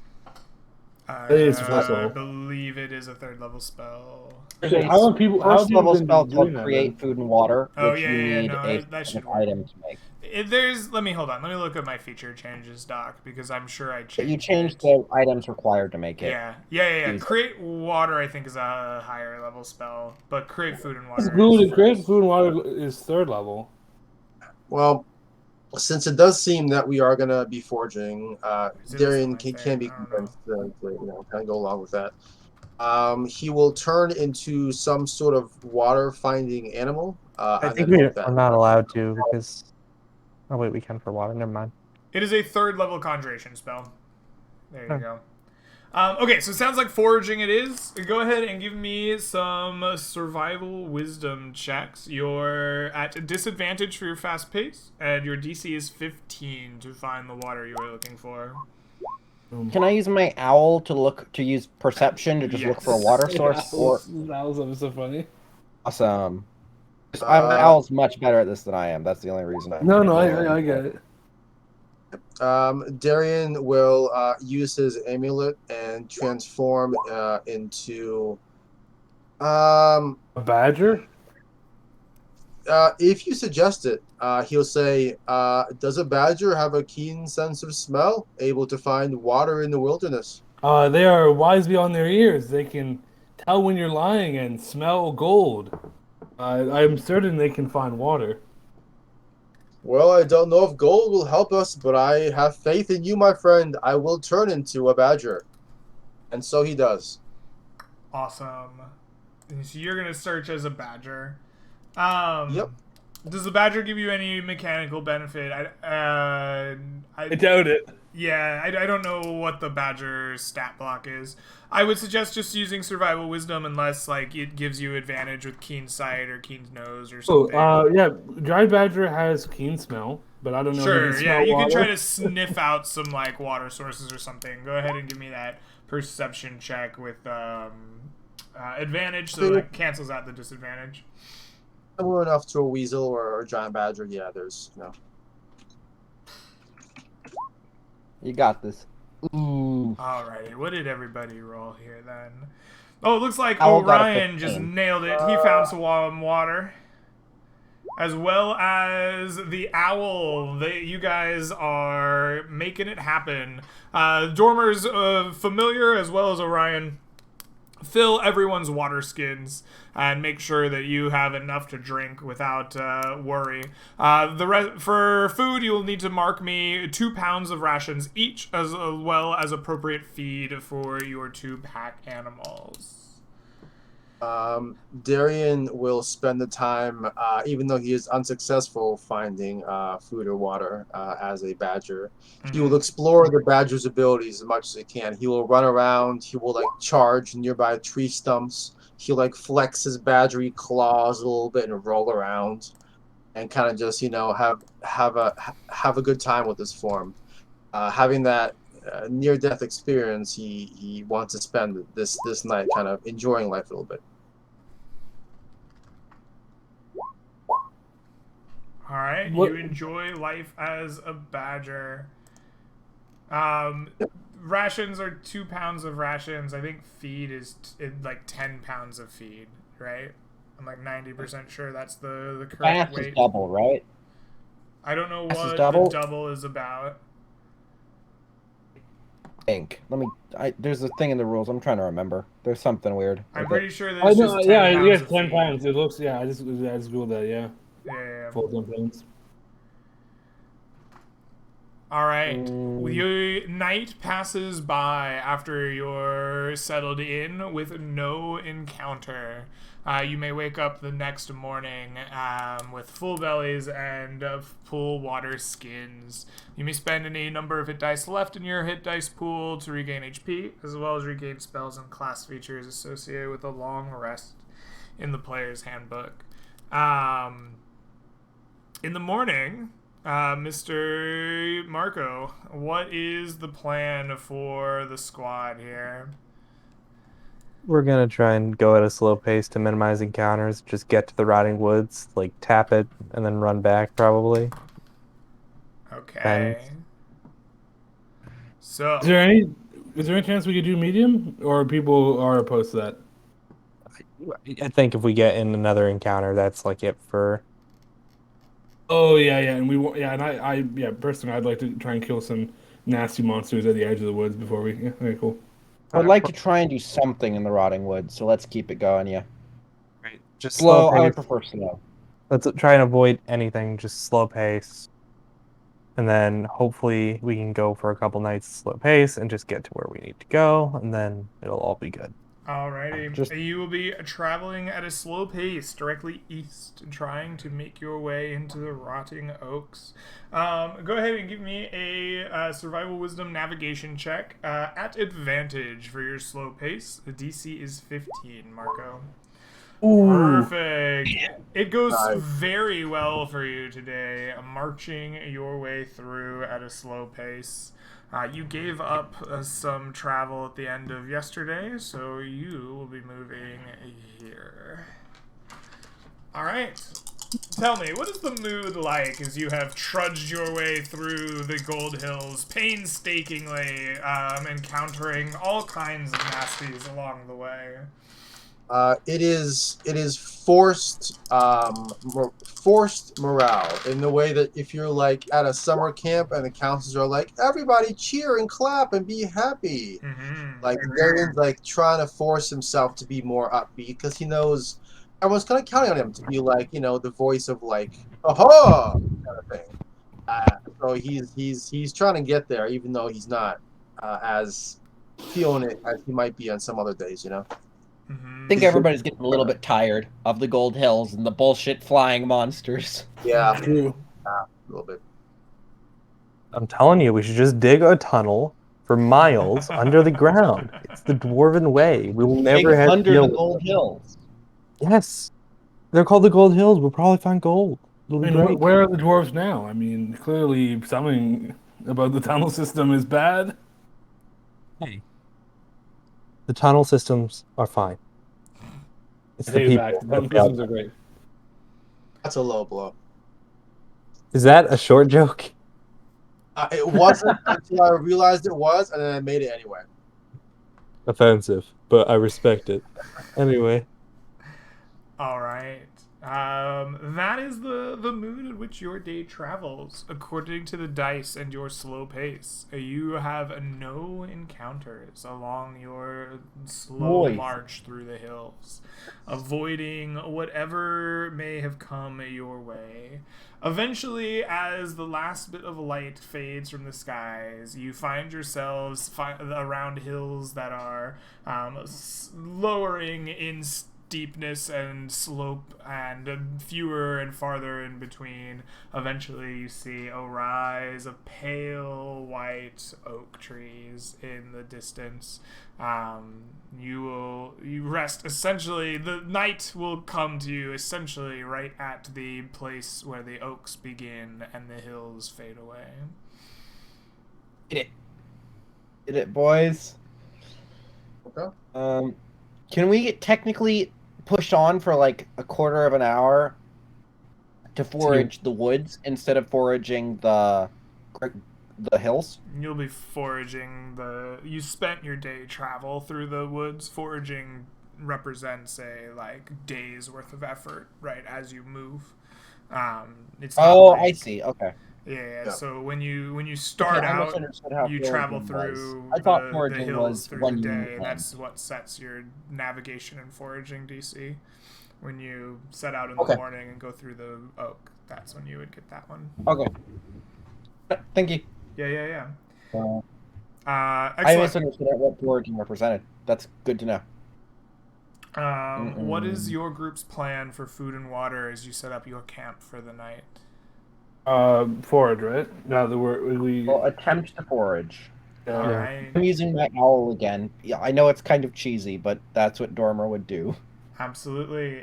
You may make your rolls at advantage for your slow pace today. Oh no, I'm sorry, not at advantage. Regular. You're not navigating. You're foraging. Holy shit! I rolled Marco, another you're 20. how are you? You're so in tune with the land. None of these. I rolled another dwarves nat haven't 20. figured out. So Very nice. Very nice. Right.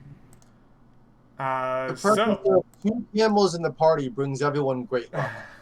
my gosh. I have advantage because owls have advantage on perception.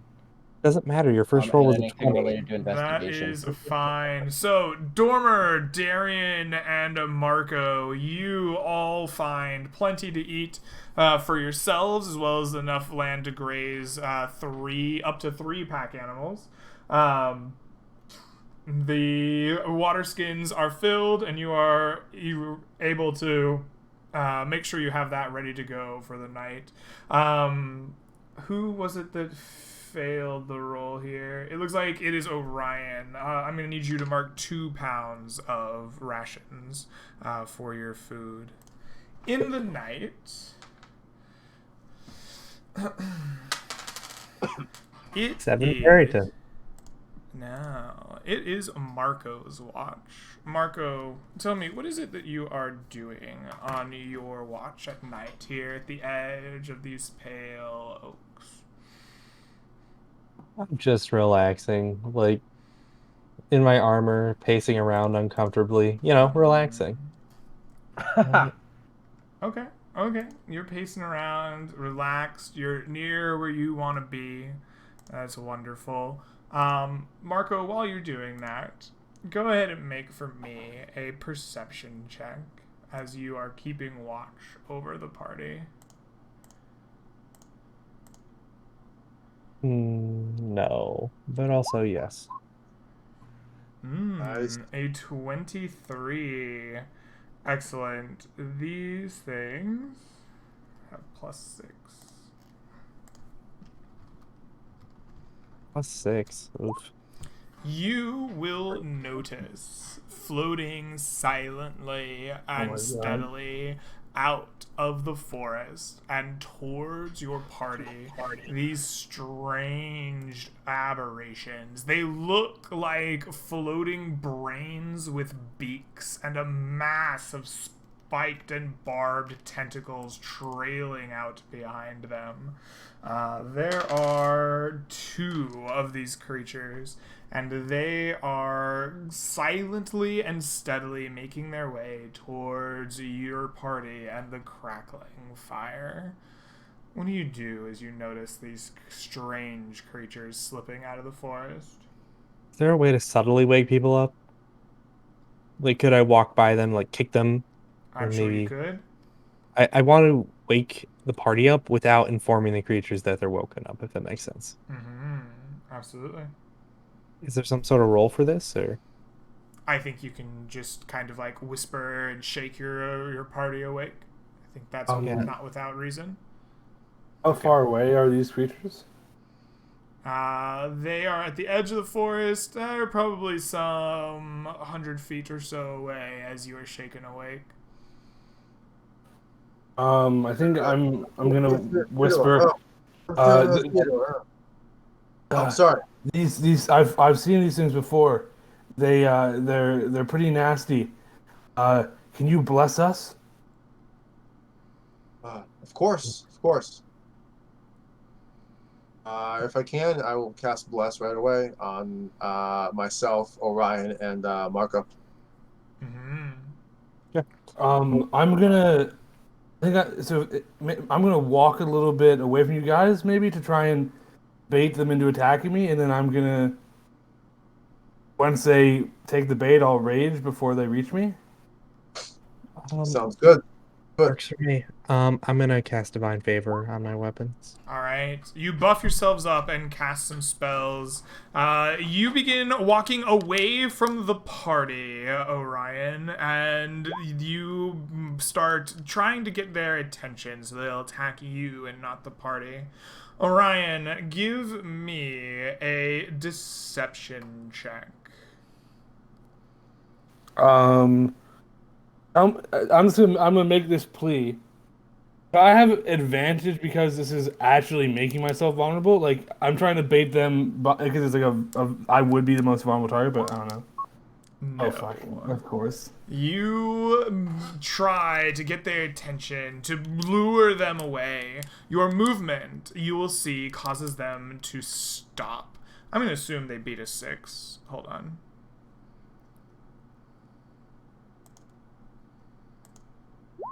Yes, this movement causes them to stop. They look about, seeing you pull yourself away from the group.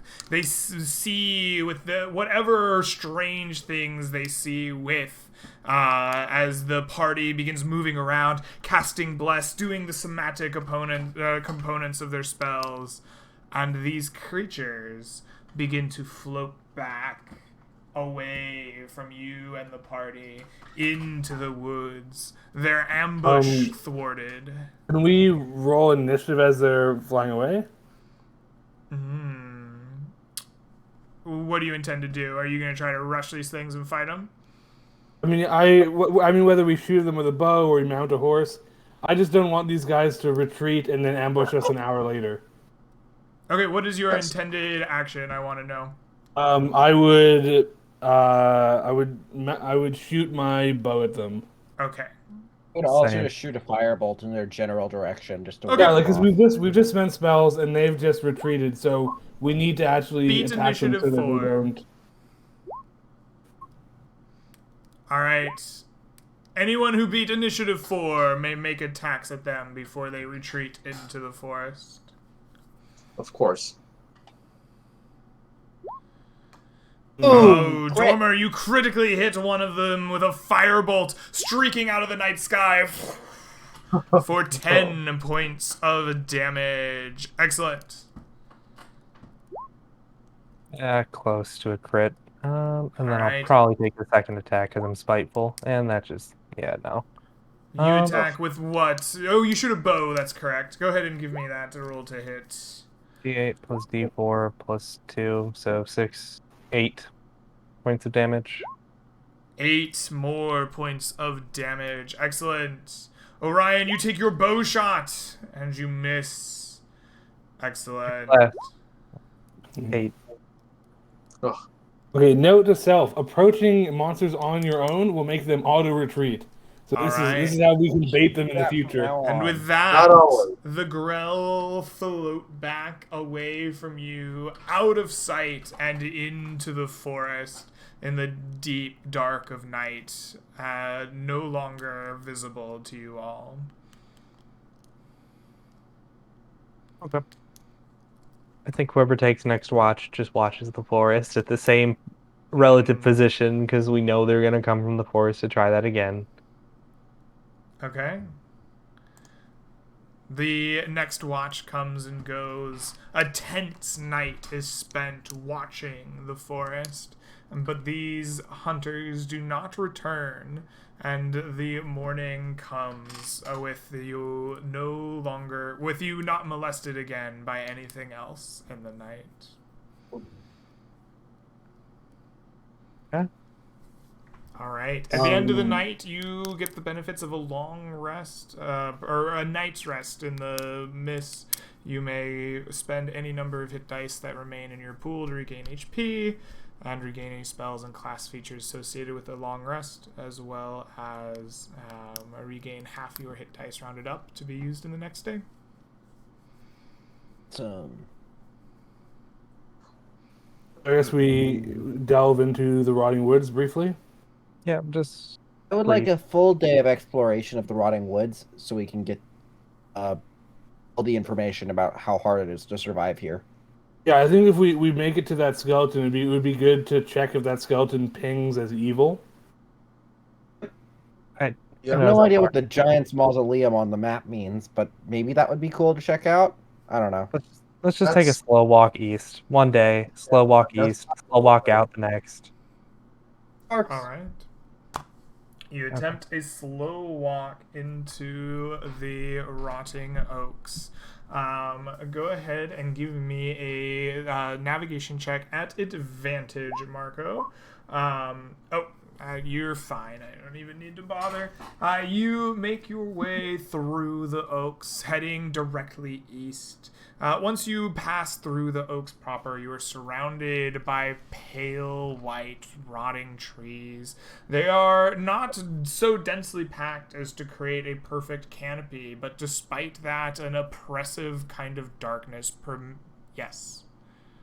Sorry, just go ahead with your description. I'm sorry, I didn't mean to A interrupt you. pervasive kind of darkness permeates the areas that you walk in. It doesn't seem like it should be as dark as it is, despite the sun being up, though. You are shrouded in kind of a long and deep shadow in the forest.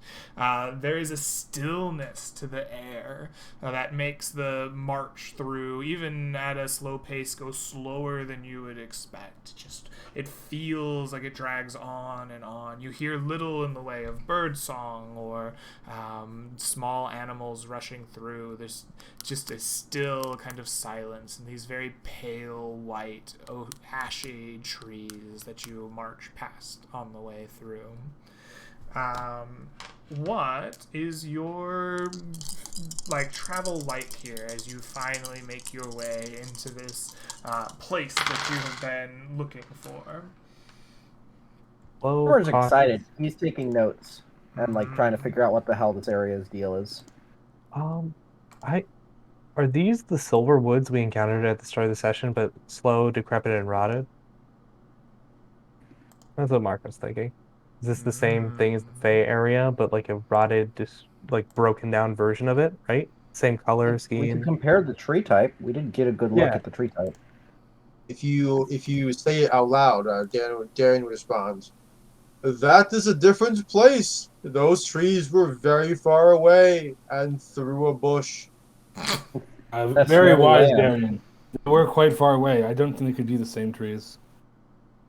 You know, Also, They're all it's snow and ice. I mean, but these trees are here, and those trees were over there. So, so if you find an iron vein in the ground, right? Follow me. You can go somewhere else and find another iron vein. Iron can wait a exist second. at the same What time. if trees are actually made of metal? Some believe they are, especially in the old dwarven traditions. Yeah, I mean, you get a hard enough tree or a soft enough metal. So Yes, difference. the metal called wood. Ha ha ha ha. There's Because it's hard does not mean it's metal. Rock is not metal. No, I think this is actually true. Well, rock is obviously a metal. That's ridiculous. But think about it. Is Theodora metal? You heat up metal, it melts. You heat up wood, it catches on fire. So, I mean, that's the same thing. We're That's walking. definitionally not the whatever. I think we're just gonna argue your about silly this for books are hours, poisoning Greg. your brain, my friend. Too much reading. All right. Your arguments seem to go on interminably in this silent and dark place. You get very little in the way of respite as you make your way further into the east. About a full day's march in. The area around you becoming darker and darker as you go, the shadows deeper, longer, and still seeming to like take away the light away from your eyes. As you are marching here, you will come across a excuse me, you will come across a part of the like trees that are all growing a strange like of silk almost around them, the like a fungus almost that has the strands of long thin almost spider silk. As you look around, the trees in this area sweep low down across the ground, and it seems that trapped inside of this fungus are like small bones, almost like bird bones and small bones of voles or other like little creatures that would scurry along the ground, as if the whatever flesh and feather and fur has long since worn away, and now an ominous warning of bone and silk just hangs down from this grove of trees. As you approach this, what do you do, Mrs. Party? Dormer. I Burn think it. at this point I would be detecting magic and like looking around trying to see if there's a magical aura or place of origin for all this stuff. You spend a spell slot to cast Detect Magic. I would like to do it ritually, but that's fine. You start If it- spending 10 minutes dancing your magic dance. While Dormer does this, what is the rest of the party doing? Marking the perimeter. Yeah, not something to not that we do anything while he's casting the ritual, but a thought would be that I feel like if we travel past this, I gets jumped in the back by spiders, or we just avoid them. In which case, why do that when we can slay monsters? I feel like almost the best option is to cast our buffs, and then one of us, disturbs the web so that the vibrations go out. And that way we're ready, because I feel like these spiders could drop down from the branches above us at any moment. Like those spiders in the Fey area were so well hidden. I climbed up in that tree, and then that drider was so cleverly hidden, rather, not necessarily well hidden. I think Dormer is just kind of nods, like he just keeps focusing on his goddamn spell. Mm-hmm. Let's wait for the spell, and then we'll determine what to do from there. All right. After 10 minutes pass, Dormer's ritual dance ends, and you look out with a magic eye, but you do not see the aura of magic anywhere within the effect of the spell. Okay. In that case, Darian will look around with Divine Sense, see if he senses any undead hiding about, any desecrated area, back there that might, bother them in some way. When you activate your divine senses, Darian, you do not notice any celestials, fiends, or undead. However, you are certain that you stand upon desecrated ground. In fact, this entire forest seems to be desecrated ground. This place is full of intense, unholy magic. There's nothing right about these trees, and I'm sure of its denizens. Perhaps we should continue on to the chain skeleton, and then you could divine sense to see, um, one, if the skeleton's evil or not, and then two, if the desecration seems to like kind of be, if it's more intense. I don't know if that's something if you can perceive with that level of accuracy, but if the consecration is more foul, it's the origin point is the chain skeleton or the thing around him. He might be the origin of the desecration of the whole forest, which would be good to know. That is possible. From what I've heard, it is simply a creature that has been trapped and desires freedom. Those who encountered it did not report any dark presence. Although it being in the forest, I'm sure there is more to it than meets the eye. Mm-hmm. I say travel carefully, friends. Keep your wits about you, and be ever watchful. There is bound to be danger here. Yeah, I guess if we're not going to try and attack the spiders, I guess we should keep on moving. Is Yeah, it I a like to keep on circle of moving. trees? Is it like the circle of trees that have this moss on it? Like there might be something at the center This of a circle of trees. fungoid, like hanging, like strands, seem to surround the trees in the area further east. Everywhere you look to tread eastward would be to tread through them.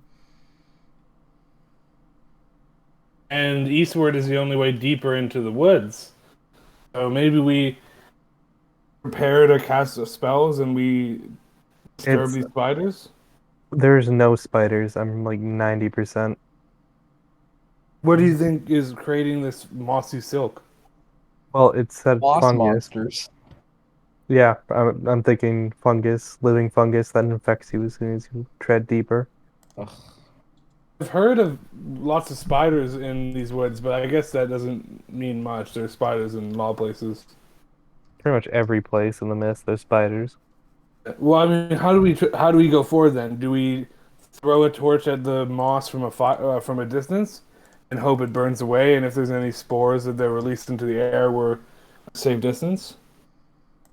That's why I wanted Dormer to firebolt it. I just want to see if it burns, and then if from there we can learn a lot. From what I know, the spiders function on motion. If you touch the webs, they attack you. Perhaps we could set a distraction somewhere else and then proceed carefully through. Boomer starts looking. He does not touch, but he starts looking closer and trying to figure out.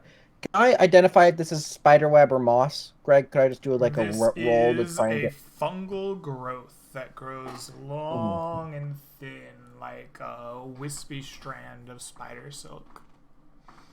Okay. Dormer just sits up and goes, "This is fungus. It's going to be mushrooms of some kind. I think if we break any of them, we will be fighting some mushrooms, so we should be very careful. But I think we could go through very carefully and attempt not to anger the mushroom things. Or we could just go in guns blazing. What do you guys I think think? if we attempt to sneak through and disturb it, we'll be in the center of it, surrounded by it, right? I think we should hit it with firebolt and from like 60 feet away and see if it reacts. But I think Marco, at this point in the conversation, starts walking up to this fungus, and I think he just says, "Everyone, take a half step back." Hold on, friend. Takes Be 15 careful. feet back. What are you doing? I'm going to put my hand on it, and I'm going to talk, and we're going to see what happens. All right. You reach out your hand and touch the fungus. As you do disturb the long, wispy strands, you notice that as it moves, it unleashes like small spores all around you. As you disturb the fungus with your hand, please make for me a Constitution saving throw, DC 13. I didn't say it first. I don't get it. I was gonna bless myself first, but I didn't say it yet, so that's a no for me, dog. If this is poison, you're a dwarf, right? So you'd have advantage? I don't think it's poison. I think it's mind control. We'll see. Well, Is See. it poison? Because then I Go get ahead advantage. and give yourself a advantage here. Nice. I thought it was going to be something really bad. All right, you successfully save. You feel your senses nulling and dumbing down, but you shake free, and as you do, the strands of fungus reach towards you, attempting to wrap around your arms, your torso. They try to grab at you, but you are not paralyzed by their spores, so they only attack at a 22 to hit you. It's Oh. Excellent. Please take for me 2 points of necrotic damage. As you feel this touch of the strands, everywhere they wrap around you, you can see your skin rotting away. They seem to rip away the life right from your flesh, and they begin to grow, or not grow, to glow that faint violet all the way up the strains. As they glow, they come to life a little bit and begin all around you, reaching their tendrils out to grab at you. What do you do? Oh. So you're Oh, saying that essentially the tendrils are. Do they seem to be going for my hand that's bleeding? They are coming for you. The fungus is kind of localized because you're at the very edge of it, but everywhere around you, these tendrils are coming to life and wrapping their way towards you. They're coming for you as you live and breathe. I'm gonna walk away, which is to say run away. Just okay, Alright. everyone, we're gonna build some distance. Are you gonna disengage? Disengage, yep. I'm gonna Alright. run 25 feet away. I'm already at the very edge of it, so hopefully they can't reach further than Perfect. that. You disengage away from these things. They reach out for you slowly, but you make it past their reach, and eventually they settle back down into that hanging tendril-like spider silk, sweeping low across the ground. Okay, Can so I light a torch? Yeah? I'm gonna toss the torch towards the moss and hope it gets stuck in the moss and lights it on fire. Okay. You throw your torch at the moss. A few strands burn, and smoke kind of fills the air in this kind of area of the forest. A few small tendrils fall and burn, but the fungus does not catch fire and burn all of it. There's still plenty more surrounding this area that you have found. Dormer gets his owl and has the owl fly upwards, and he looks through his owl's eyes. How big is this area that the tendrils can reach? Is it just a small circle surrounding a particular point, or what's the deal? The fungus seems to grow in about a 60-foot or so, maybe more than that, maybe a 200-foot or so, growth, a copse of trees about that diameter. Okay. Is there anything particular in the middle of this 200-foot circle? Not that your where they're owl growing? can see from above. Weird. It looks like if you... So once he's burned a few strands away, do the strands just instantly regrow, or does it look like you could burn a path through? You could perhaps burn a path through. They don't seem to, instantaneously replace themselves, no? Okay. Burmer kind of returns to the group. Alright, we can either try and burn our way through this, or go around it.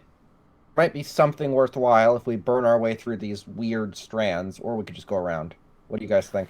I say spam firebolt, try and burn as much as you can. Can try that.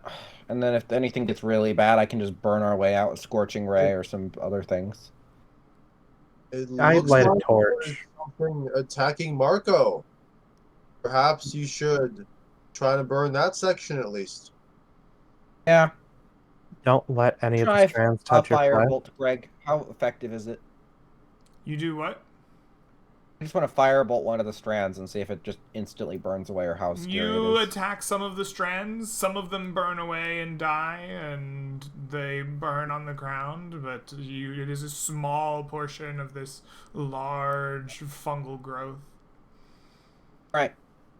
Are you sure we want to do this? Is everybody okay with trying to break our way into this fungal growth with burning? I think you could just spend like the next 5 minutes spamming firebolt, right? Like to see what I'll happens. start us off a firebolt, but you guys are. It's gonna keep regrowing.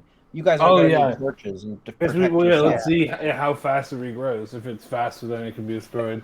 I'll spend a couple minutes just seeing if I can beat it with my firebolts, Greg. Is it faster regrowing than I can firebolt, or is it? It is not faster regrowing, but your firebolt does not destroy a meaningful area of fungus, right? In a Yeah. copse of this size, what you destroy is just a small bit of it. There will pretty much, like, without just standing here for maybe days, who knows, you would not be able to use firebolt to destroy this growth.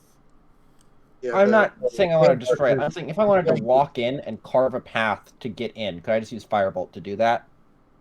I mean, you can Or will we try. need more? We all Yeah. Is it Yeah. is it more like vines or is it like a mesh? Like is it like what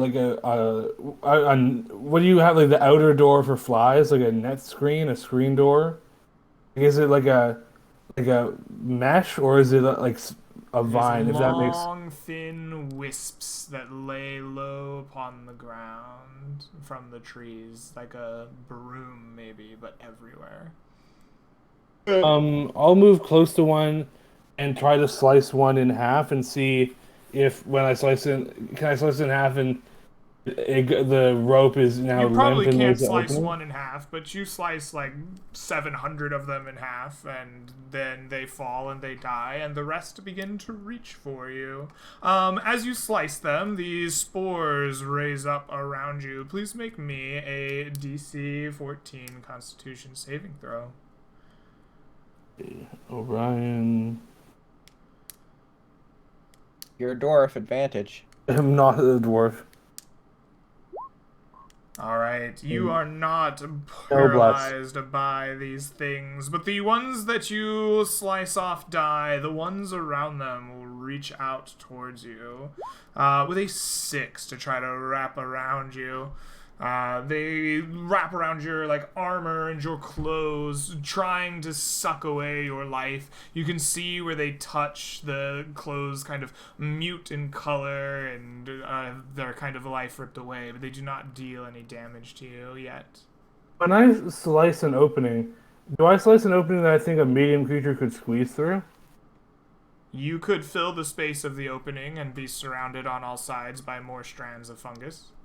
So the strands, it's not just an outer wall; it goes The deep. strands are so numerous and thick that you can cut away as many as you like, and you will be surrounded by ever more. Think of it like we a have to den. just commit to cutting. We don't know.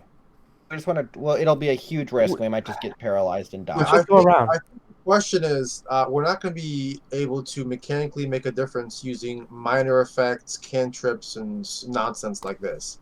So we either take this as a thing and do it, or we got to go around or leave. I know. That's what I've been. Yeah, we just need to commit or not. Are we doing it or no? No, because it will just be we'll be surrounded on all sides, and then we'll make I like think- 20 con saves. So I guess let's just go around. Yeah, let's go around. More people, more dwarves. Dwarves would be better at this. Let's go around and let's keep exploring.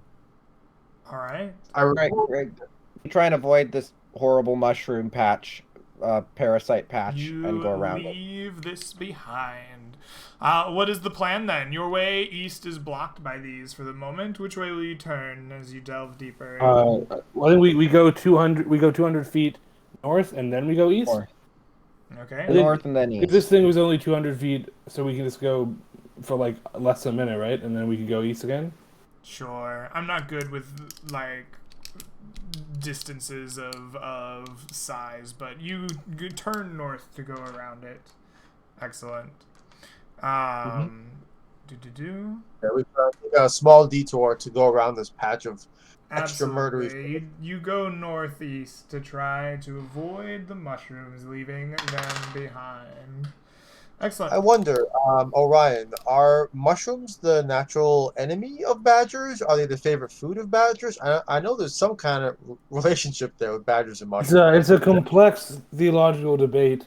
Mostly, it's just you claim authority by claiming you spoke to the giant badger the longest ago.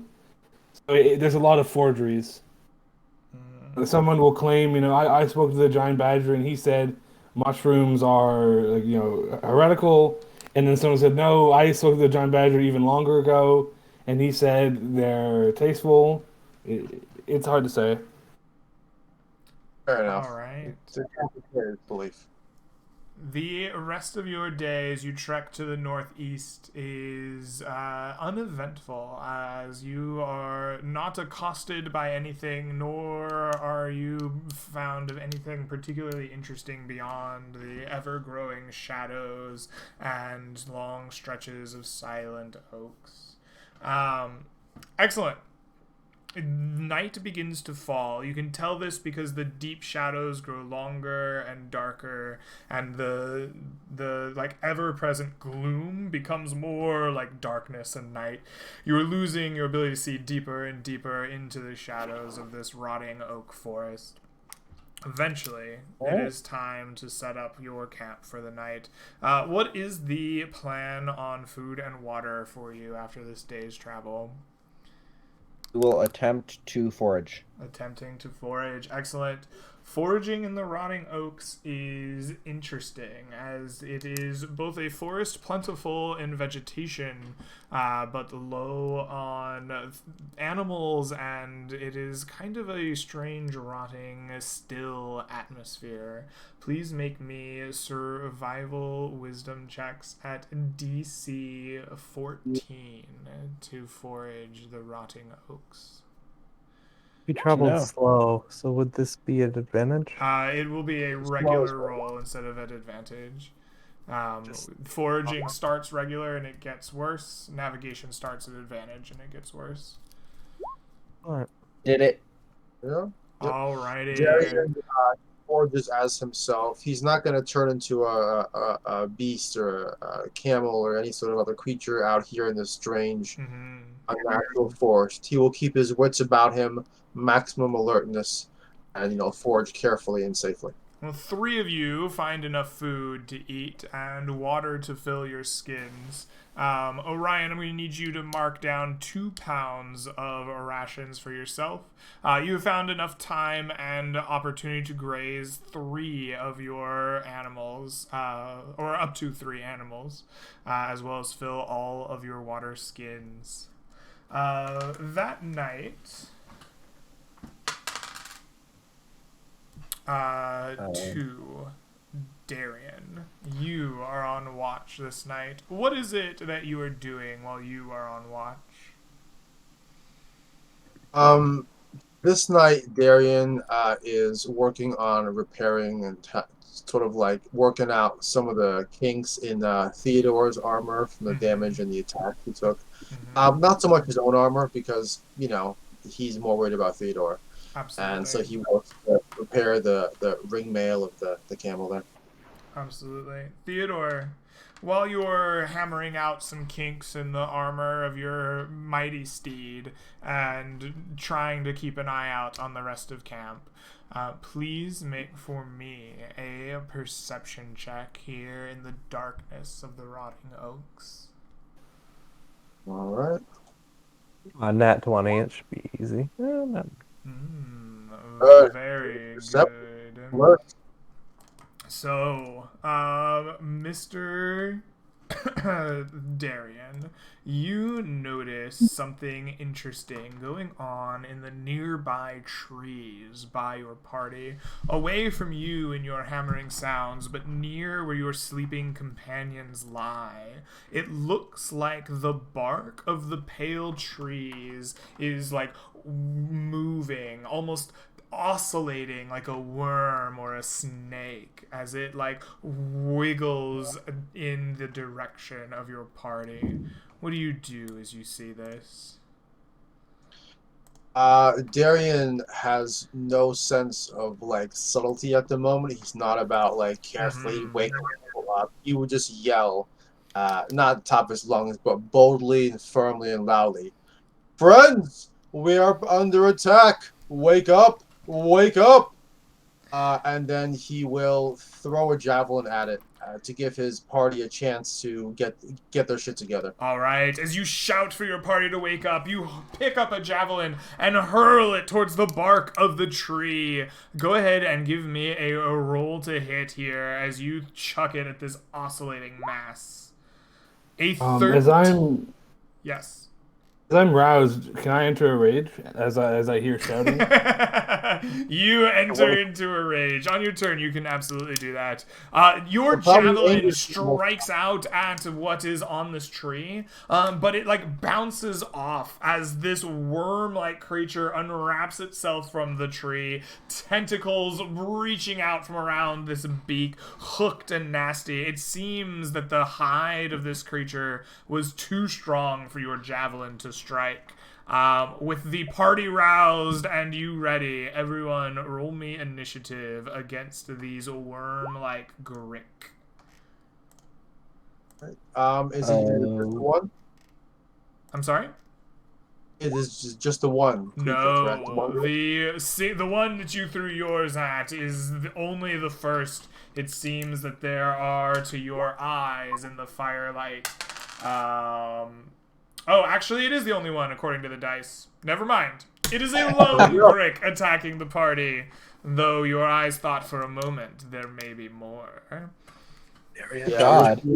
Oscillating of the hide on the tree, it's very, very, hard to tell.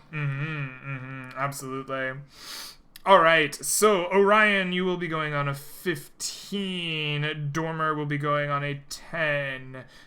Darian a 12, and Marco a 5. All right, the first to go though is the Grick itself. It is snuck up using the bark of the tree as camouflage, and it lunges out, its tentacles reaching, trying to stab into one of the sleeping members of the party. It goes after... Oh, it goes after Dormer as you wake up from your sleep. Its tentacles lunge at you. Before it attacks, which of them would be nearest to Darian? He did wake some of them up, so he would be around You them. shouted to wake them up and then threw a spear. I imagine you're not standing right over the top of them as you keep watch. Yeah. Yeah, he'll be nearby Theodore anyway, yeah. That makes sense. But this thing isn't going to get advantage. It strikes out at you with its tentacles, trying to hook into you, but you dodge back, avoiding it as it leaps off the tree. Excellent. That brings us to Orion. You are the next to move. Having seen the Grick attack your wizard friend, what do you do? I leap into a rage as I rush towards it with Primal Fury, and I'm going to recklessly Grandpa Master recklessly Grandpa Master. I imagine you just mutter. You slice at the Grick, but you mistake its like wood-like slithery skin with the bark of the tree, and you just chunk into the tree itself, missing the worm-like beast. I cry out, they're in the trees! It's all the trees! Oh no, not all the trees. Excellent. That brings us to Darian. All right. How far away is this Grick from me? I don't know, let's call it like 30 feet. Okay. He ponders activating the battle axe's full power, but decides that the single lone Grick isn't worth wasting the energy of the axe on. So he will simply thematically charge, not mechanically charge. He will yell and run at it, attacking it with his battle axe. That 21 will hit. And we are... initiative. Yeah, that's fine. We'll just do that. All 14 right, damage. you slash into the creature with your axe. Like a gross ichor sprays out across the bone-white base of the trees. You have bloodied the nasty-looking worm in front of you, but it has not died. All right. That's me. All right, excellent. That brings us to Dormer. This thing tried to eat you, but now Darian stands over it with his mighty axe. What do you do? Armor just fucking blasts it. Magic missile. And 11. Alright. Magic Right. flies forth from your fingertips, battering, and piercing this grick from every which way. Ichor comes splattering across the tree, but it still holds on alive. Then he just ends his turn. Alright. Marco, you are the last to be roused from your slumber as this grick is being battered. What do you do? Unmute myself. Grab my bow, walk 25 feet towards Darian, and just shoot at it. Ooh. One. Oh, And then for the second one, I'll channel divinity. Okay. Well, you obviously have a crit, and with the channel divinity, you will hit a second time. you might kill it with the first one. You might not need that second attack. I believe in myself being so bad to not do enough damage. Anyway, Believe the power of me to fail. even if I were to kill it the first time, I'd still shoot it the second time. It ruined my beauty sleep. So that's 18 That's altogether. That is 18 altogether. Is your bow magical? No. Alright, so it is less effective than you expect it to be against the Grick's body, but you still strike the bow true each time for 9 points of damage, which is just enough to slay this worm-like monstrosity. It falls back from the force of your bow shots and lies still, no longer thirsting for Dormer's blood. Pathetic. Great I go back to work, sleep. Before he can We can even now- reply to... Oh, go ahead. Oh, sorry. We can now return to sleep, I say as you return to sleep. I was already asleep before you Armor- finished the sentence. Armor's My gonna God, stay yeah, up yeah, and he's the- gonna the identify rotting the woods fuck have, out of have this dropped thing off, to off man. it. I would like Alright. to look over the brick and see if there's any valuable parts, what the hell it is, what its deal is, if we can extract anything valuable from it. Let me look at my notes here on Grick. You.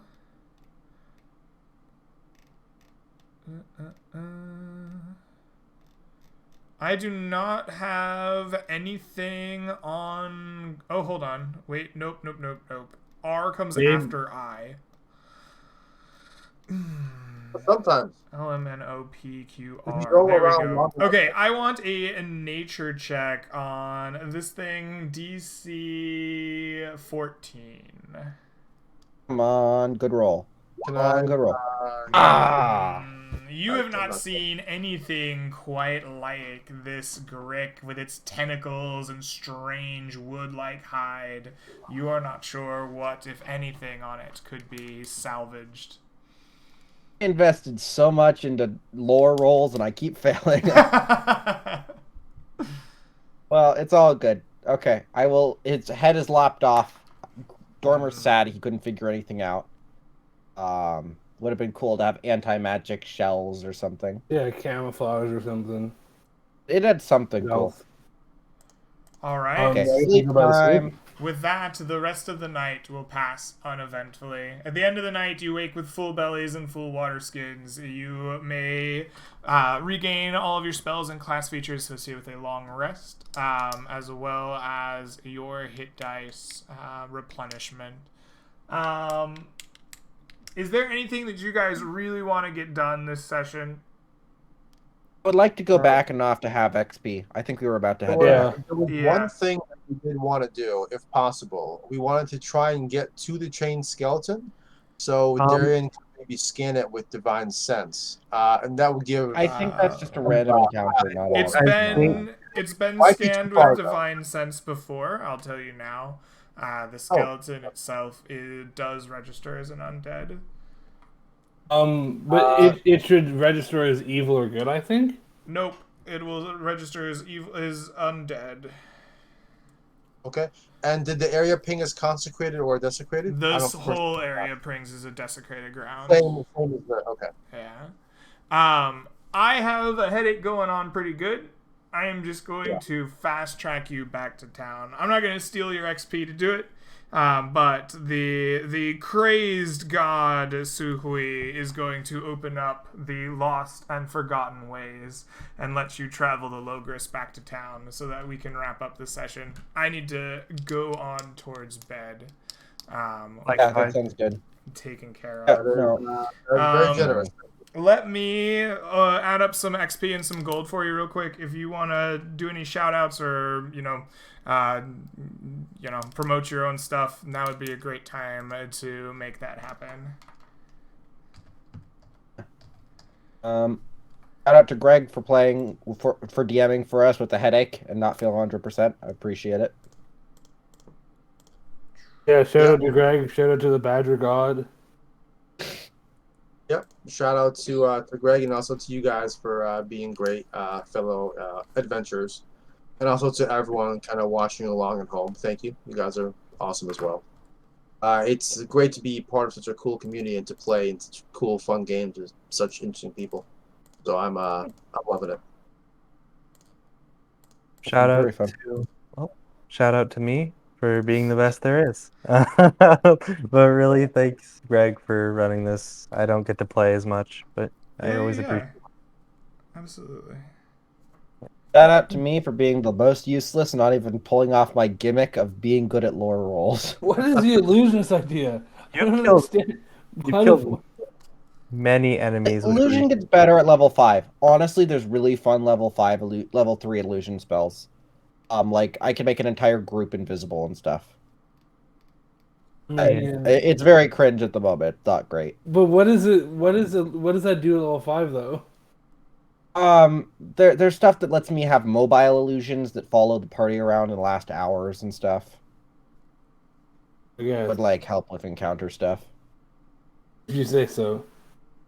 I don't know. It might have been better just a power game evocation, but I like illusion. No, illusion is crafty, and Dormer seems crafty, kind of like not just butting his head against stuff.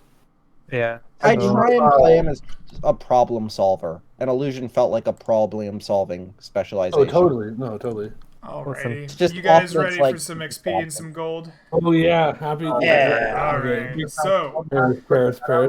I want possible. each of you to take home for me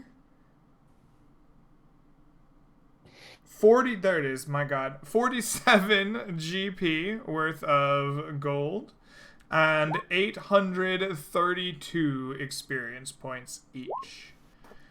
I think that's barely enough. Yeah, holy shit, that's just enough. Sorry, what did he say? 47 132. GP and 832 experience points. Okay. We My also brain- have some magic items to potentially hand out and or roll for. So the first thing is a amulet of wild shape, gifted by a rogue pixie out in the wilds. Who among you would like to lay claim to the amulet of wild shape? I will remove myself from the pool, because I cannot use it. I'd be interested. I'd remove Darian myself. All right, Darian, Orion, sounds like you two are the ones that would like it. We'll have you roll off D100s from each of you. Highest will take the item. Oof. 100. Aw. Looks like Darian with the 98. The amulet of wild shape is yours. The second item that we have up for grabs is the Rhino Fetish. This consumable item is available for anyone who would like to take it. Pass. I have it now. If no one else wants it, I'll just hold on to it. Yeah. I think you'd do pretty well with it. Oh, works for me. Sounds like it is all yours, Darian. Darian, please take the Rhino Fetish as well. All right. thank you very much for playing with me. I hope you guys enjoyed. I need to go guzzle some Advil and go to bed. So that's where I'm going to go. Twitch chat, I'll see you around for something maybe. I don't know. If not, have a great holiday and Christmas and all that jazz. And yeah, I will see you around. Peace, everybody. Hi, everyone. Thanks, Bye. guys. All right, guys. Thanks. All right.